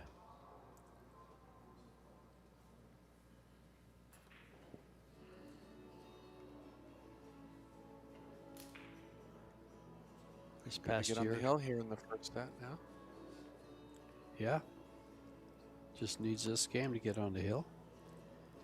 Basically just pocket this 9 and the 10 ball's over the pocket, so should be able to handle that.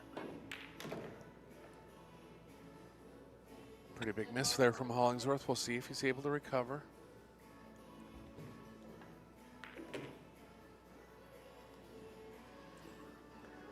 not out of it, because if he wins the next game, it could be 2-3 and breaking to tie it up for Hollingsworth.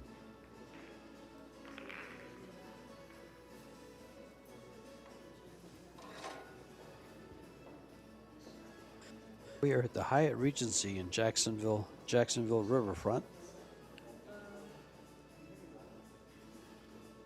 And sponsors for this tournament is Little Monster, Yalin, Predator Group, Kamui, the WPA, Samsung TV, Pro Billiard TV, and Box Billiards. That's a Predator Apex 9-foot table with 4 1/4-inch pockets, and that's Angela Williams. Racking the balls using the Arcos 2 balls, the Predator Arcos 2s. And they are under about 5 of the perimeter lighting from Predator. You'll see a real nice reflection on the balls from the lights up above when they get a close-up, and they usually do.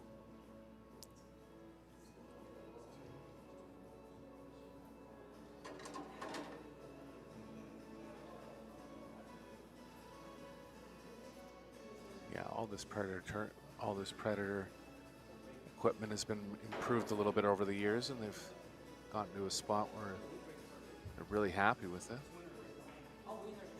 Gonna have a couple rooms in my area in Toronto open them up with Predator tables. One's already just opened 2 weeks ago.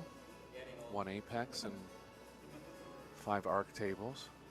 Another room's refitting their whole room with 16 Arc tables. You're gonna start to see them more in North America.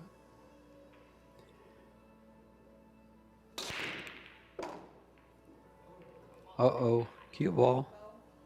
Double kissed into the side pocket. Yeah, unfortunate roll there for.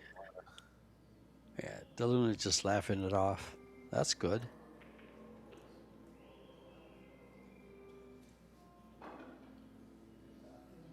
Might have been tracking over to the left middle, but definitely wasn't kicked away when it was close to the pocket. 4 balls tough here for Hollingsworth.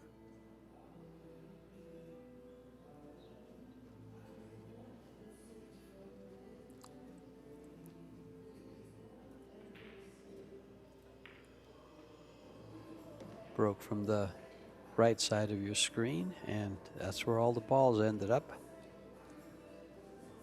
How does he get the cue ball? Down by the 8.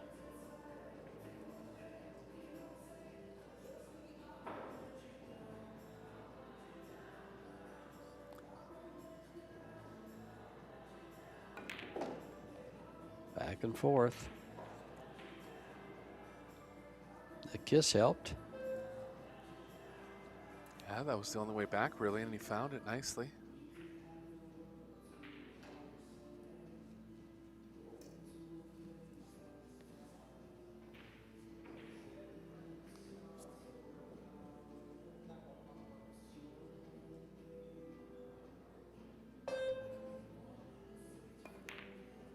Uh-oh. Missed ball out of nowhere. That was just plain missed. Didn't cut the ball.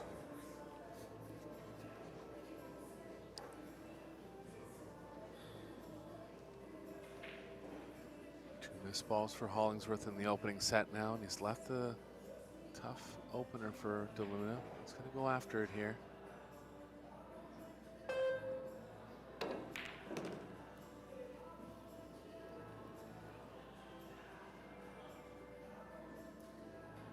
Speed, George. Not out of the first set yet. Can he go off this 5 and get behind the 10? Or does he hit it hard enough to put the 5 ball on the bottom rail and go 2 rails up? No, he's going to go soft. That's what I thought he'd do in the first place. But I thought the other one had value.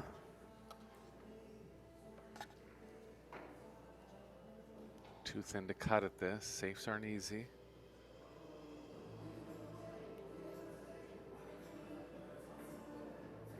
tough spot here for Hollingsworth. Reminder, the players are on a 30-second shot clock. Don't believe he's used his extension yet. Yeah, neither one has. Now, I thought he hit that a little bit harder and try to utilize the 10 ball for cover. That's what I was thinking when I was looking at that. Yeah, I like taking the extension there and just giving himself a little more time to feel the exact shot.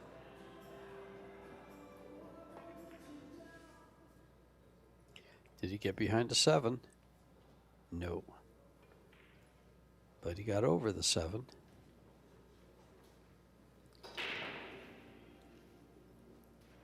Hollingsworth can use the 10 now. Ideally wants the cue ball to miss it on the right side of it. That's pretty aggressive there. Oh.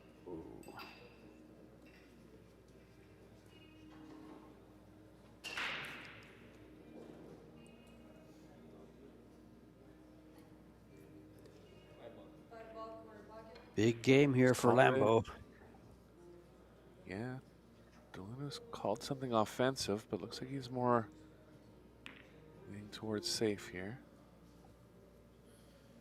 I'm not He's lined it accustomed up to watch. perfectly. Yeah, I'm not accustomed to watching DeLuna play this safe. I kind of like the new Jeff. Yeah, just maybe learning from his mistakes in the past. And again, in this race to 4 format, you can't be overly aggressive. Extension. I totally agree. 5 ball corner pocket. In a long race where you can string some racks and make up, you know, some distance if you're trailing, okay, but in this short race, he's going to hit it. It's going to come out okay. Thin cut. Yeah, not afraid to kick at the ball slowly. We've seen that a couple times now.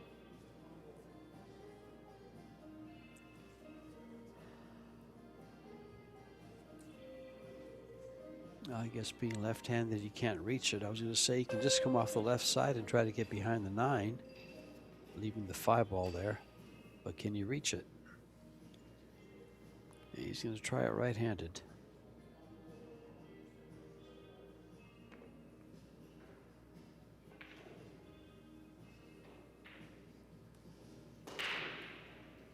Five ball ending up close to the rail here. Always tough to develop any kind of distance. The ball's close to frozen.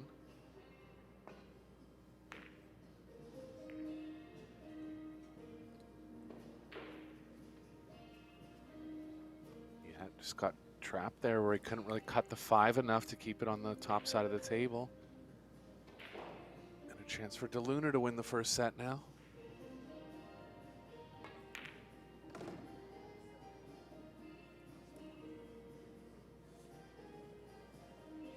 And a good chance. Standard run out here.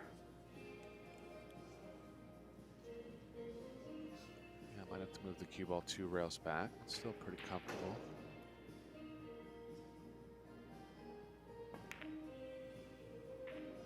Oh, DeLuna misses using that outside English. Wow, he was in between shots there, and it really looked to me like he could just come across 2 rails. I mean, he overcut the ball, so the cue ball had a little more energy than it would have. Whenever you get into babying shots like that, it can be trouble, and it was. Well, he was trying to draw the ball and hold it and not draw it too much to go in the side pocket. So I can see that. I just kind of like staying close to the side pocket and taking the cut. And Landon's returned the favor and left it right in front of the pocket. Yeah, I would expect DeLuna to get out here, and that's 3 missed balls for Hollingsworth in the first set now. He's looked pretty solid overall with his cue ball control. Just got out of line on the 6th the one time. And he looks fairly comfortable, just a couple small mistakes creeping in.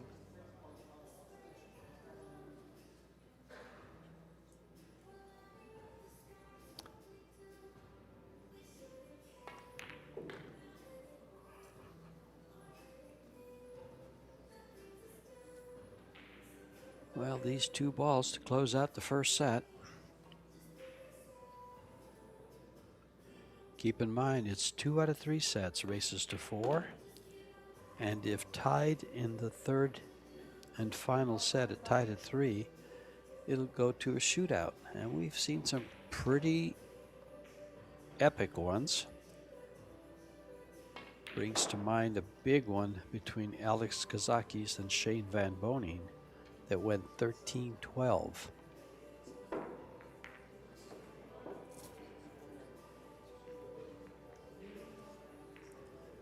And players will probably take a break. They don't have to.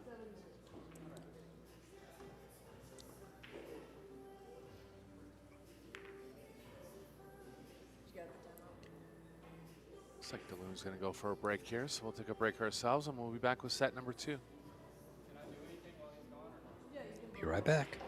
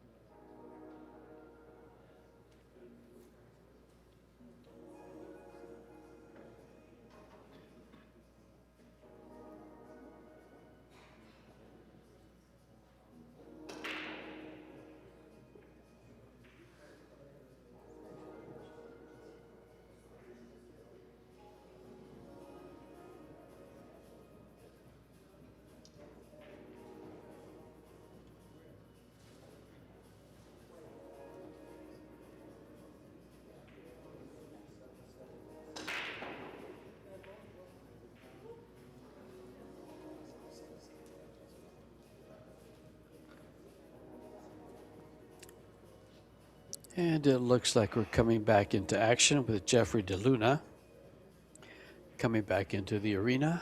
Landon Hollingsworth waiting. Mr. DeLuna will be breaking in the second set as Landon won the lag and broke the first set. DeLuna an 805 Fargo versus Hollingsworth a 734.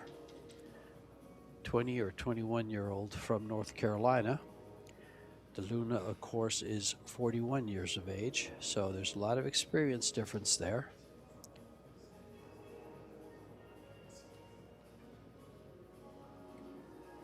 Big break from DeLuna. He'll be airborne in the middle of the break. The 4-railer fires right in. Yeah, that's the one he's And looking he's for, straight. George. Yeah, he's straight in on the 1 ball, Eric. Hit it pretty square. Caught good pop with the cue ball. It was 33% on the break in the first set.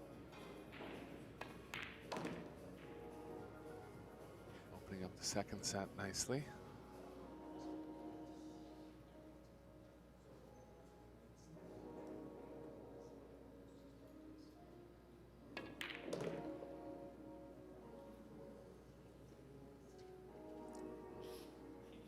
Seven balls a little on the way of the easiest path towards the 5, but still is room to develop something onto the right long rail with the cue ball. Can even go to the middle. Can go to either side of the 7, really.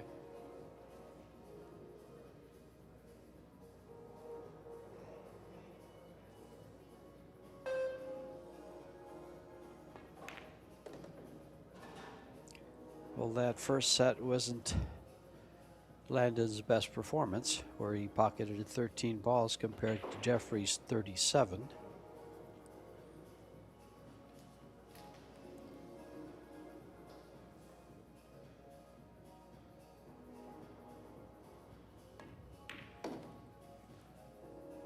Yeah, the miss on the 4 and a miss on the 8 too.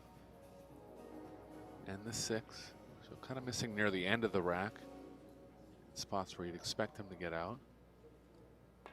Definitely some nerves involved in this match for Hollingsworth. He's back on his heels here in the second set.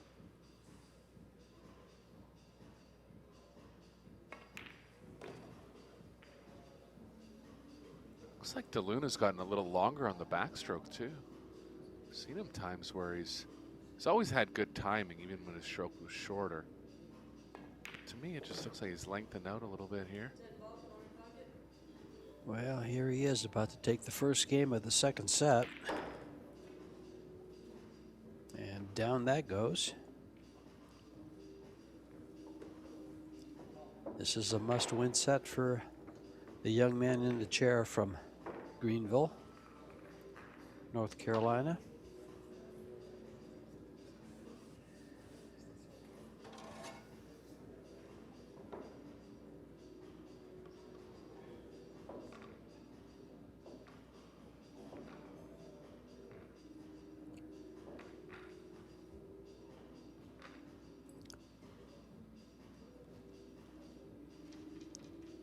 And here we go in game number 2 of the second set.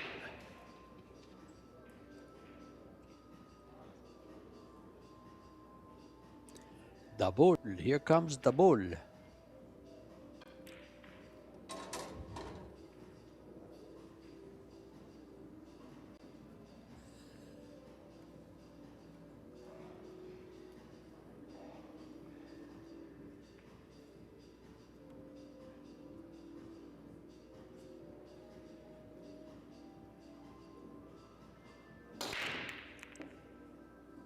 Breaking from the side, 2 ball down.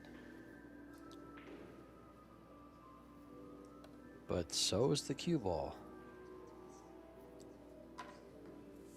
Well, this is actually just what Landon needs, Eric.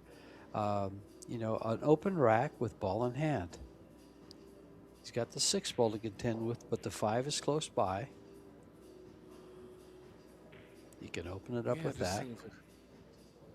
Just seeing if anything lines up for the combo. It hasn't, so gonna get through the full rack here. He'll be able to get into the short side of the 6, I believe. Played into the top left. And he opened the window between the 8 and the 7 for the 3.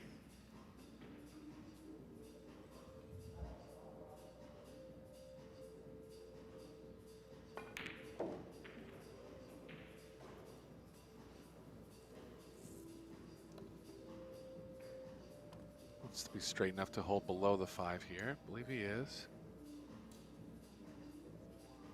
Just a natural angle, no rails over, will play best.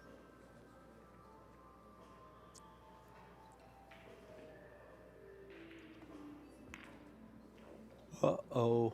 Uh-oh. You know those slow little cuts, Eric. Those slow shots, soft shots when you're cutting the ball, you seem to move. It just seems like they move a little bit. Yeah, well, he was trying to get into the thick part of the pocket too because he was trying to stay below the 5, but those are mistakes that just can't happen against a player like DeLuna.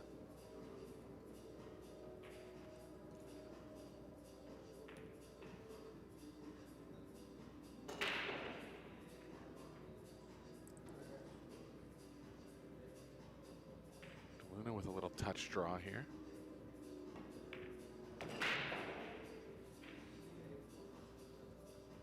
Did pretty well. Options to hold for the 7 in the left middle or the top left now.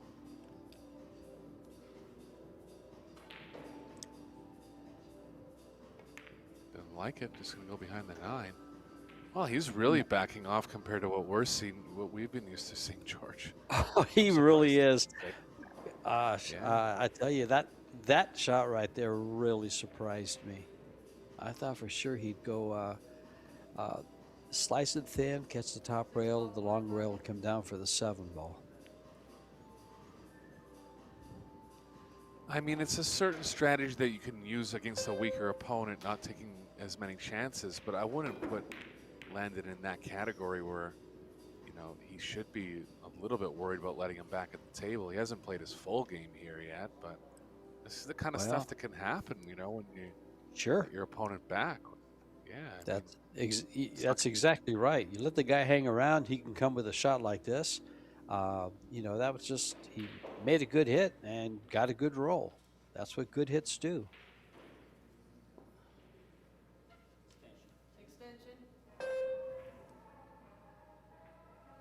Contorted jump shot here.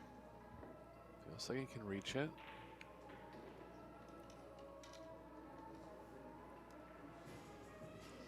He might fall back off on his leg, on his foot there. He's gonna have a hard time keeping it on the ground. He's not the tallest of players.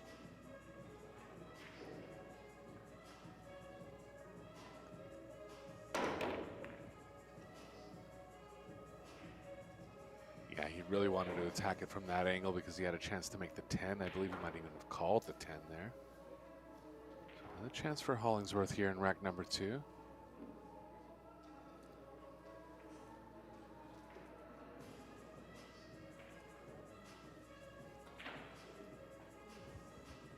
Cue ball's kind of going the wrong way. It's going off to the right. He wants it on the left side of the table.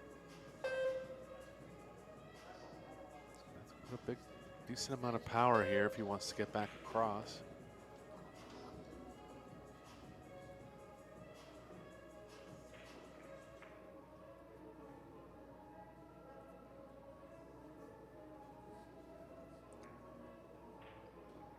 Gonna go side. So avoid the corner, tougher pocketing. Too tough to move the cue ball. Good shot.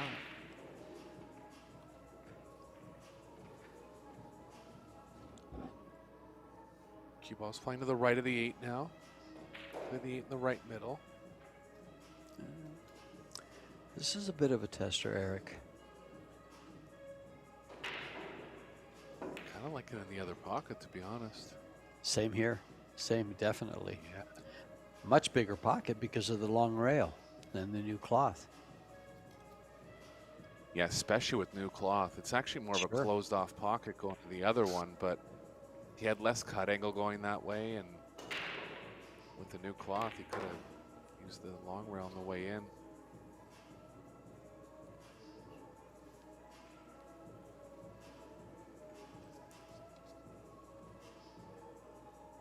Chance for DeLuna to get back in a strong leading position here in the second set. He's gonna try to hold the cue ball there. I think it's the right shot. Oh, he's gonna go across now, I guess. Yeah, first I thought he was gonna try to hold it, but I'm telling you, last year or 2 years ago, he'd be going around the table, around the 10 ball for position on that 9 ball on that shot. Right. No doubt in my mind. 10 ball corner pocket.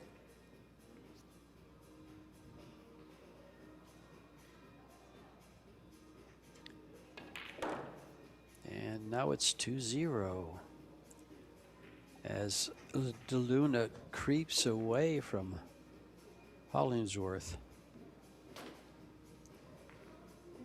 and opens up a 2-game lead in this race to 4.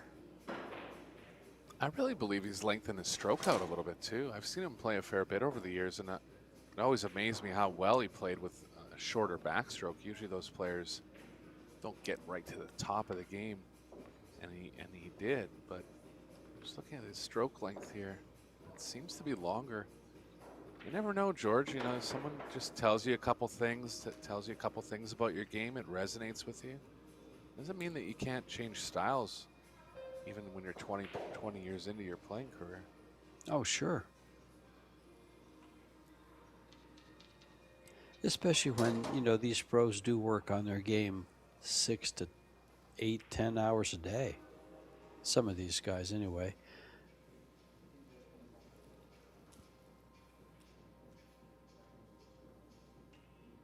DeLuna has a break and run in the second set so far. Scratched on his second break. Just looking to clean up the cue ball a little bit here.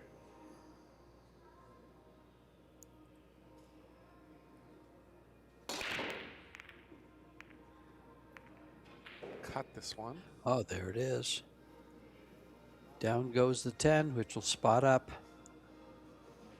No 10-ball breaks. But early 10s are a win and encouraged. I like to see them go in. Hollingsworth's going to be behind the 3 here. DeLuna looking to get nice and close to the 3, and he has. Tough spot here for Landon.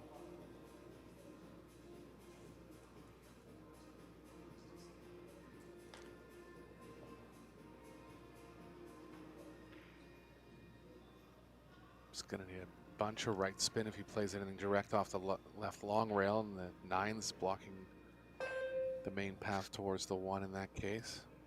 He's going to have to go bend it back between the 2-8. Oh. He was just in a tough spot overall there. DeLuna's starting out with ball in hand now.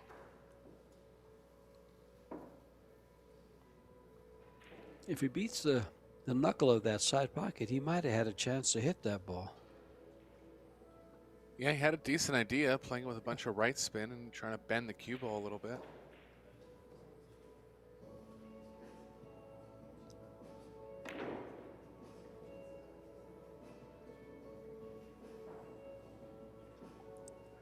Shot there from DeLuna, judging the speed perfectly. Well, in the match, that's the first shot, or the first foul off of a safety. All the other safeties they've played have not resulted in a foul or ball in hand. They've kicked the ball and made contact successfully. Yeah, DeLuna's kind of been the first one in playing safe most of the time, but Hollingsworth's come up with some good kicks besides that last one.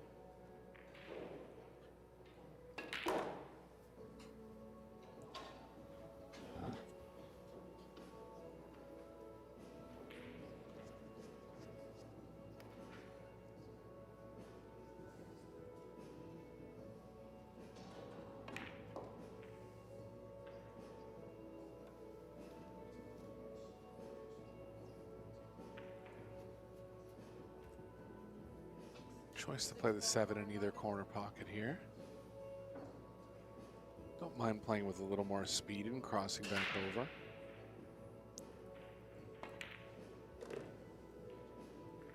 Is it going to go too far? May have. Oh, he's chuckling. I don't think it did. Yeah, he's okay to pocket it. Cue ball control is going to be a little bit more complicated here.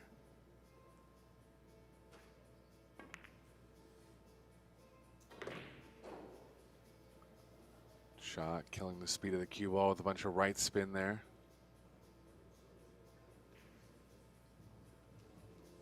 Hollingsworth starting to realize he's in a real bad spot in this match now. Yeah, if I he's like going his to get game, George. it looks good, and he's long and lanky, and he's got that big swing that most tall, lanky young men have. You're right. Yeah, he hasn't done.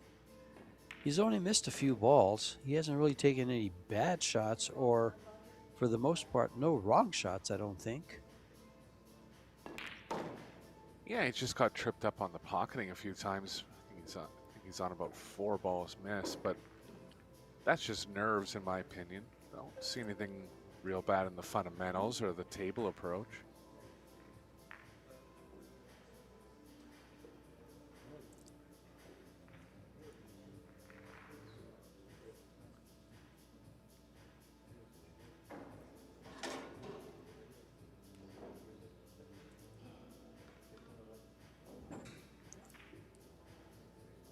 Yeah, we're right at an hour into this match, and it could be over in the next game.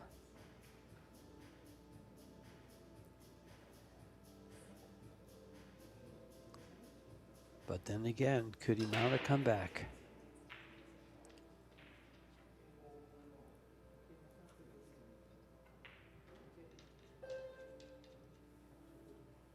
Looks like about 20 tables on site.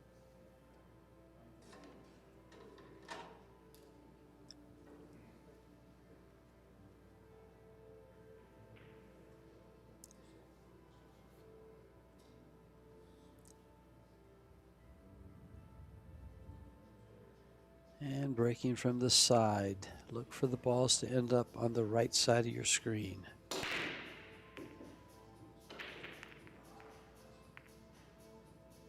Two ball would have gone, but the 10 ball got in the way, and one more chance for Hollingsworth here. I think he'll have to play defense on the first shot, but could get DeLuna in a bad spot behind the 3 here.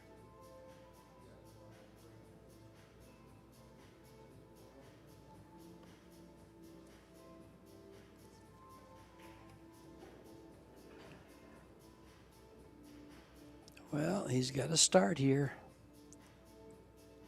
Is it going to be offense or defense? One ball side pocket. Oh, offensive crossbank. I really like the safety behind a 3. Oh. He went better. You got a safety right up there, but this is available for a kick shot. Not much position, though, unless he hits it with speed. Yeah, the No, one's I not going guess- to play it off the 5. I guess he could roll that in, Eric, and have a thin cut on the 2. He should come off. If he rolls it in, he should come off the rail just a little bit. Oh, he's going to go this way. Okay. I thought he was Yeah, going to I'm kick looking- across the table. I thought so Across the too. side. It was, Yeah. Yeah, it was there. Would have been a game winner if he made it. Just recognizing there was a lot of balls on the right long rail. Thought he would have a higher percentage chance of getting safe.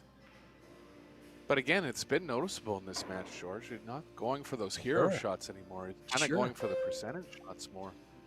Well, just in that case, look for Jeffrey to be more of a threat than he already is.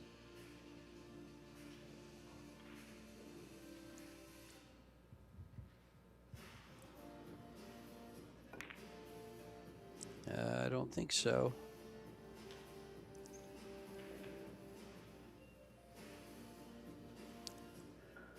Well, the 5 ball's tough.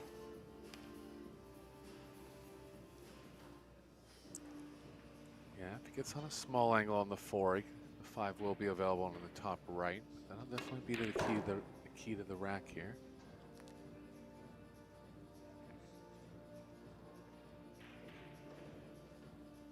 And of course, when DeLuna does need to pull out those big stroke shots, he's been used to shooting them. That was the proper shot there. Consider him stronger in that department than most pros.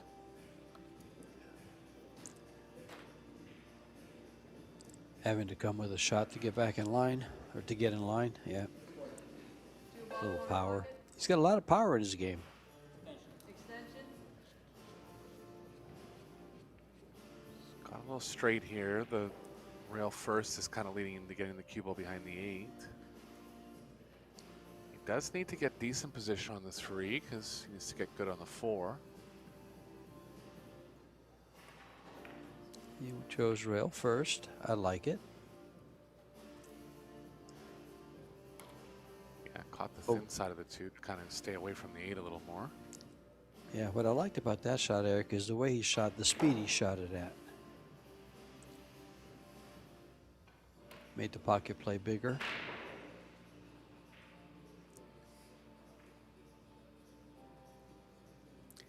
but didn't get on the 4. Yeah, too much angle here.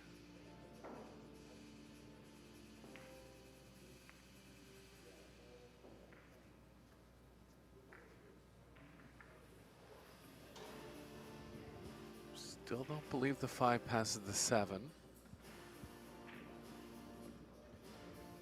Hollingsworth doesn't have enough of the 4 to be offensive here, so try and get the cue ball in line with the 6. Hasn't done it.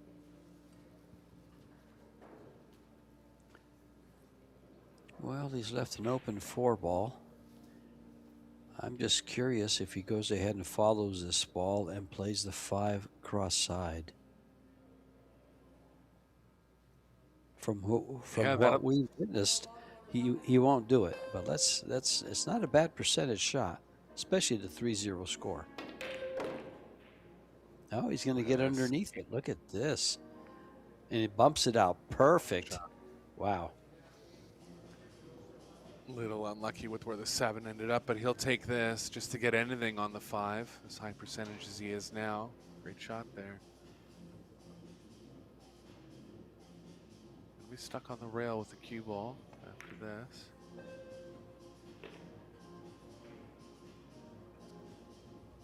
Got to that spot where he's kind of cueing through the pocket, so even though he's close to the rail, he has a little bit more room to bridge here.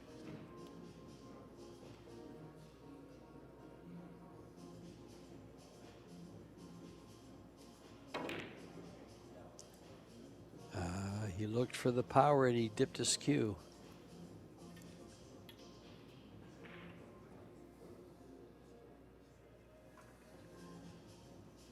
Yeah, a fair bit off there, considering how close he was to the object ball.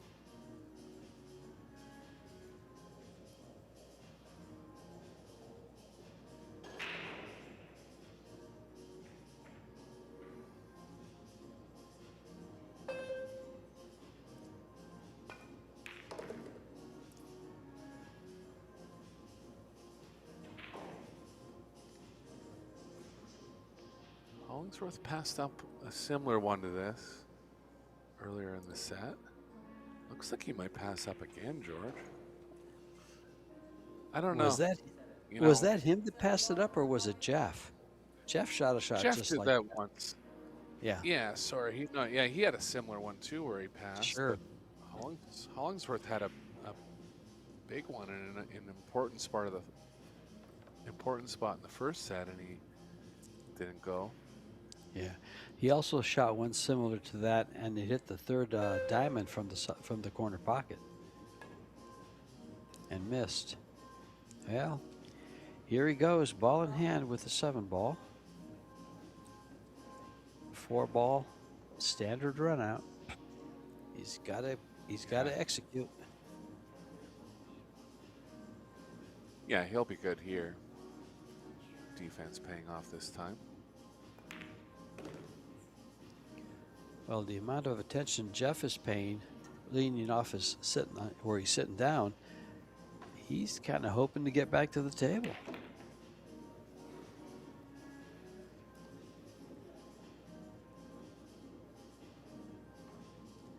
Maybe not so much now.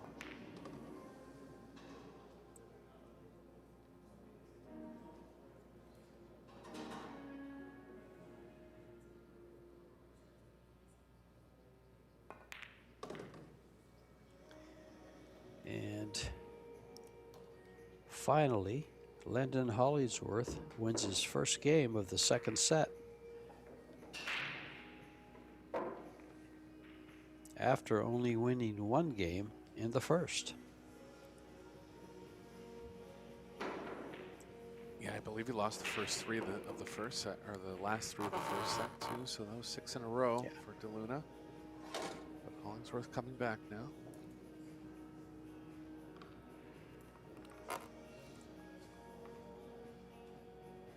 This is big break here.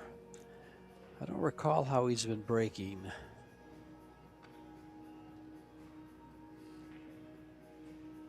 He only had 1 break in the first set. He went from the side rail, hit them with good power.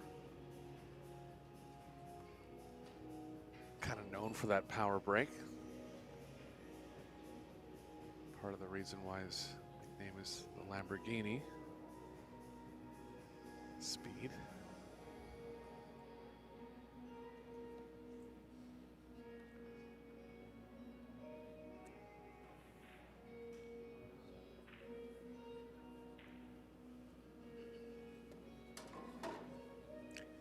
Is it a V10 or a V12 on those Lamborghinis? I don't remember. I don't know enough about cars to tell you, but yeah, they're high performance, no doubt. Yeah.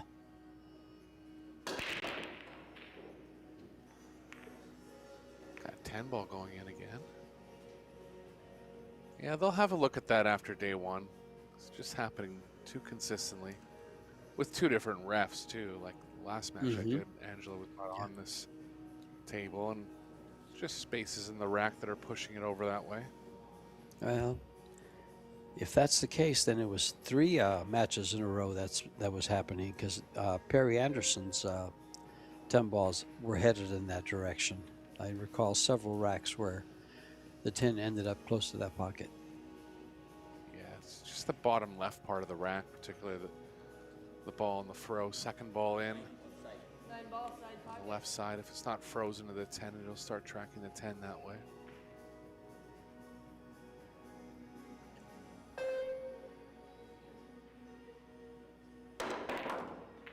Whoa.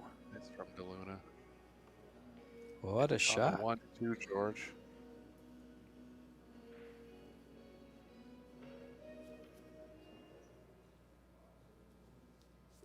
Couldn't hit it any better.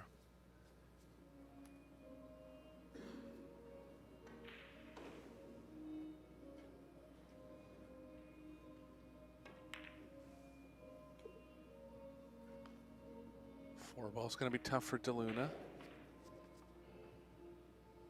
It is available in the bottom right. Kind of tough to get the cue ball over into that area. Cue ball. To the side there. It's in. Oh, another chance for Hollingsworth. Like he was in big trouble 2 racks ago, but chance to get back within 1 now. He's got to play good position for this 4 ball, or a very good safety off of it. Extension. And he wants to get there. The 6 ball takes the direct approach.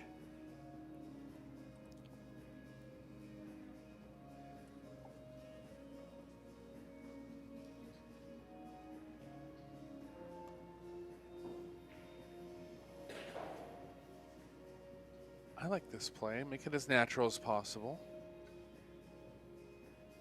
Gonna have to come through with good soft acceleration here, while still hitting the ball at a high speed. Doesn't want to stun off to the left too much. This is going to be quite a shot. He's going to the head rail and back to the left side for the 4 ball. Yeah, that was, I don't know. I kind of would think that that's asking quite a bit there, because you didn't have, you couldn't create that much of an angle. See what I'm saying right there? He hit that pretty full too. He never cut the ball. Yeah, it would have been my first intuition for position, but regardless, it was just tough to get the cue ball over into that small area for the 4. DeLuna went after the 10 this time, willing it into the pocket for the match win. Now see, this lays nice, Eric, for going for the spank. That cue ball's going to go above the 6. And if he hits it with good speed, it should be safe if he misses. Yeah, and a shot to get it. Oh, he didn't even go for it. I totally agree. No, look at this. That's about as close as you can come to scratching without the ball actually going down. But I like the bank there too, because he had great coverage over on the left side of the table, and the cue ball actually could have got in a good spot for the 4 there. Yeah, as you know, well, you know I play a lot of 1 pocket, and you recognize that angle, because that angle on that shot, you have to be concerned with the scratch in that upper corner pocket, so you know it's going to go over. if you're even close to the bank. Now careful, if he goes after the 4 here, it could scratch off the 4-7. Yeah. Not really much for safe, so I think he might have an offensive try here. I think you kind of have to.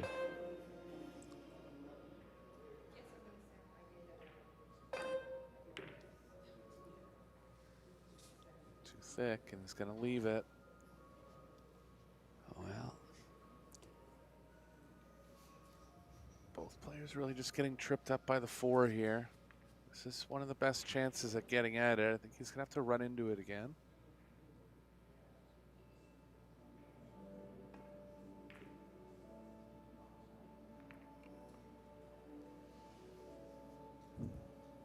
This ball, and a very makeable jump, Interesting. especially for a right-hander.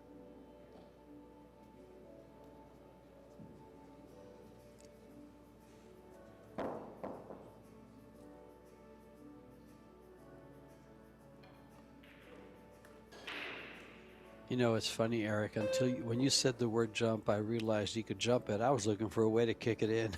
Yeah, it definitely helped for him to be right-handed on that one. Watch Sure. out for the 6, and it's got him. Well, here's another little jump shot. He's going to have to use the real short. What happened? He didn't call it? No. Well, that's just That happened. that's just That an happened experience earlier. there. That happened Yeah. earlier in this match where the player, it was an obvious jump, but any jump or bank shot you have to call. And rightfully so. I mean, that one was real obvious. It was going in the corner, but still, any shot that's not direct, you have to call it, and it's going to get him here. Yeah, that's going to be a match loser.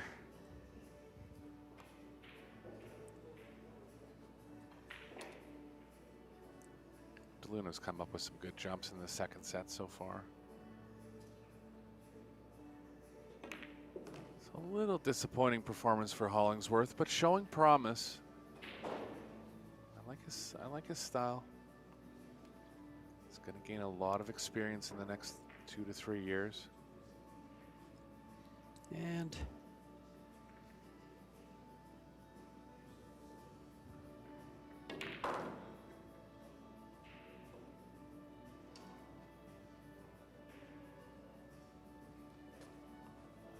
this was a winner's round, so he still has another shot at it.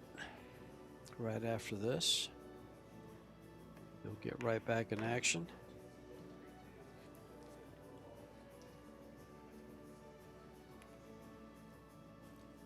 It's double elimination to the final 32, and then it goes to single. 10 ball, corner pocket.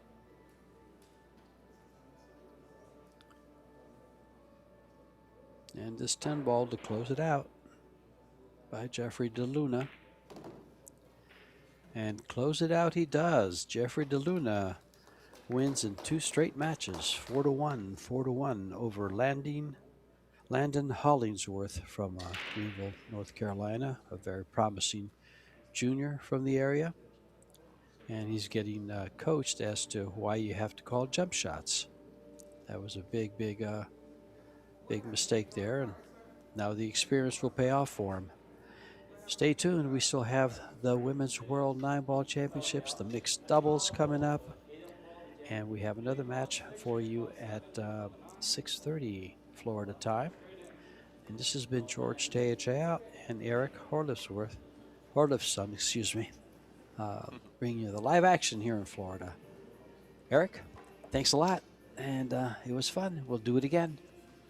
Yeah, we'll So talk long, to you guys folks. soon.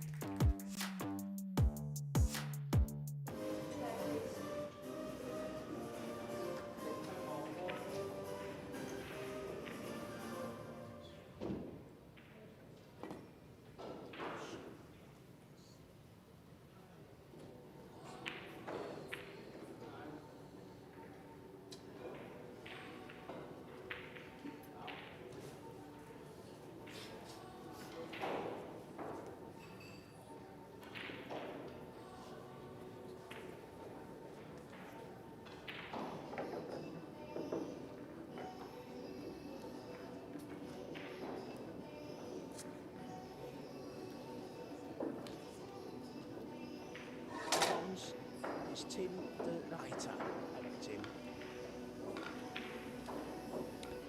Hey Mark, yes, definitely. This is a great match to watch. Very much looking forward to see Roberto Gomez has been having a good result in the Hanoi Open, I believe. He got very far. Besides all the tournaments he runs deep in, all the one pocket events he's been playing. So very much looking forward to see the Pinoy in action against an always very steady Ducatos from Greece. Yeah, he really is a battler, isn't he, Dimitri? Really, really good player from Greece, alongside second only to, well, Alex Kazakis, I would say. But he is a previous winner of a PBS event. He's won the German Pro Billiard Series a few years ago. And he's won the lag here and will be breaking off in this first set, which is a race to 4. Winner breaks. Let's go.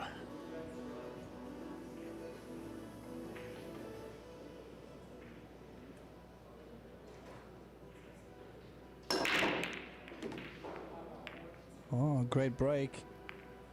Making the one ball on the side. He's got shape on the 2. This is a great start. Yeah, 6 balls span in as well as it clashed into the ball that went in the side. Yeah, the only tricky thing is the cue ball is on the rail. You will have to cut to the 2 ball. And bring the cue ball 2 rails back down table, possibly for a 3-9-5 combination. I don't think there's anything else you could play on it.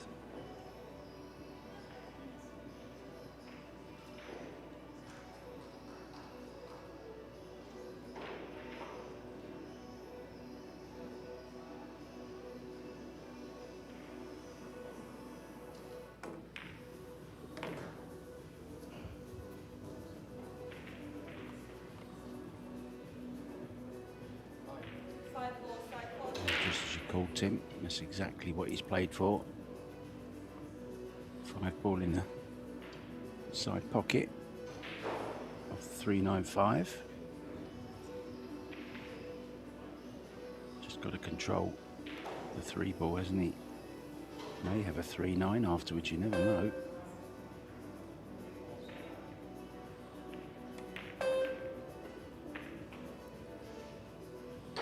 Oh, and that has ran wrong. Right onto the scratch mark. Yeah, can't avoid it, can he? Going, if he wants to take it to the corner. He's trying to. He's wondering if he can draw onto the point, but it's very risky to me, Tim.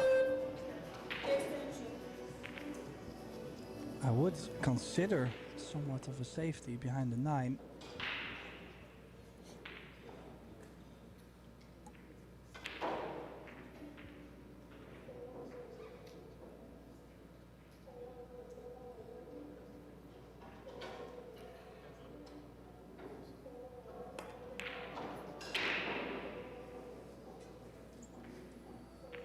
Lucky. Well, that's definitely what he's trying to play. It was very speed sensitive though. I mean, not an easy shot, but don't think to play it in the top right corner was available at all.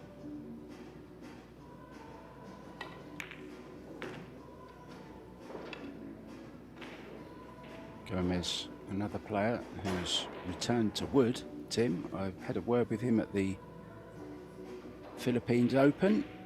Always very, very fun guy to have a little chat with. Super nice guy. Decided he gets more feel with wood. Has got carbon inside it though, he explained. Good compromise, I think, that, Tim.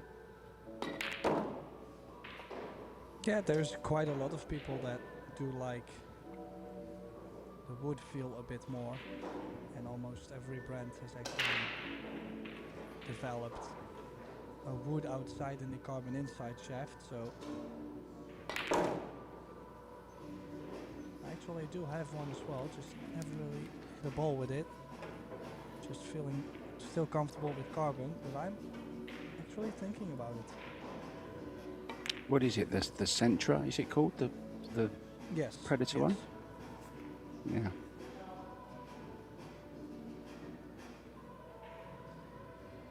So Dennis Grabet was selling one today on Facebook. So if you want to get yourselves a Sentra, hit up Dennis Grabet. He's not at this tournament. He's having some time off over Christmas. Our referee, Yu Xing Xiao. So not a bad first rack really, Tim. Just a little bit unfortunate on the way this combo ended up, with a dead cert scratch in the side, so he had to come up with something else, but left Roberto that. On the wood, the carbon, and Roberto Gomez, the threesome, take the opening rack.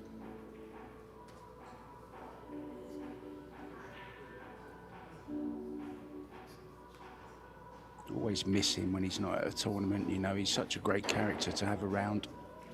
He does play a lot of the smaller tournaments though, as you suggested earlier on, and he plays a lot of one pocket as well, and wins a lot of one pocket. Also one of the top players in the world. Oh, I've changed my name, look, to George Teachea.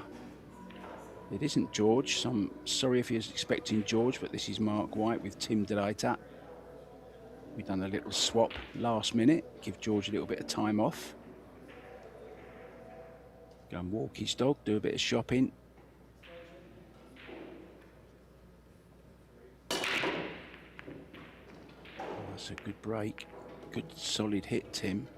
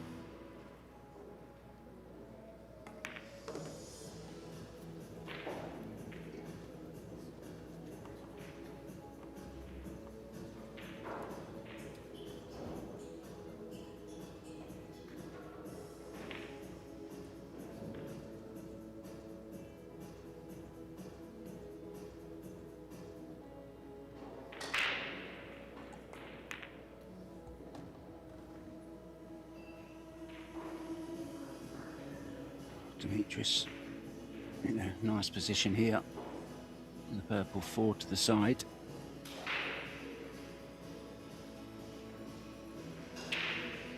Can just draw out for the 6 to the top left. Sorry, for the 5 to the top left, I should say. Now, does he have the angle to draw past the 8?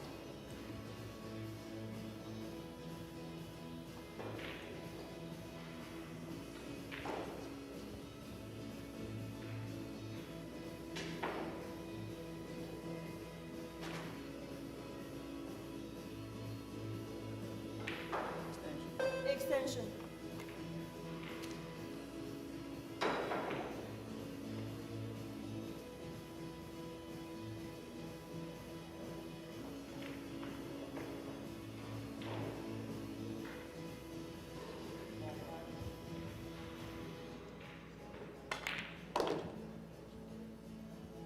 Yeah, managed to draw past the 8 ball.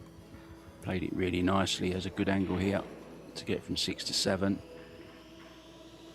Perfect opportunity for the Greek to level things up.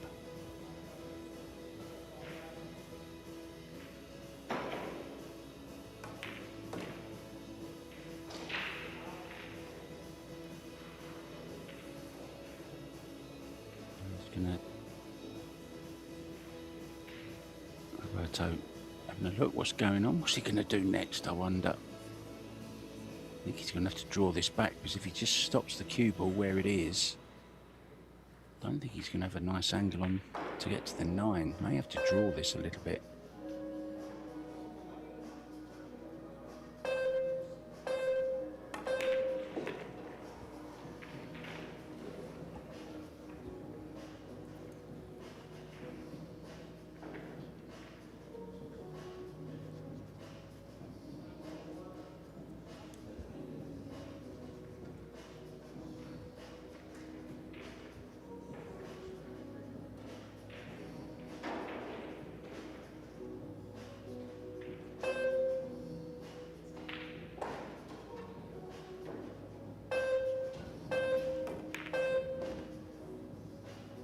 So 3 rails round. That's okay. Can play this with a little dab of right hand spin.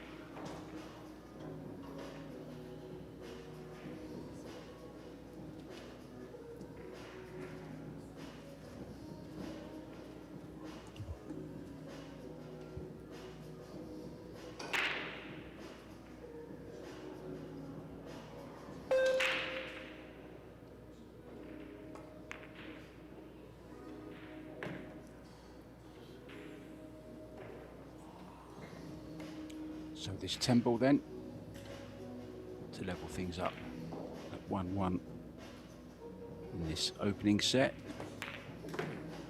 Best of 3, races to 4 of course.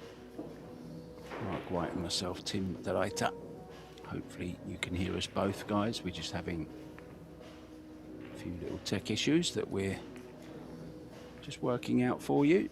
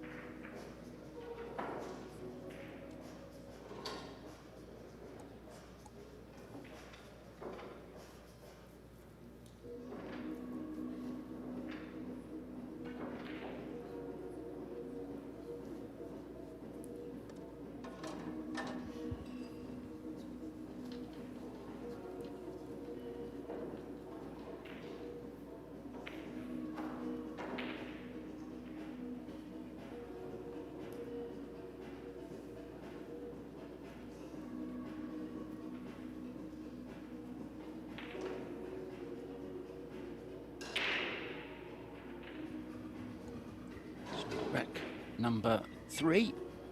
So Mitch's Ricardo's breaking off with very brightly coloured BK Rush. Now then, a little cluster of balls over the right hand side.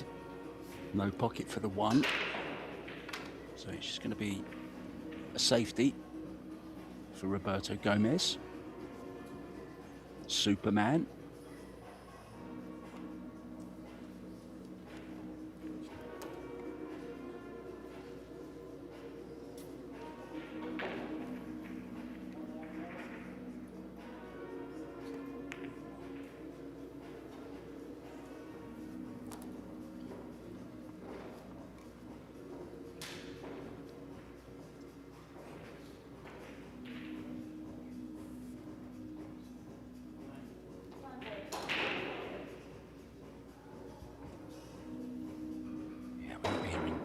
Data right now, but we are working on it, guys. Until then, you're stuck with me, attempting the 1-9 here. I'm sure he's called the 9 ball.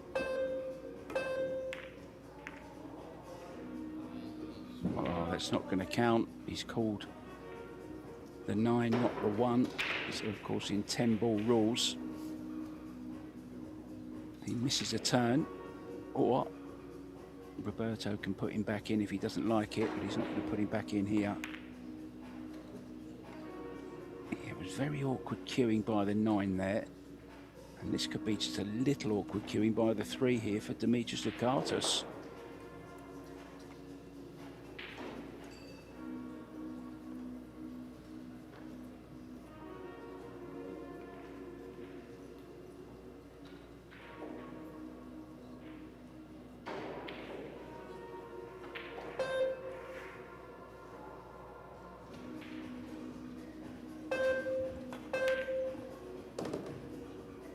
very nicely.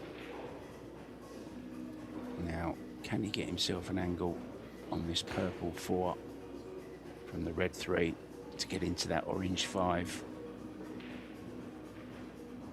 Does go into the left-hand centre, but I can't see him wanting to play short side on that.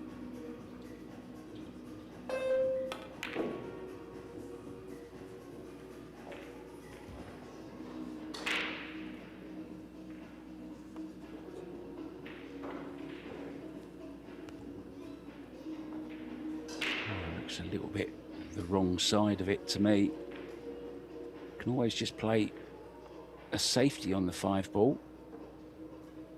Could try and, he has a slight angle. I think he could try and run into this. Extension.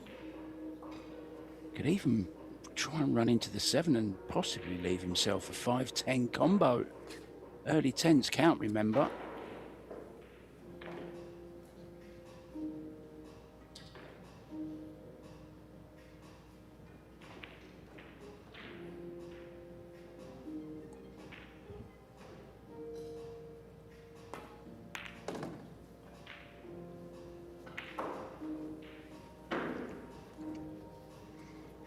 Sure. Oh, Sounds like Tim is back. Hi, Tim. Thanks, Mark. Yeah, I was just gonna say, should be a decent safety opportunity here on the 5. And I'm so happy that we can do this together finally. Oh. Up behind the 9. Using, oh, he's not going to go behind the 9. Just trusting himself. Now then, has he left this on, Tim? He could have done. Well, if not, Roberto can still kick safe on this 1 or 2 rails, but looks like he is going. Could go real first also.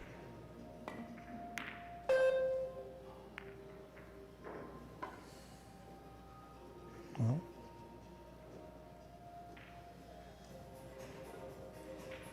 That's going to cost him the 3rd rack, I would think. Even if the 8 doesn't go, there's a chance of an 8-10 carom as well. Let's see where he goes with it. Could try and go into it here, Tim, if it doesn't.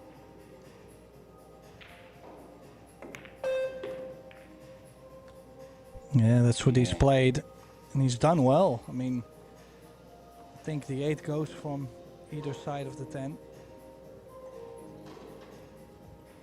Should be a run out, but shoulda, woulda, coulda. Still got to do it.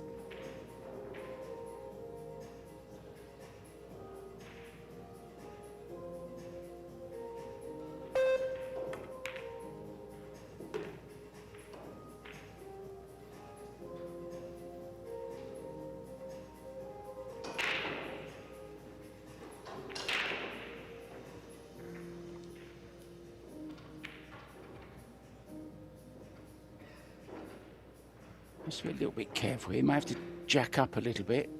Jack up in Jacksonville. Why not?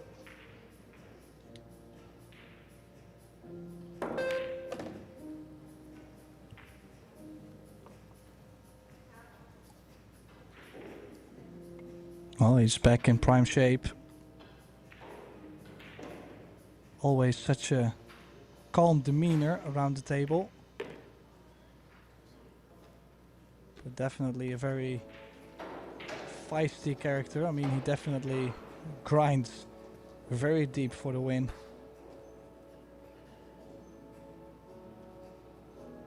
Saw him play his good friend Alex Kazakis in the semi-final in the Maldives Open, and it took about 5 hours, something like that. I may be exaggerating a little bit, but it took forever. There was no shot clock on the outside table, and it really did. Well, it was a battle of attrition, it really was. Neither player wanted to give an inch, and it did go hill-hill in the end. 9-9, I believe it was. And Alex just getting him in a last rack, which took about 15 minutes, I think.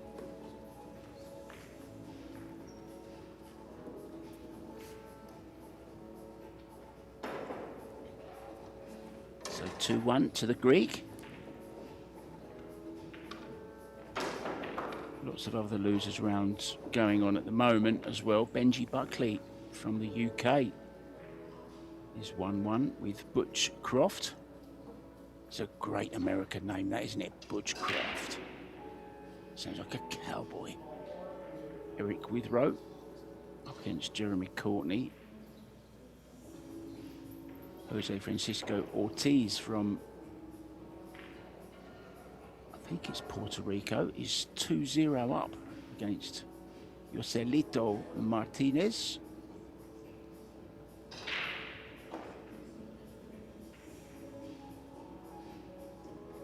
It can catch you going through on a forfeit. Now then, Jonathan Pinnegar was talking about long matches. I don't know whether you're familiar with Jonathan Pinnegar. I am familiar with. He's well known for chalking his cue many, many times. Suffered actually a really bad motorbike accident some years back. Broke almost every bone in his body. But he's back and he's playing, so kudos to him for that. There's the break off, Tim.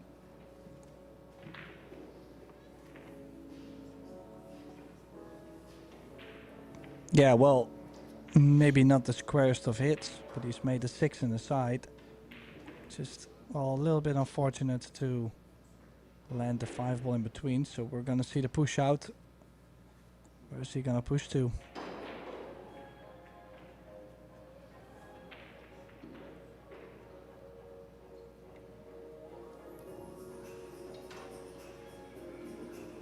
Push out. Maybe a jump. Well, it looks like he's playing something into the 2 ball. I'm just wondering. I'm really wondering what he was thinking there, Mark, but pushing the 2 over the corner is not going to make the shape from to the 3 ball much more difficult, you would say. I think he was trying to leave awkward cueing, Tim, maybe over the top of the 10, but he hasn't managed to get there, has he? He can cue this to the side of the 10. 2 ball hanging, as you said, but it's all about that 2 to the 3.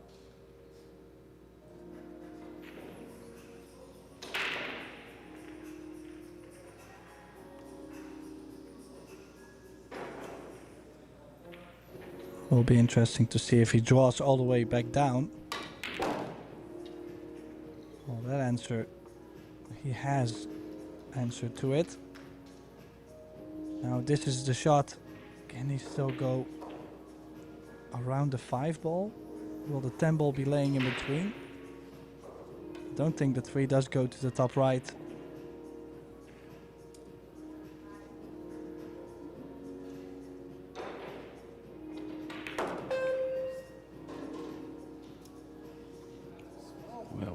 In the end, played it very, very casually and very, very quick, I thought. Thought long and hard about it, but got down and played it really quick and kind of played a nothing shot, really, Tim.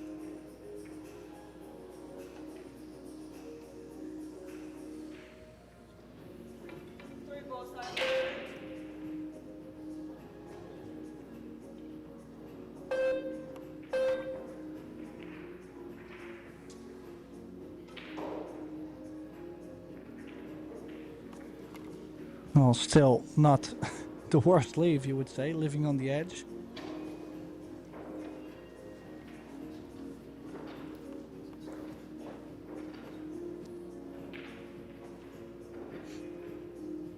Nice to see a glass of water used for a change instead of the bottles. We're so used to seeing people drinking out of bottles now. It was kind of frowned upon years ago, drinking straight from the bottle. I remember getting in trouble from my parents when I was young.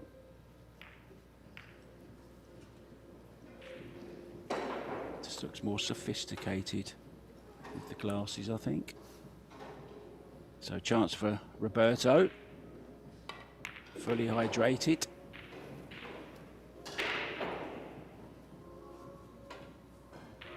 Trading 2-1 in this opening set. Race to 4.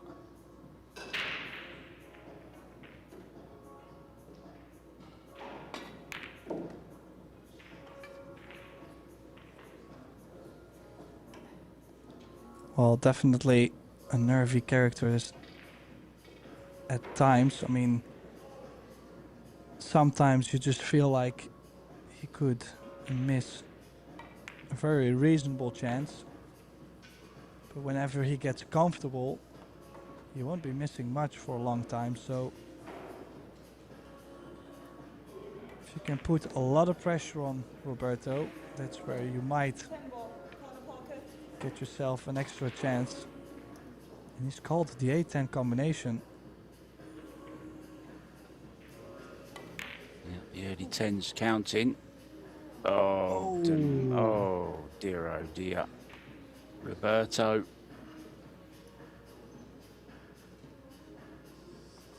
Now is the run out on.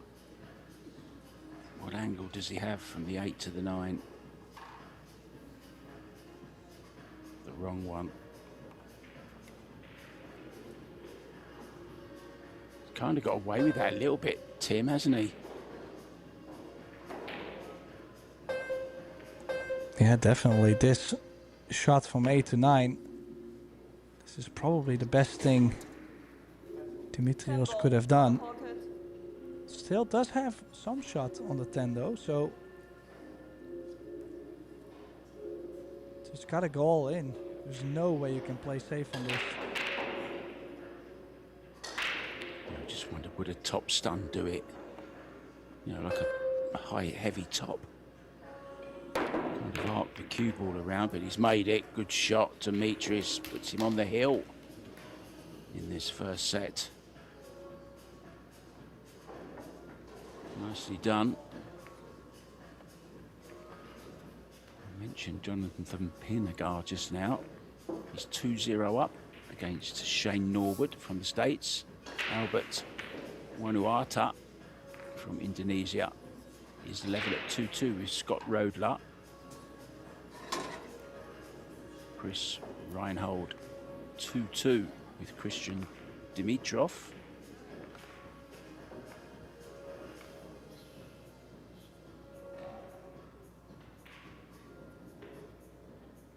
Blaine Barker's getting a walkover after his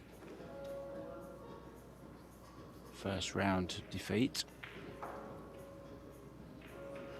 Reklan Kachi also.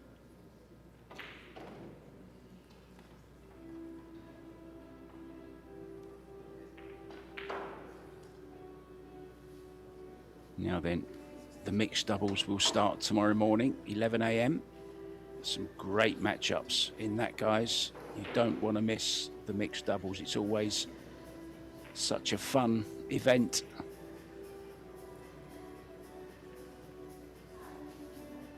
Lots of money to be won this week. 375,000 total prize money, I believe, across the 3 events. Of course, the Women's World 9-Ball, the big one, the Kamui Women's World 9-Ball. Reigning champion Rubelin Amit is here. Jessica Centeno is also. All the big names in the pool world battling for the 9-ball title. Well, things are not over yet for Roberto in this set. Try break. This 1-ball seems to be on.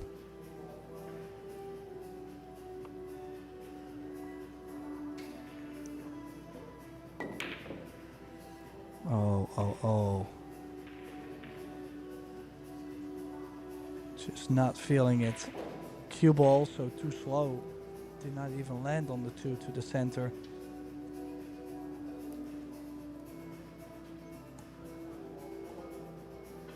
Gotta say, definitely had some opportunities this set.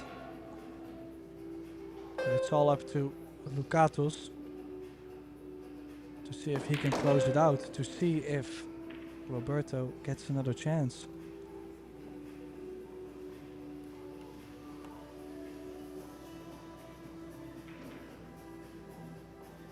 fine gap to find for the two. He looked pretty straight on this two ball actually. Tim into the side.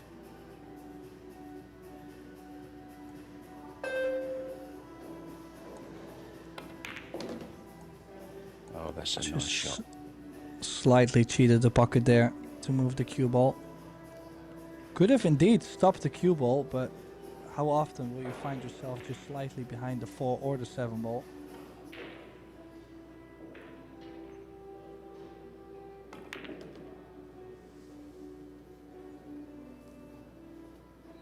And some good positional shots here.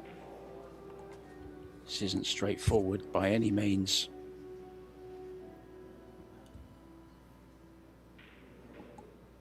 So day one almost at a close. I can assure you of one game that will be on one of the TV tables tomorrow. It must be, surely. It'll be Joshua Filler up against Jason Shaw in the Jacks Men's Open 10 ball.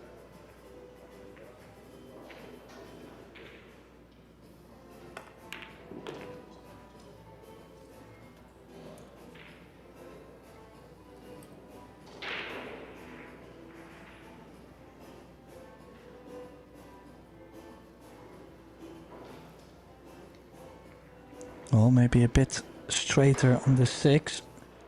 Is he drawing back to the short side of the 7, or is he bringing the cue ball one reel out? He's keeping it rather simple. No firm stun shots, no big fancy draw shots. In general, I mean, surely he can play them, but he likes to play a nice and clean style.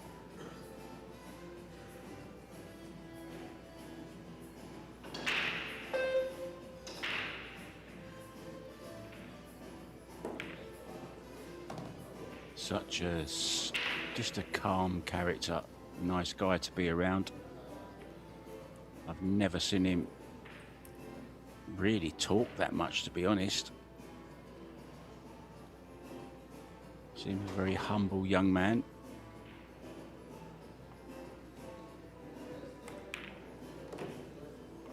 Good player though, Tim.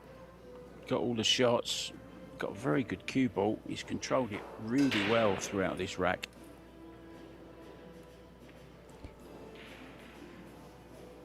Well, I just remembered myself. He did win the Pro Billiard Series event in Germany. That's right.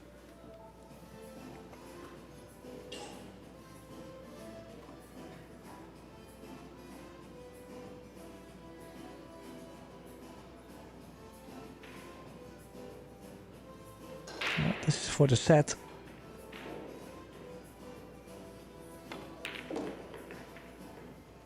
Yeah, in it goes, no problem. 4-1. Well, players are allowed to take a break after each set, if they so wish. Roberto Gomez walking off, doing exactly that. Gloves are off as well for Dimitris, so Tim DeRuyter and myself, Mark White, will be back as soon as the players are back for the second set. See you soon.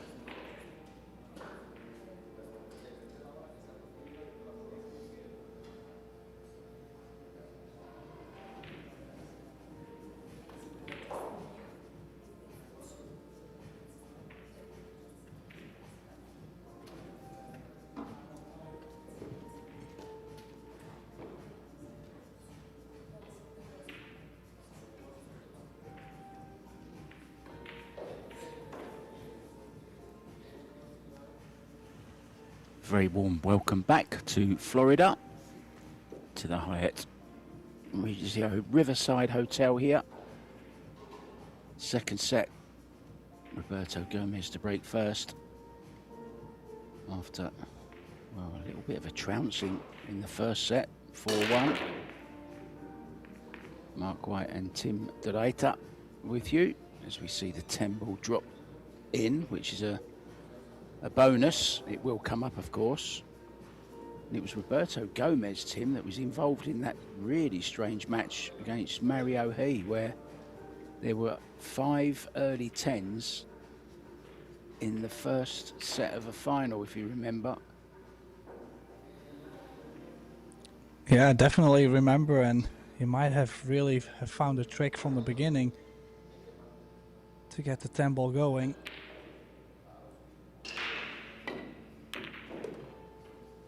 This is, you know, and I'm actually looking forward to see him coming out of the gate a bit stronger. Didn't really look like the Roberto Gomez we know. Has to win the set to survive.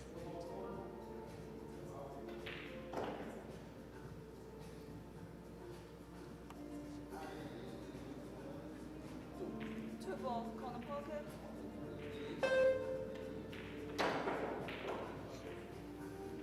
Difficult shot though. Is he playing this low left, leaving himself long? No, he went for the top left corner. That is, I mean, honestly, it's such a tough shot. I'm not even sure if I would have shot it. Was there no value in a safety shot there, Mark? Well, I thought he was going safe when I saw what side of the ball he was hitting, but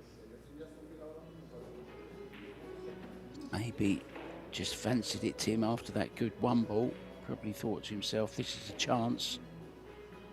But it wasn't easy to get on the 3 either, but I think he's had a little bit of luck here, unless he can play the 2 off of the 9, but there's no real future in that either.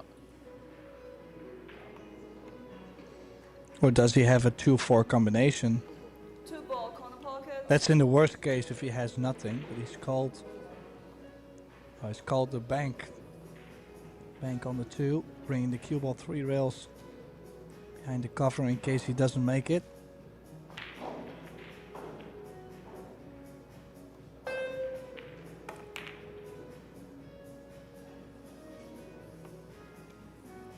Clever shot. If he's got cover, that is, of course. Well, the look on Dimitri's face looks as if he might have left this. He's left the gap between the 7 and 8. And there you see it's very makeable.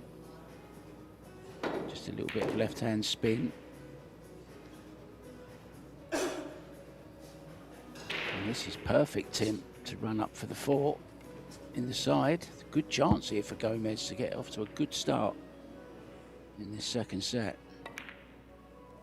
Yeah, I gotta say, did not really check where he was wanting to be on this 4 ball. And I'm not sure how nicely his angle is now on the 4. Assuming he doesn't hit the 9, going 3 rails.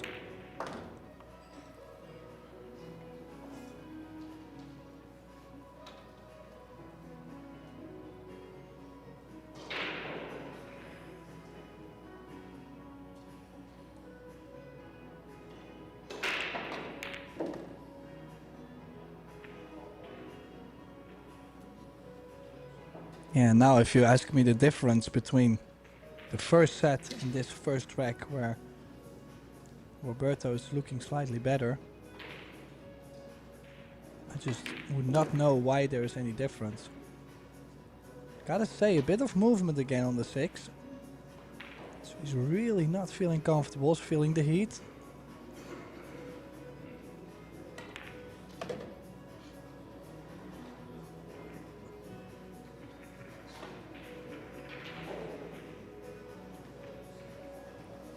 Well, whether he's playing good or bad, he's always entertaining Roberto.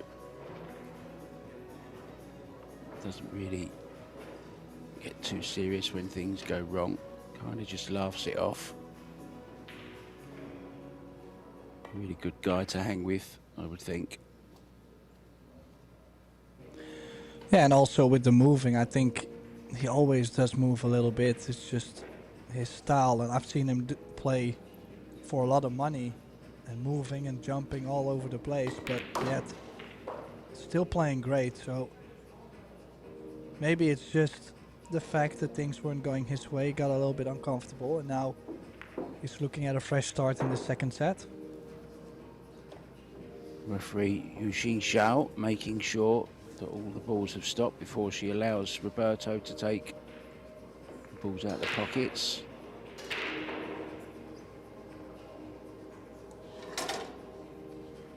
Seems like a good time to thank our sponsors as well, Tim. WPA, of course, Little Monster, Kamui, Poison, the Predator Group, Apex, Yalin Billiards as well, Box Billiards from Vietnam, doing really good stuff in the game. Thank you, Box Billiards. And also SamsungTV Plus. Of course, you can watch all of the matches live and free on Pro Billiard TV, including Table 3 this time. It's a new thing. There's no commentary on Table 3, but it's just a camera, a static camera on there in case one of your favourites is playing.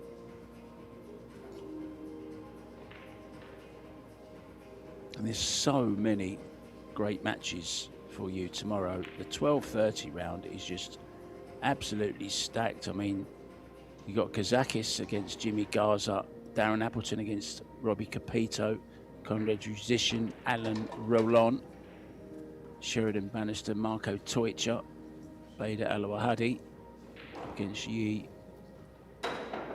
Xuan Sun, Vitaly Patsura, Alex Montpellier, one of your friends, Tim.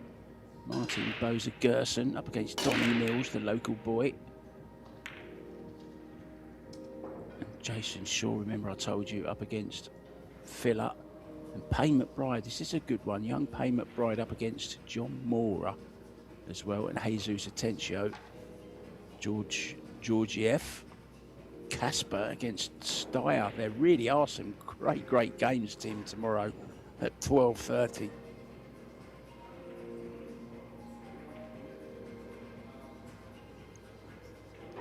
Yeah, still many days of action to come, but let's focus a bit on this one. Dry break from Roberto. Left a bit of a cluster with the 3 ball. A long shot on this 1 ball.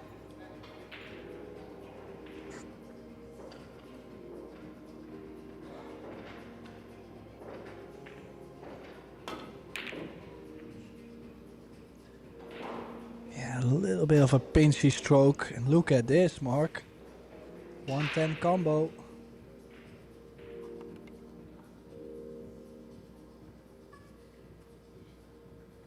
Yeah, I think he might have a go at it as well, because because of the state of the rest of the table. Provided he knows he's not going to go into the 3-8, it's worth trying. He doesn't want to miss it and go into the 3-8.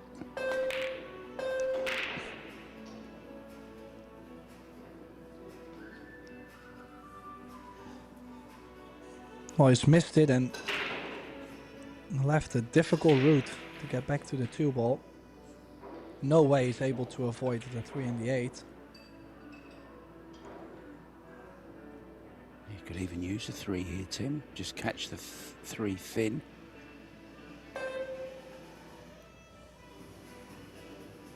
Could also play a safety. Send the 1 ball away. Cue ball behind the 8.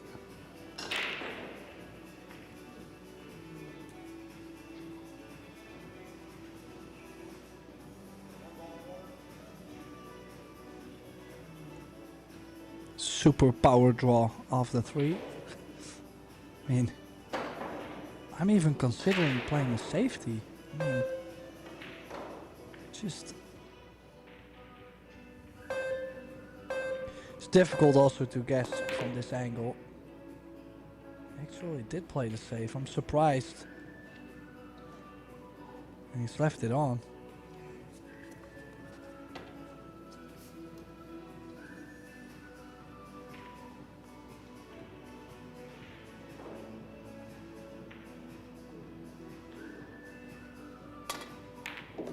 the overhead looked like it was on, and it was. Hasn't really held the cue ball. He's a little bit thinner on this too than he would have liked, I think. Could play the 3-8 combo, Tim, as well. It's a possibility.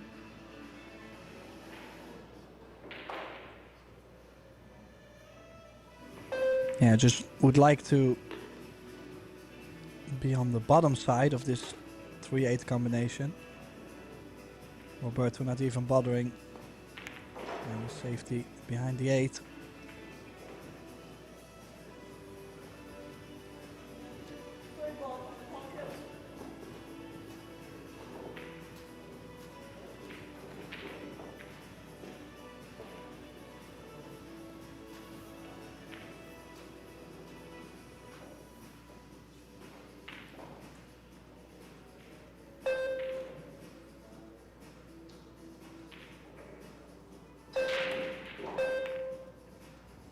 Bracket, guys, is available to you on ProBilliardSeries.com. That's where all the info you need about the 3 events we're playing this week, all future events.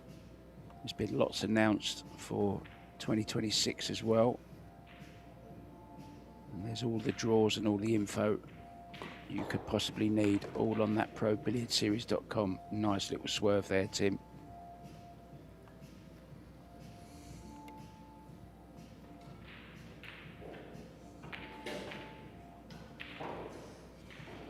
Yeah, still has landed a bit in between. Would have loved to be straight in on the 4 to the top left. Now again, cue ball into the short rail. Going 2 rails. You can already see he's unsure about the speed of the cue ball. Just barely stopped, but just the fact that it didn't even hit the cushion yet, he was already tapping the table.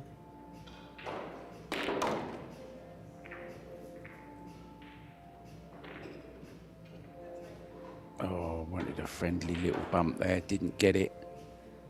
Great effort. Difficult shot he tried there with top. A lot of players would have tried to have drawn to the rail with low right, but he chose to go forward.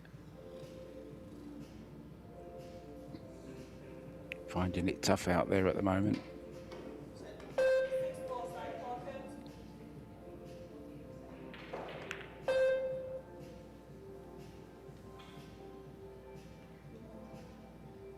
Yeah, it can be the worst feeling to be out there and just not catching a roll, just not feeling the table. I think we all know it.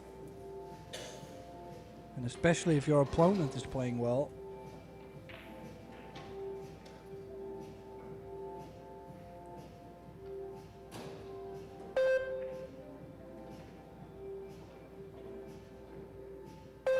Yeah, Lucatos to play the 8.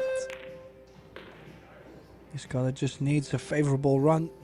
It's bumping the 6 ball and he's landed perfect. Just things are working out a bit better for him also, Mark. Yeah, you often find that, don't you? When you're the player behind, the rolls seem to go against you. When you're in front, the rolls seem to go for you. But we've also seen that one bad shot can kind of rob you of that good roll that you're having. So he's got to stay focused and take advantage of every good roll he gets. Just try and keep Roberto sat in his chair, because he won't be feeling great at the moment, Roberto. It was another chance he had in this rack, but failed to get on the 6, then didn't play good safety on the 6. It's going to be 1-1 in this second set.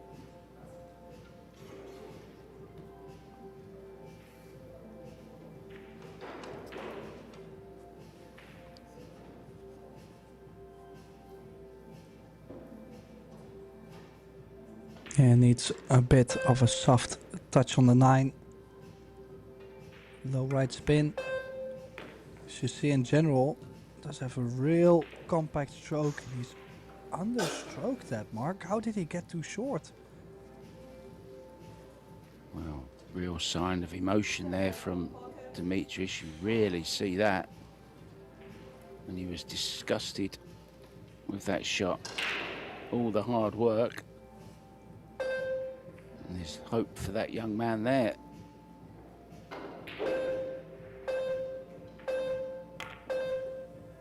He's missed it No. by a long way. Well, what a gift. It's not Christmas just yet, Demetrius.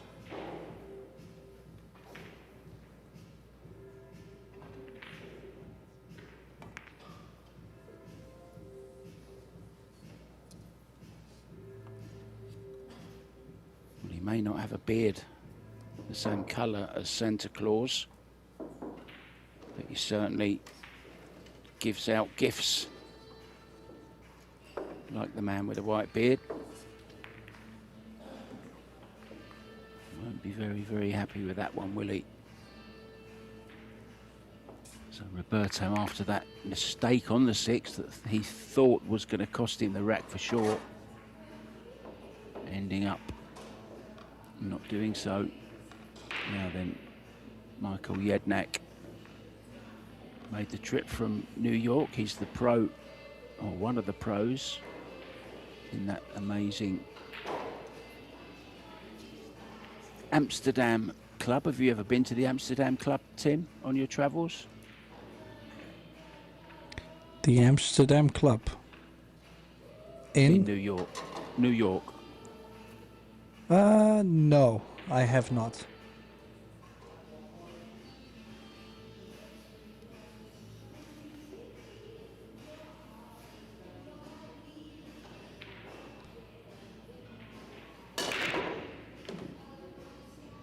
Well, he's made a ball on the break, 2 balls in.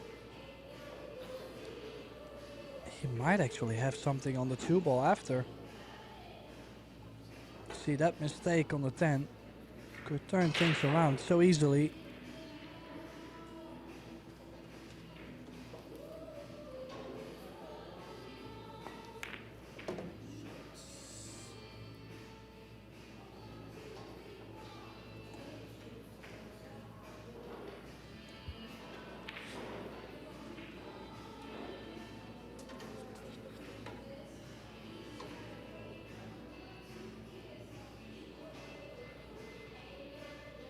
Running the cue ball forward.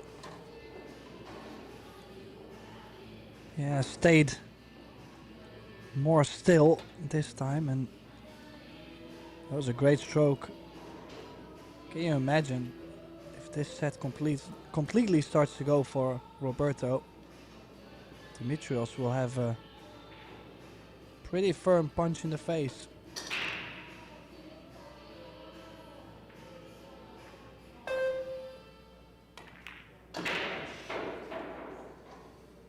Oh, what has he played on this?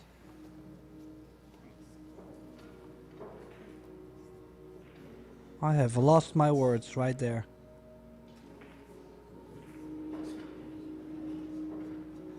Yeah, I think he was thinking the same thing as I was, Mark.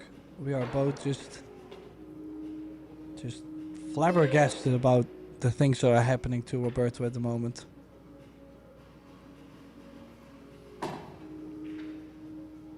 Shot, but the jump is on. He's definitely going to be jumping at this.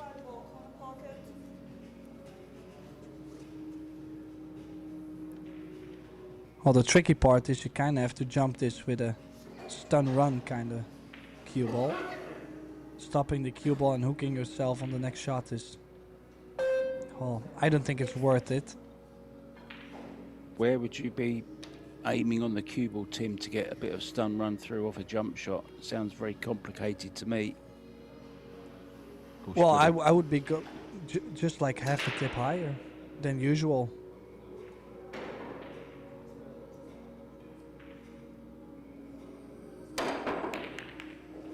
Oh, oh, look at this! Oh no.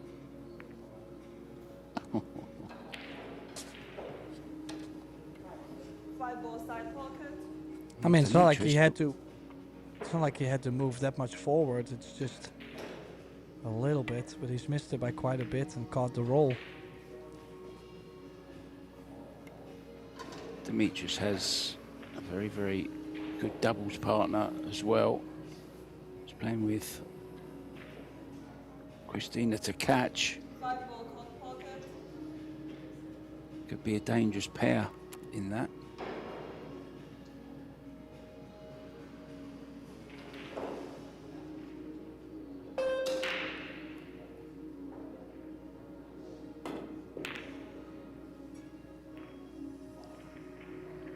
Well, this time he's not gonna like the result.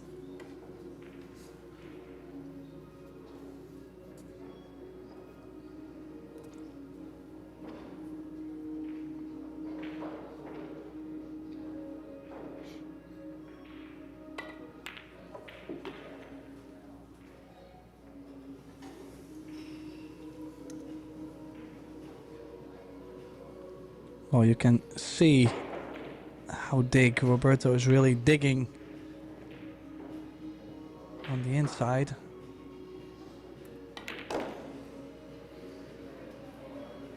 Little wristy shot there, very Filipino style.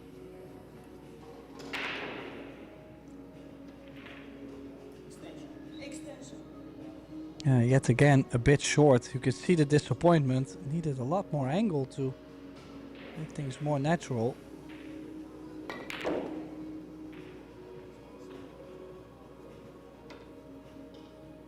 Punched it out, and now this 10 to bring himself on the hill in the second set. One step closer to bring us to a deciding one.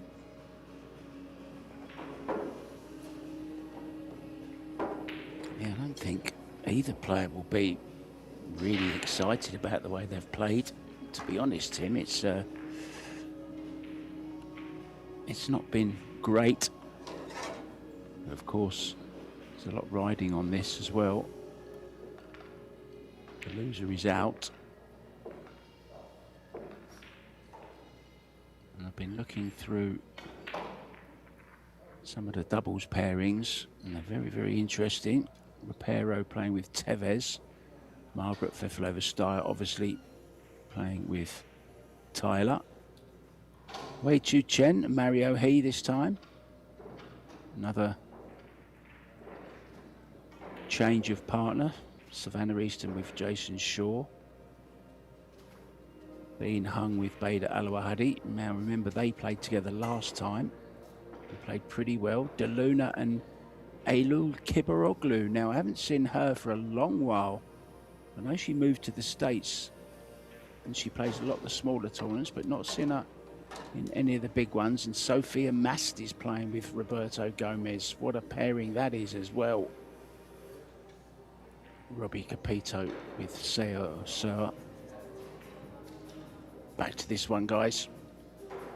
Roberto on the hill in the second set, leading. And look at the 10 ball again, Tim. You mentioned he's got a way to get that 10 ball moving. Is the 3 going to spoil it? No. Well, you have to go for this 10, don't you? Yeah, 100%. And even if the 1 ball doesn't go by the 3 ball, I might be pushing the 10 ball away. But I'm quite sure it does go. This is must make.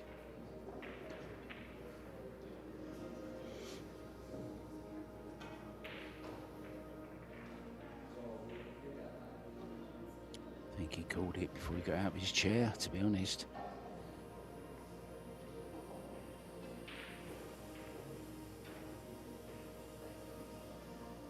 It's missable though, but not when you play it as accurately as that. It's not. So really unlucky there from Roberto. He's going to have to wait to win this set.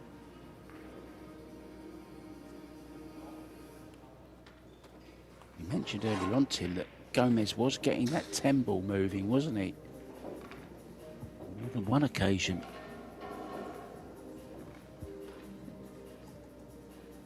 Yeah, I'm just wondering if it's the little bit of cut he's putting on the break, plus the impact he's still generating on the balls, or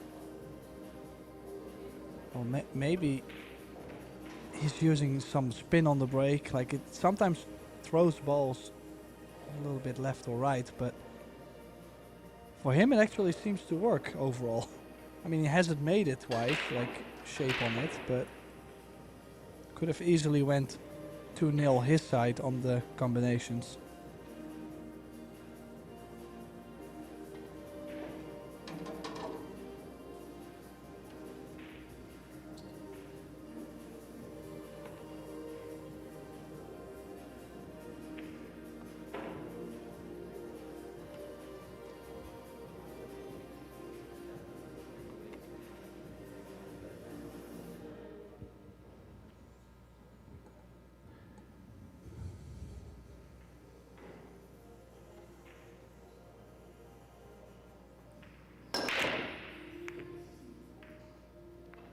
Oh, the 10 again on the move. This time it's in. Same pocket as well, Tim. Is it the rack that's causing that? Must be. Yeah, this time it really went directly into the corner, so this time I have to say maybe not the best of racks, but it does allow Lucatos to stay at the table.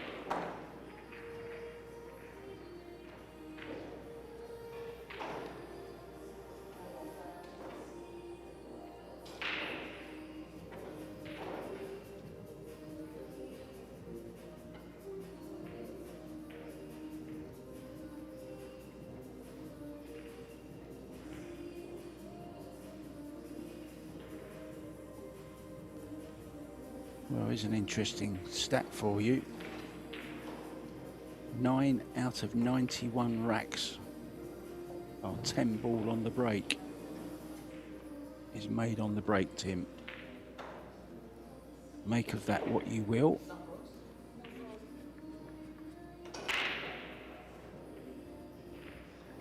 Well, it's also the fact that even if it stops over the corner, sometimes it goes with you and sometimes it's against you. I mean, could line up straight in when you're making a ball on the break, or it could give you a loss directly after the break. So, two sides of the coin, really.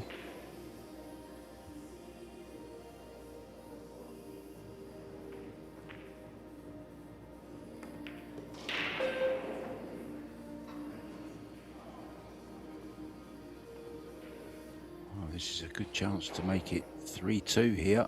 Everything in the open. 6 ball is okay, goes to the top left. 5 is in the vicinity.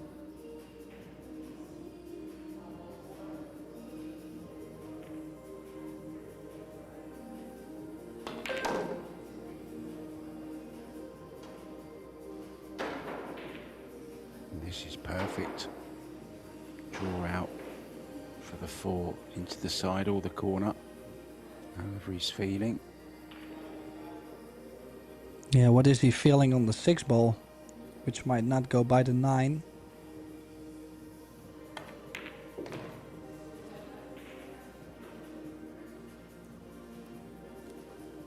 Yeah, definitely goes past the 7 though. Goes in the side also, Tim, doesn't it? Both sides. He's got options.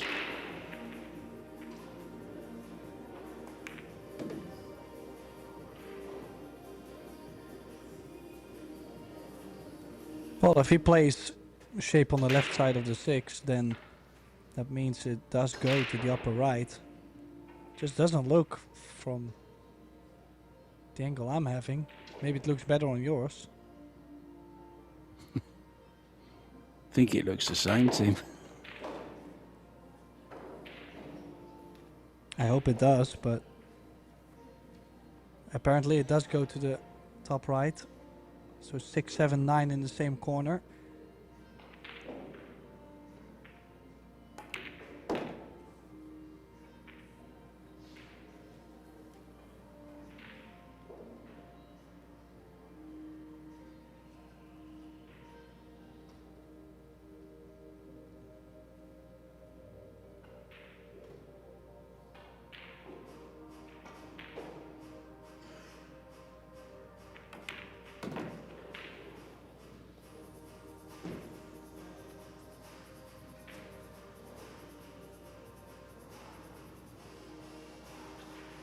Roberto residing in Texas.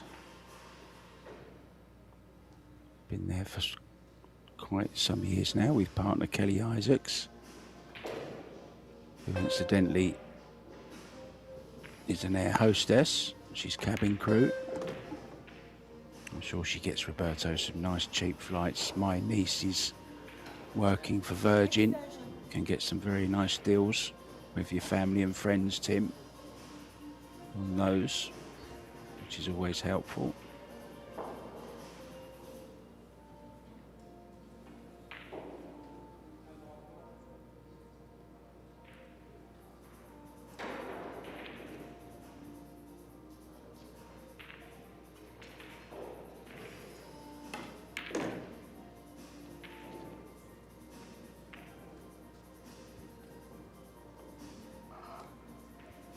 Well, Lucato's making a run for this second set.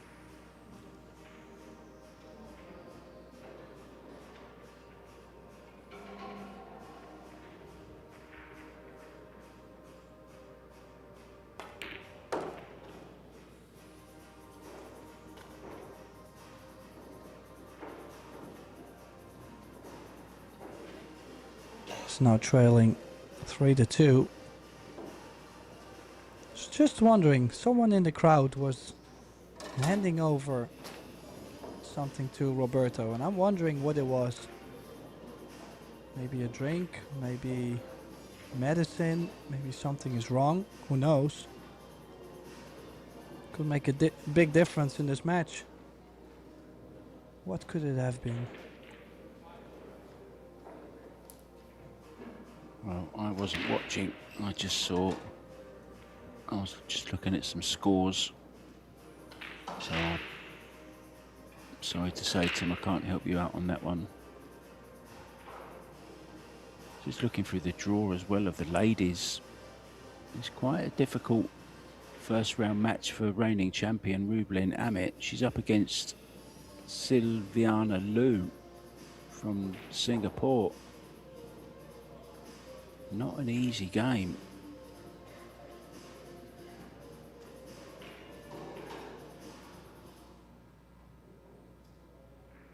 Really is a stacked field.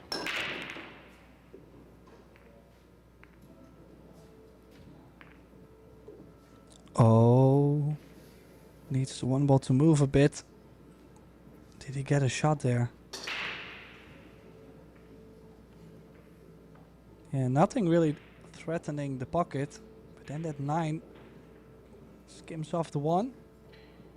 And I think no future on the 1 ball. Yeah, has a look at it, but it's a thin cut. If he wants to take it on, or a safety, of course, which is the case going to be. Up behind the 2-6 maybe, or the 8. Yeah, it was a really small ball to play behind the 8, but I think checking behind the 2-6 was too pacey on the 1 ball. One ball, corner pocket. Did have the second prize. Easier to hit, but at least the cover behind the 3-5. I think we won't be seeing this played too soft. Quite a lot of speed. Does he catch a little bit of a roll? This might be on, Mark.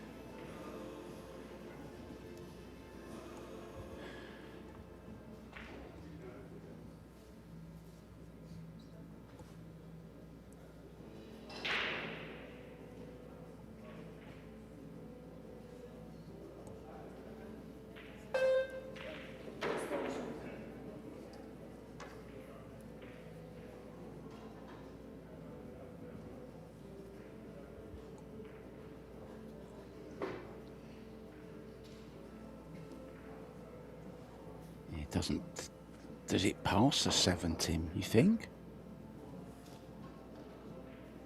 Oh, it might be barely. And otherwise, what else is there to play? Bring the cue ball 3 rails all the way back down table? No, it doesn't go. No. Well, that was asking a lot, not really knowing where the 1 or the 7 would go after that. It was a little bit risky what he played there, Tim, but what else could he play? It was a really awkward situation. It was just one of those cases where, what should I do?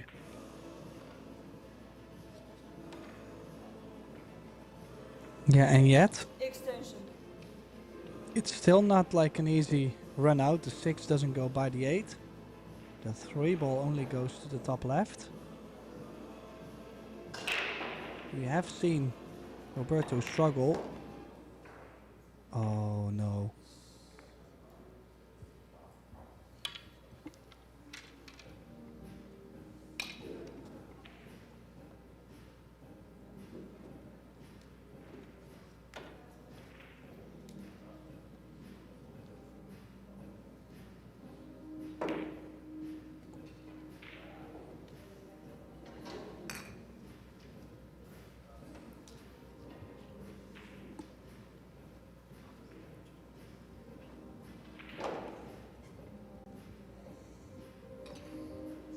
Or at This is least where you need. he's taken the jump cue out of the equation. But a lot of good I was things gonna can say- happen kicking 2 rails. You'd need Florian Kohler to take that one for you, Tim, that jump shot, wouldn't you? Oh, he's played it the soft base. Why would he have played it the soft base? That's what I wonder. Bit tricky. Not too many good results, I would feel, unless he hits it full in the face. But maybe he's just trying to keep the 6-8 locked a bit.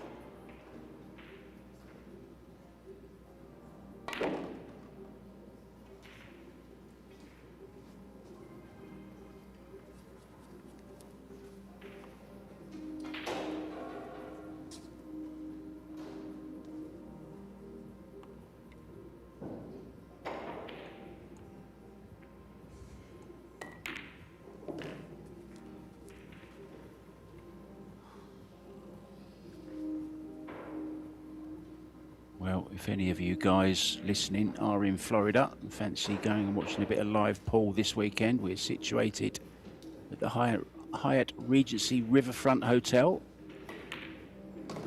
in Jacksonville. Plenty of top-class players on view. Get the photographs, go get a selfie with them.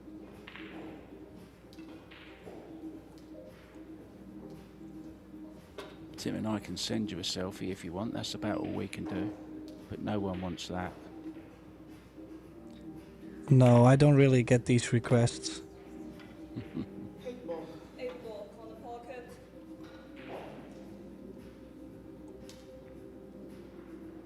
Very makeable combo down the line, down the rail. This is a good chance now for Roberto to level this match up at 1 set each.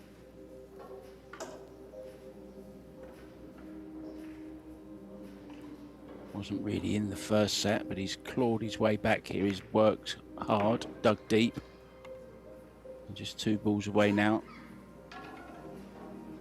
from that all-important second set. And remember, guys, if we do get to 3-3 in the third and deciding set, there will be a shootout. Don't count that out just yet. So nicely done. Demetrius nipping out for a minute. So I think Tim Delight and myself will do exactly the same, guys. We'll see you for the deciding set very, very shortly.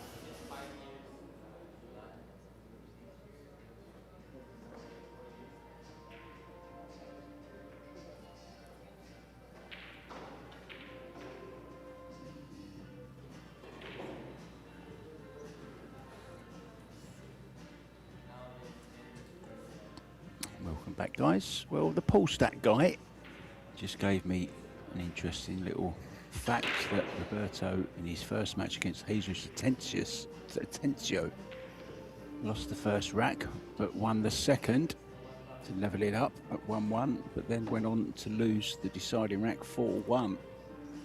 We'll be hoping that doesn't happen this time, because if it does, he'll be out.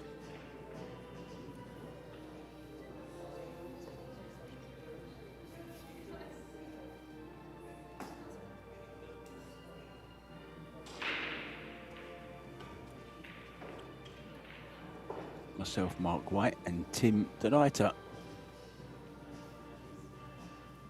That was probably the best. That was probably the best way you could have said my name. Keep it up. Yeah, it was close. It's my dream to say your name right just once.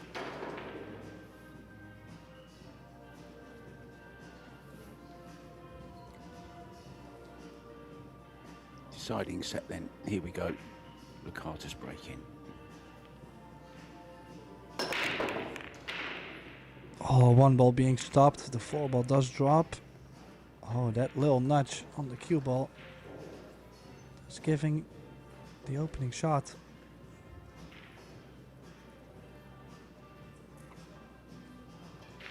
Hasn't been many occasions, Tim, has there, where they have had a look at the lowest ball on after made a ball on the break.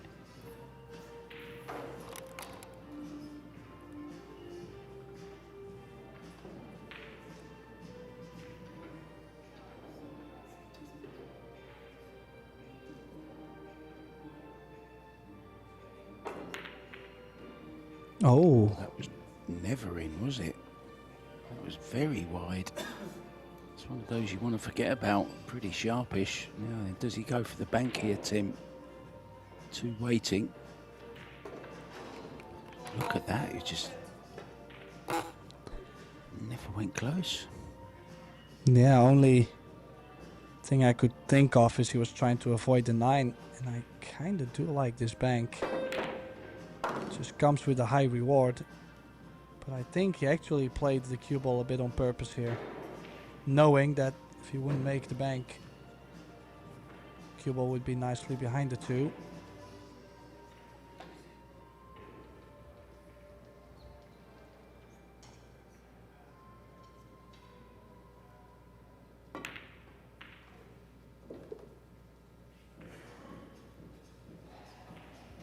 $30,000 to the winner, 14 to the runner-up, 7 for losing semi-finalists, 3.5 for 5th through 8th, 9th through 16th, won $750, and you even get $875 for finishing 17th to 32nd.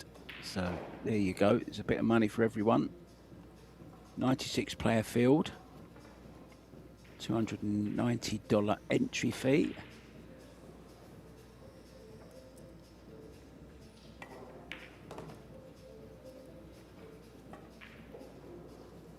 Yeah, the loser of this match won't be making it to the money.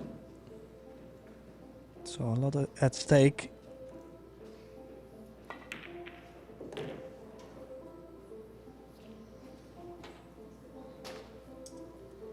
Extension.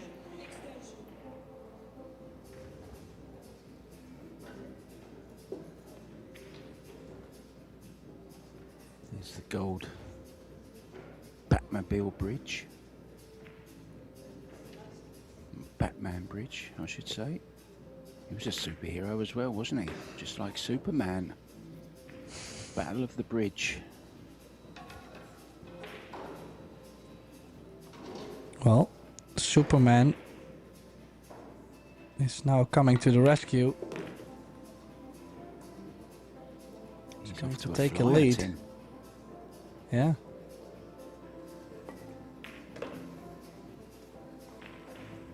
I think it might be the first time he's led actually in this match.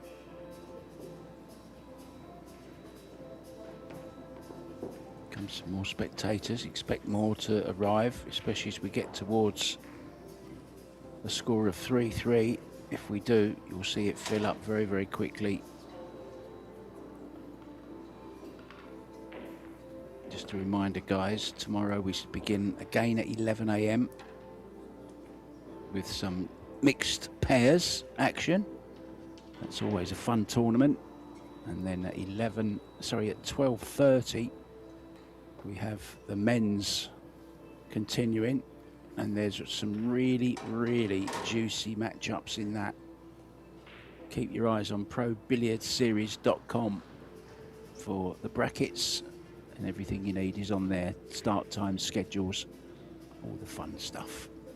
So breaking off 1-0 ahead in this deciding third set. Roberto Gomez makes a ball and has a look at the two, Tim. It's looking good. Yeah, a bit of a cut on this 2-ball though. But yes, indeed, he's been making the 1-ball in the side a couple times now this match. So overall on the break, I wouldn't be too disappointed for Roberto. Just missed quite some opportunities overall in the match. He's gonna forget about those. He's looking at least at the opportunity to get the 2-0 lead. How can he bring the cue ball to the 3-ball? Doesn't want to hit the 5. It's a bit of a funny one, and he's called the bank. Yeah, I was already considering banking this.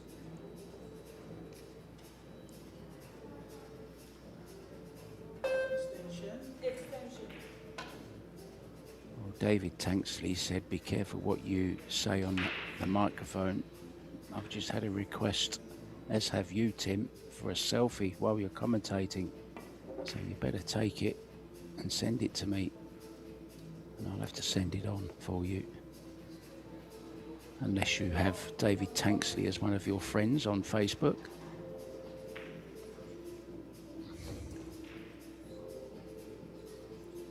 Well, I'm just wondering if I do. I'm trying to bail out on what we said. Well, you said no one ever wants your selfie. Apparently they do. Oh, good effort. try. But he's left it on.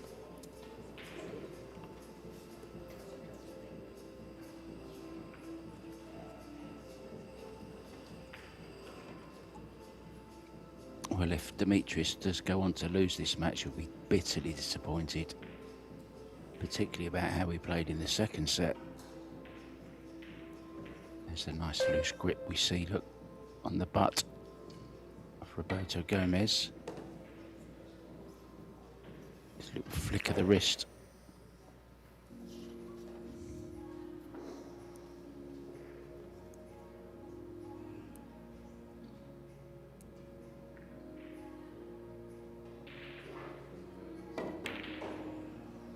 Oh, he went across that, Tim.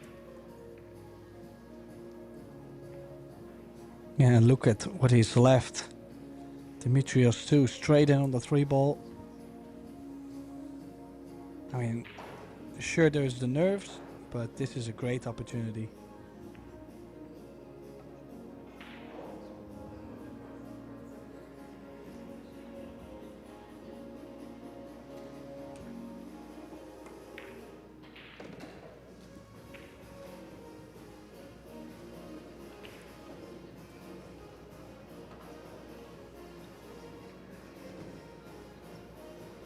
Yeah, just a bit of work traveling wise. From the 5 to the 6, easy to run too far. Because you do need the golden angle to get to the brown 7 in the side, I believe.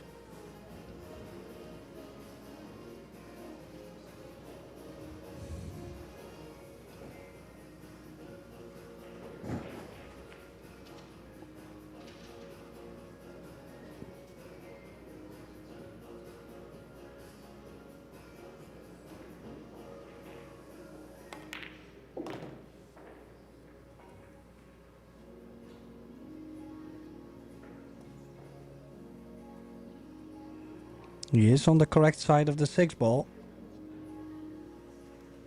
Just some smooth draw to play the 7 in the side.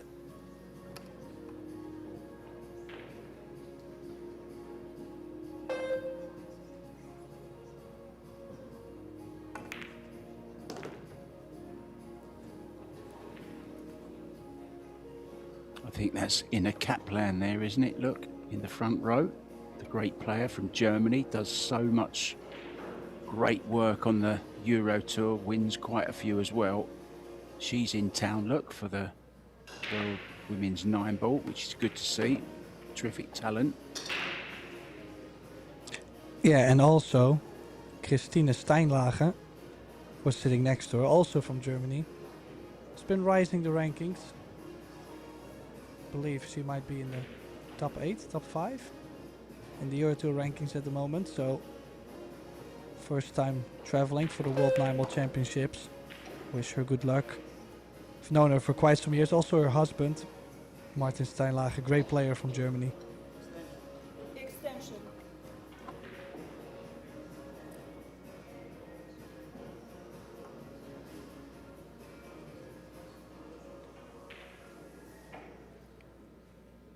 Well, a bit of a tester on the queuing. Mid-range. Need to dose the draw perfectly.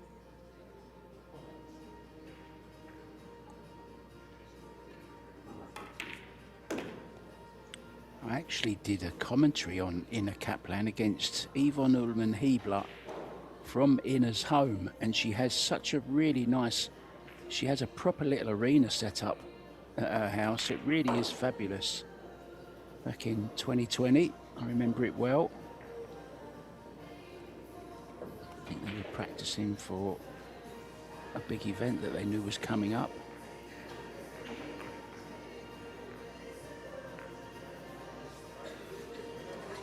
That was awful, wasn't it? That 3-ball, Tim, went straight across it. Yeah, he just Cost him.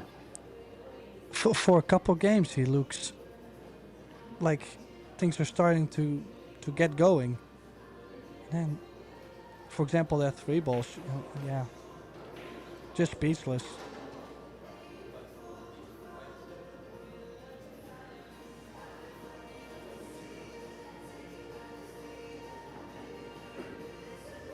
Can you also imagine how difficult this must be for him to be in the chair, knowing that every 2 or 3 racks he's just making dumb mistakes?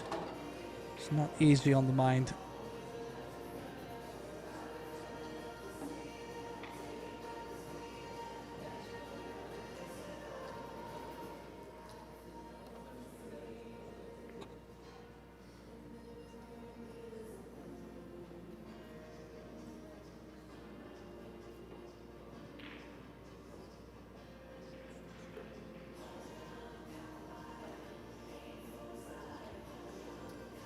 So big break, important break coming up from the Greek.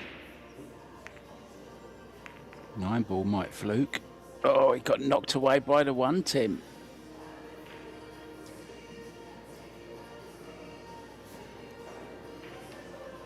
Watch this 9-ball and 1-ball. Look, it was a race. 9 was on its way. Well, somewhat of the second prize is the fact that the 2 and the 5 are locked up.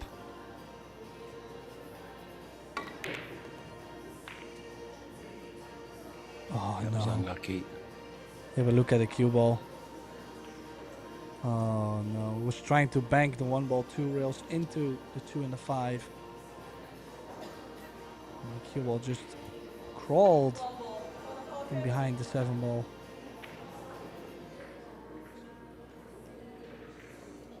Very creative shot he was trying there. Almost worked out okay.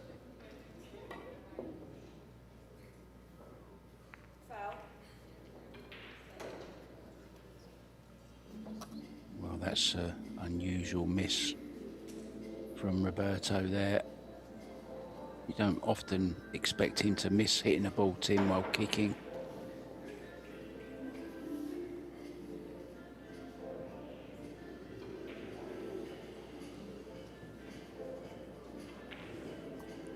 Yeah, just wondering, is Lucatos going to roll up on the 3-ball, just playing the defense, or is he actually drawing into the 2 and the 5, taking his opportunity, the one he's got on this 1-ball? And he's landed on, well, maybe he's landed on the bank, but it's not opened up like he was trying to do so.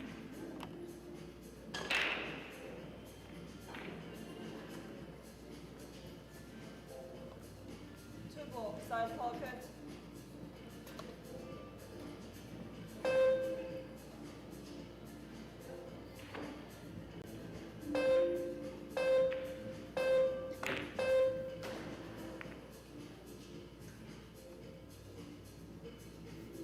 Well, hasn't got cover.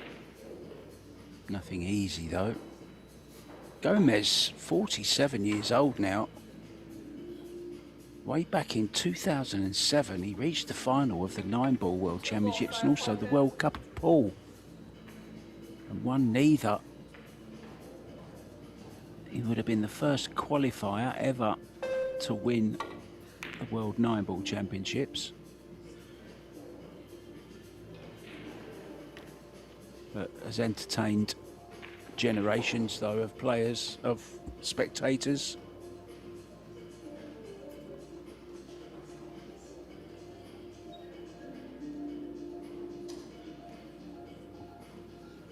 If you look on his resume, you'll see lots of one-pocket titles. He really is feared, isn't he, Tim, by anyone in one pocket. Such a good mover, so much experience.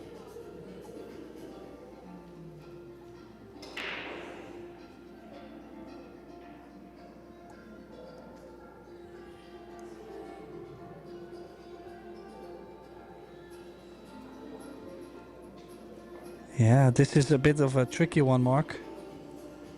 As if he plays the overcut, the 2-ball gets near the 10-ball.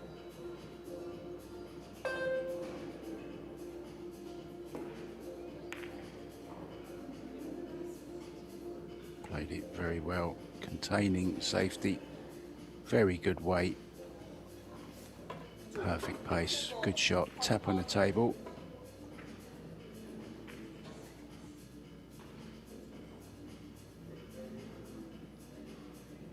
Can use the 10 here to hold the cue ball.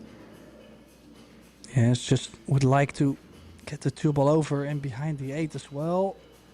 I think he's done that perfect. Just to where, sure, Dimitrios can play a full hit, but no aggressive cut.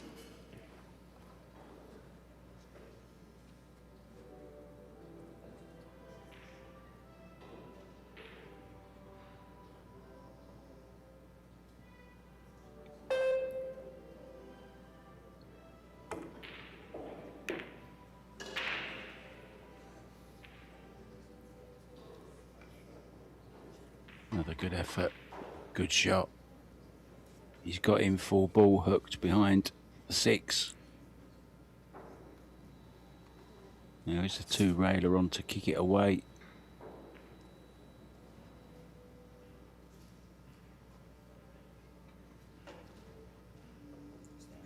Extension. 2-ball, corner pocket. Corner pocket.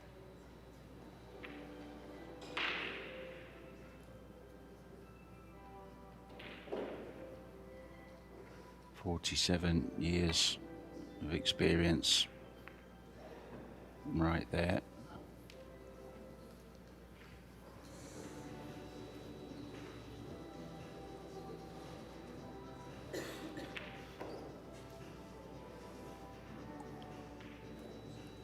Well, definitely can still stun the cue ball behind the 3-6. Playing the 2-ball to the right side of the 10. That's a close one indeed.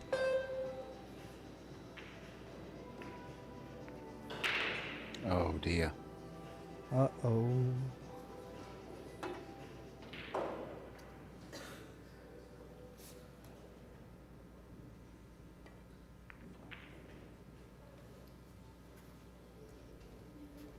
Two-ball, corner pocket.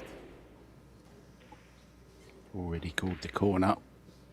So maybe catch the second route would be nice. Or catch it full in the face. make it and run through for the 3 would be even better.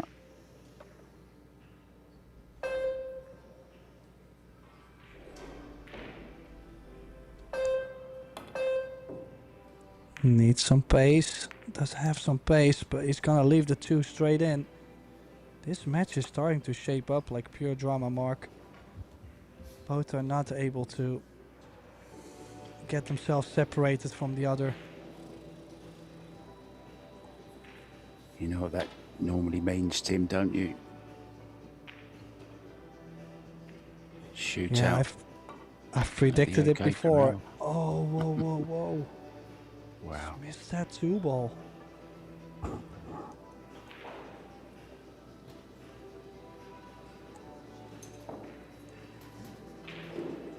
It's all becoming difficult now. This is going to be horrible queuing as well over the top of another ball.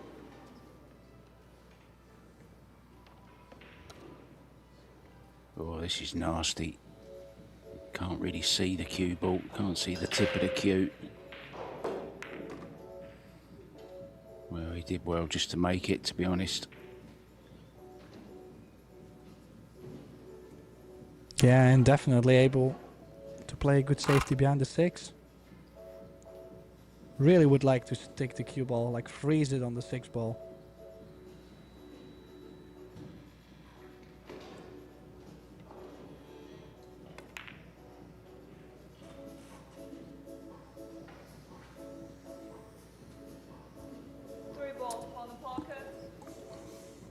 He's definitely not jumping that one. It's the way to take the jump shot out of the equation, like Tim said, get it glued to the 6 ball.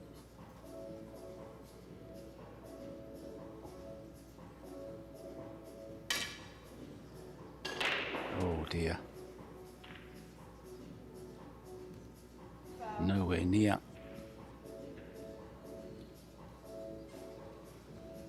Could have just given away the advantage here to Arcos to take this 3rd rack and lead 2-1 and be breaking to get on the hill.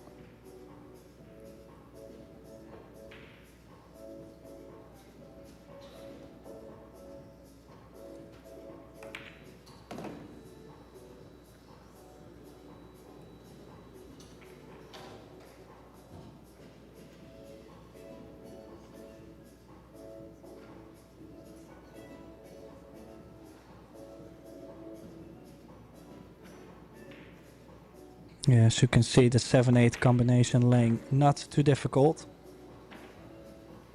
He's left himself a good angle on the 5, nice speed control. Then yet there is a bit of distance between the 7 and the 8, so sure, if you get straight in, should be easy.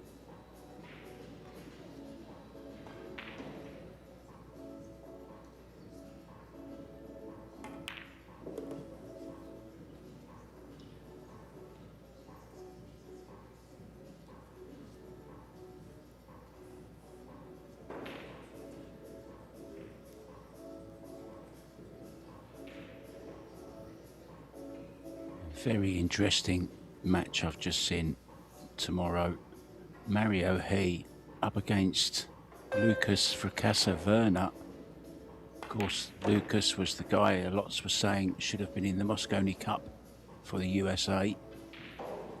Up against Mario He, a player who I've always said, how has he never been in the Mosconi Cup? Crazy.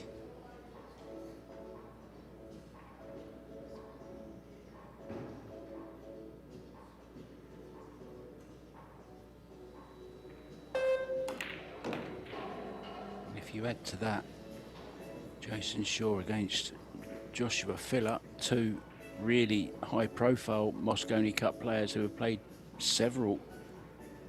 I think he's actually played 9 now, Jason Shaw. I think he's one off the record.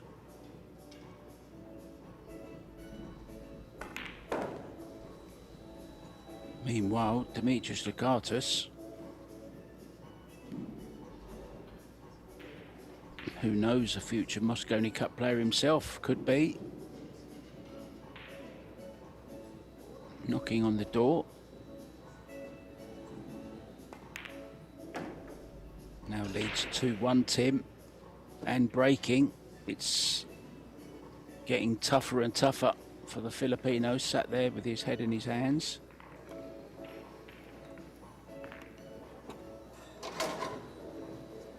This was the unlucky shot earlier on, which started all the problems. Did get back to the table, but missed that straight in 2 ball. And after that, never got another look.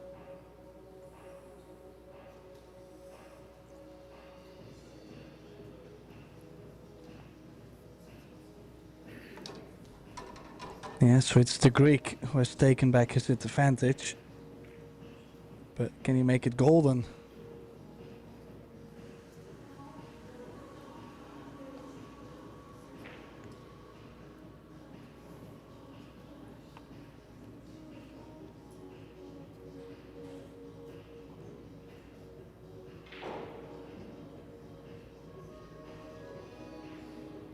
Has the pink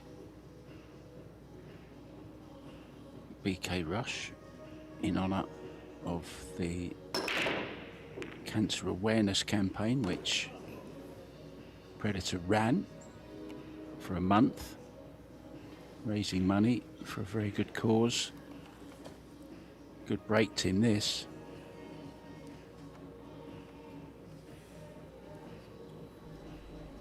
Yeah, what a chance. He's straight in on the 2. 3 ballers next to it.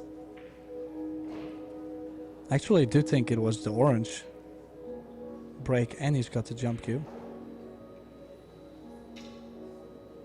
Yeah, I couldn't quite. First of all, I said it was orange in the first rack or so, and then I think I just said pink.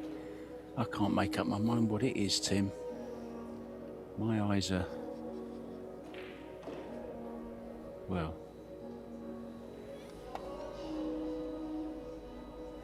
I'm half blind and maybe colour blind as well.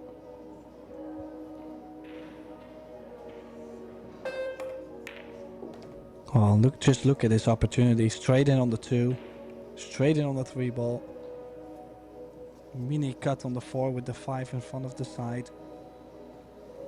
Just some traveling from the 8 to the 10. And that's also the point where you start to realize, okay, I can guarantee the shootout. I can put myself on the hill.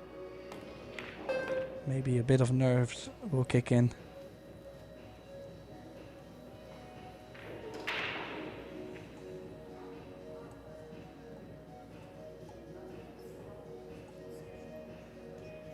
Well, it'll be interesting, Tim, to see Stefan Kasper playing tomorrow. He doesn't travel that much. We often talk about how he doesn't travel too much. I think he's been to Vegas once. Well, here he is in Florida.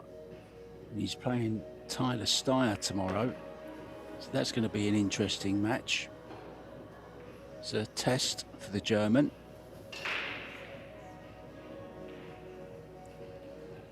Yeah, don't forget, I think he got to the last 16 or maybe even last 8 in the Las Vegas Open.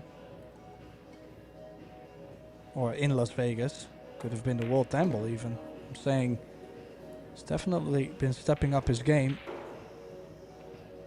Good match coming up against Steyer. All these matches we're talking about, guys, tomorrow at 12:30. Before that, we have the mixed pairs starting at 11 AM local time here in Florida. So set your alarms, put a reminder on your phone. Tomorrow is a big day. We'll have 2 competitions running, and then the day after that we'll have 3 competitions running at the same time. When the women's world 9 ball starts. So two balls away, Tim, and he's got a good angle on this 8, hasn't he? To stun draw off a side rail. Yeah, some like to play this low left and draw all the way to the bottom short rail.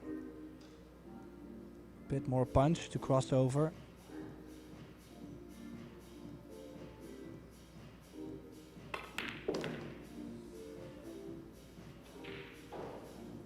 Well, Bit of an in between.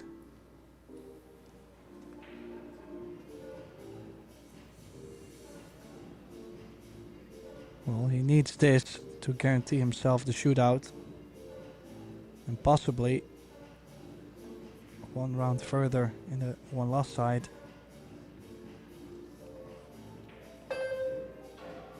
Yeah, the heart of your opponent must sink a little bit as the realization sets in, Tim, that now they can only have a shootout.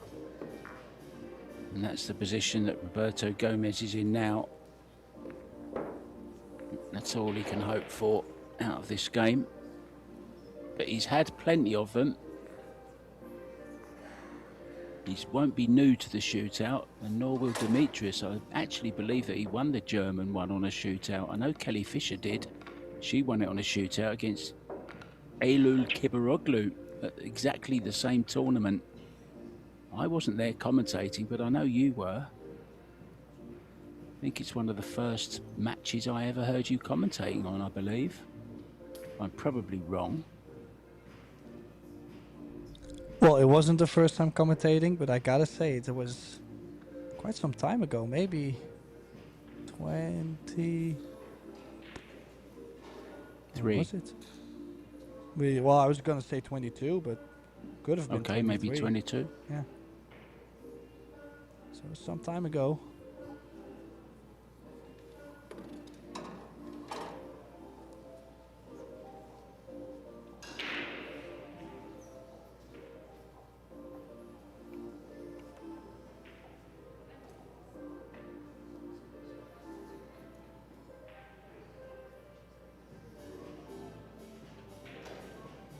Well, let's see if the Greek can close it out from this point.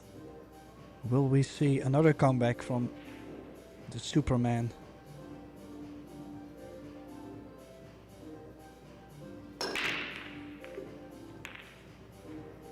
Well, he makes the 5. Does he get a shot on the 1? The answer is yes. But look at the 4 and the 7. And also the 2 ball just next to the side pocket point.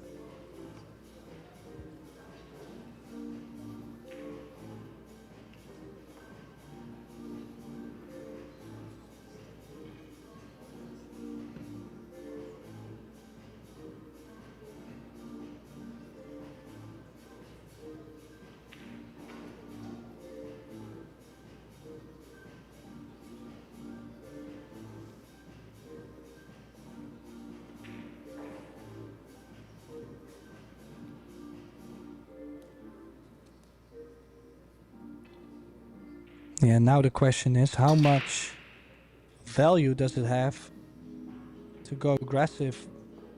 Put yourself close to straight on the 2. Maybe a cross-side bank, including the shape. Yeah, he's called the bank. Just don't think it will be easy to get on the 3 ball with angle to open up the 4 and the 7.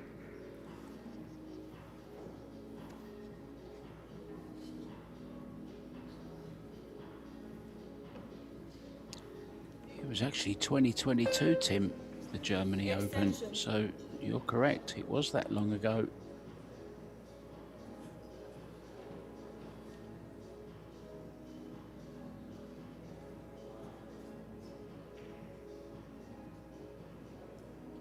Well, in general, I'm not great at guessing, but I'll take it.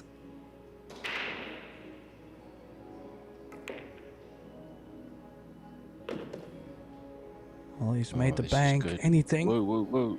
Ah. Well, he'll have to bank the 4 as well, Tim, maybe. If he wants to run out in this particular rack and knock out Roberto Gomez.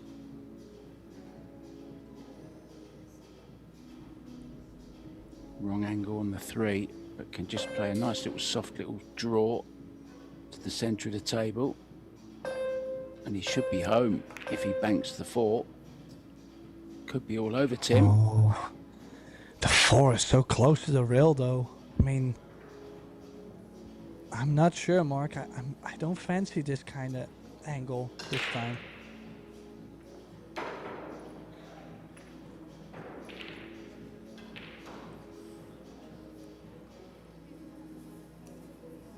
Sometimes you just gotta go.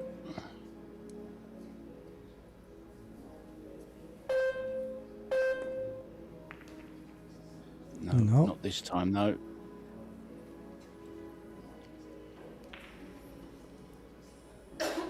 Oh, just a bit surprised he actually went to pocket the 3-ball there. I'm not sure if I would have liked to open up the 4 for my opponent. It's a long shot though on the 4. It's definitely not a hanger. And Roberto, knowing any mistake from this point could be the end of tournament for him. Well, you can see a few more seats being filled as we do get closer to the possibility of a shootout. Oh, what a terrific shot under pressure that is. Great shot, Roberto Gomez. Shootout still alive.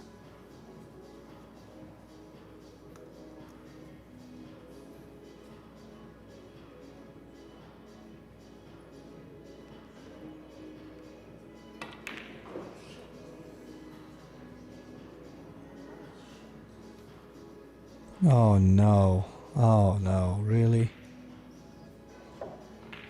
That's just... How does he go from pocketing that 4-ball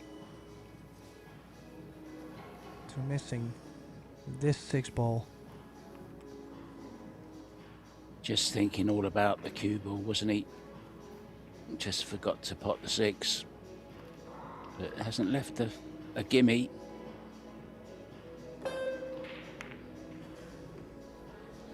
Good solid cueing though again. And now one good shot away from a place in the next round and knocking out Roberto Gomez. Superman hasn't really played like Superman tonight.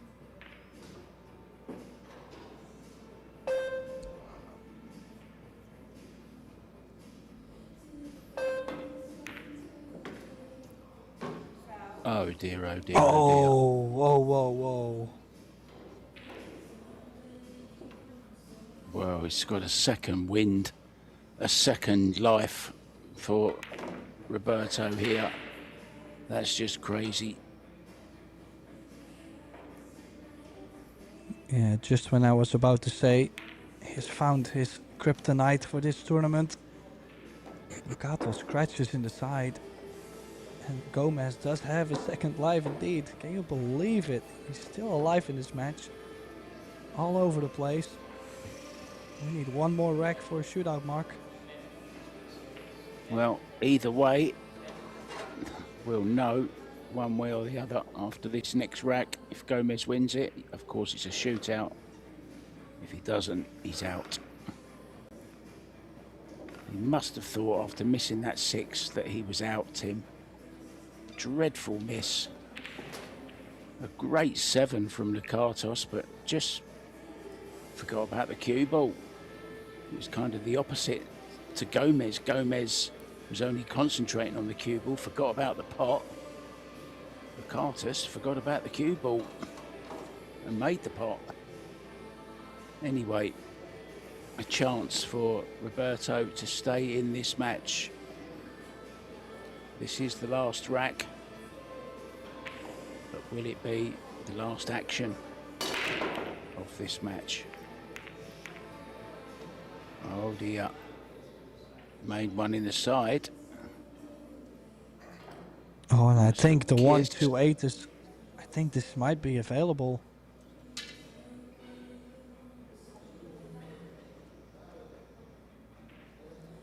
To play the 1-2, 1 cushion off the 8. Or slicing the 8 in. Looks to be close, I mean... If not, he's gonna play the cube all the way down table under the 7.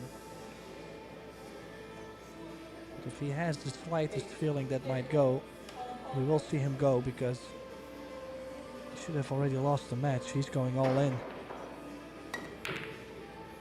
Oh, he's played the carom. Oh, look at this. He's gonna stay in the open. This is some wild stuff.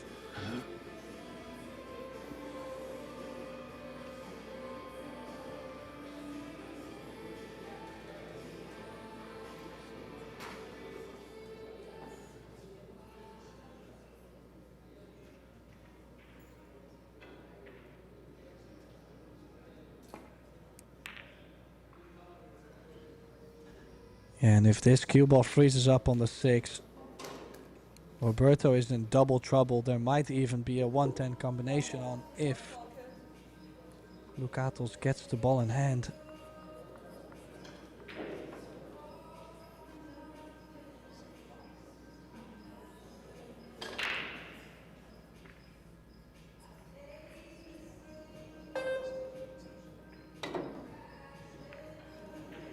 Oh, he still hit it 2 rails. I'm not sure if he was trying to go 2 rails. He's left it on though. You could see the smile on his face. Just knows that things are not working out for him.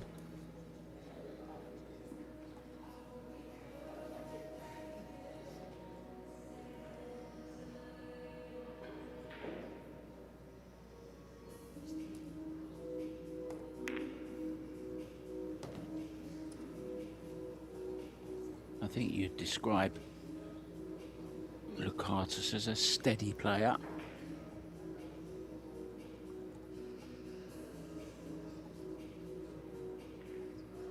Nothing rattles him really.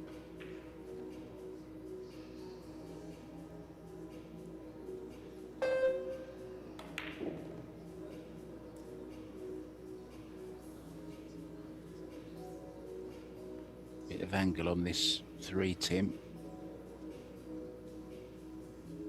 Can he hold it for the 4 in the side? Well, it does have the 4 over the right long rail into the top right corner, as the 8 plays pretty big.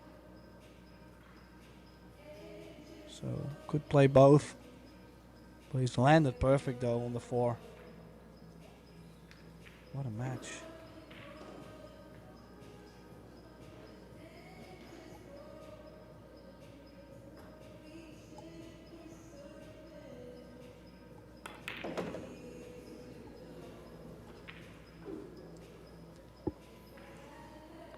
Yeah, just would like to be a bit closer to the 6 ball. Would prefer to probably not touch the 8. Just don't want to bring any more balls to come into play.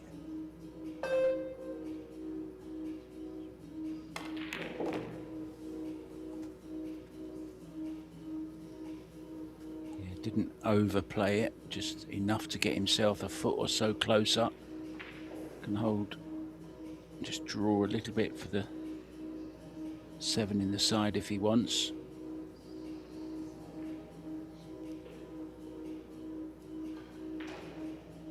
The man sitting in the corner has some battle scars. Everyone thought he was going to be a world champion a long time ago, but it never happened. Missed a chance when he got to the final in 2007.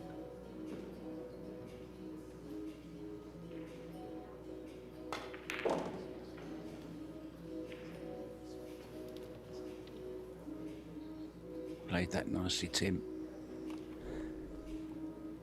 Yes, indeed, and he's got the full center of the table on the 8.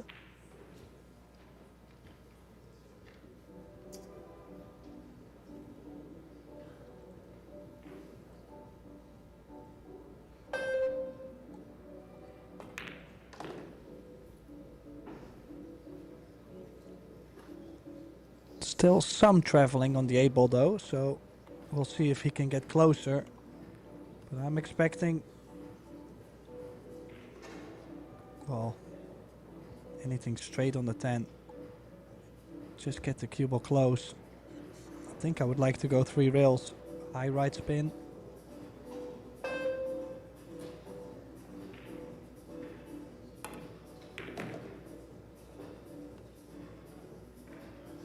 So, Wow. he couldn't have played that any better, could he? What a positional shot that is from 8 to 10. Finally, you can't say it's been convincing. He's kind of just going to fall over the line, and he's going to send Roberto Gomez out of the Jacks Men's 10-ball Open. But he will be playing in the mixed pairs, which is our first event tomorrow morning, guys, at 11 a.m. local time, followed by the men's. And there's some absolute corkers in that. That young man walking off will be the happier of the two. Roberto will have to settle for a pretty disappointing loss. I think he'll feel didn't play his best. Anyway, thank you so much for joining us. Day one is over. Thank you to Tim Delaita and myself, Mark White. We'll see you sometime tomorrow. But for now, ta-da.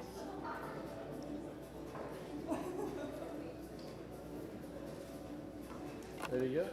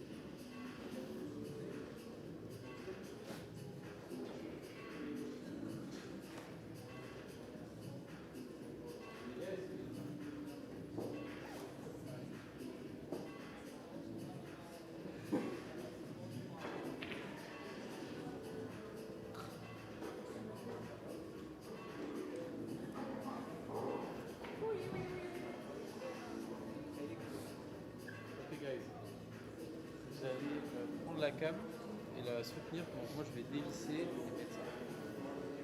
Ça, du coup, la bulle ici, elle est bonne ou pas? Non, non, non, c'est juste t'occupes pas des bulles, on va régler la base et après. Du coup, je fais gros con que je suis là.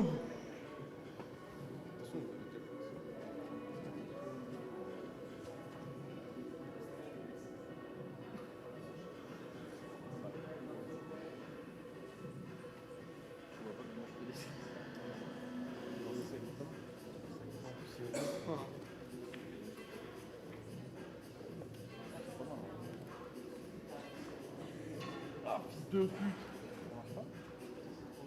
Si vous levez là. Si vous levez là. Non mais ça j'en ai besoin d'un. Si tu me le craques, je te jure, je te le redonne. Ça fait quoi là? Ouais, parce que tu vas foutre le trou du cul là. Arrête-toi. Oui. Soulever.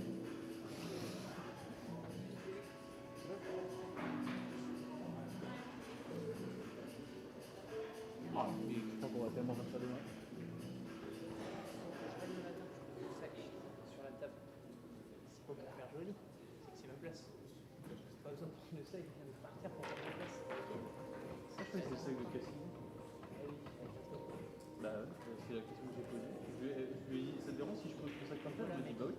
Quand t'arrives à la tu peux laisser ça comme ça. Ouais, sauf que hier c'était ma place. Et il y avait d'autres places. Il y avait que ton place. Ma place elle est plus à 10 bah tu vois. Premier arrivé, premier service. Ça fait quoi aujourd'hui? Du replay? Bon, ta place elle est là. C'est le temps? Ah non? Bon allez, mais tu crois que j'y arrive déjà? Je sais que dans une force à vous, la vérité, je t'ai jamais dit. Ah ouais, vous êtes ça? On va rentrer tard.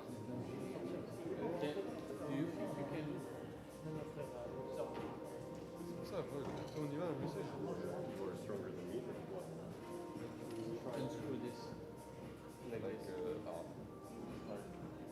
Not really. No, we're not. Try. Which direction? Et attention à tes mains, Apex. Là, tu peux te piquer. Oui.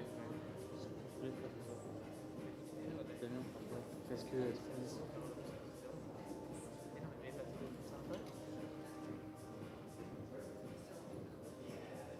Comment je vais dire ça?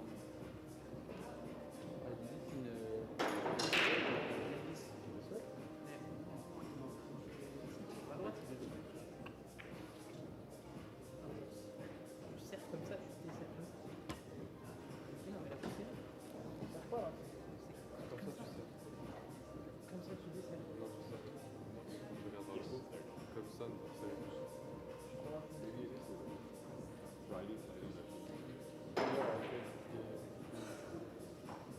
I'm not gonna go worry to this.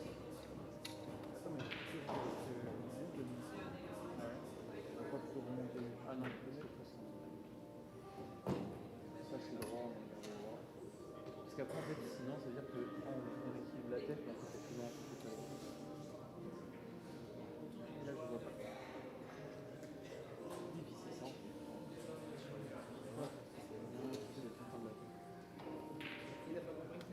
Ah putain. Tu resserres un peu? Je pense demain. On va aller chercher là. Ouais,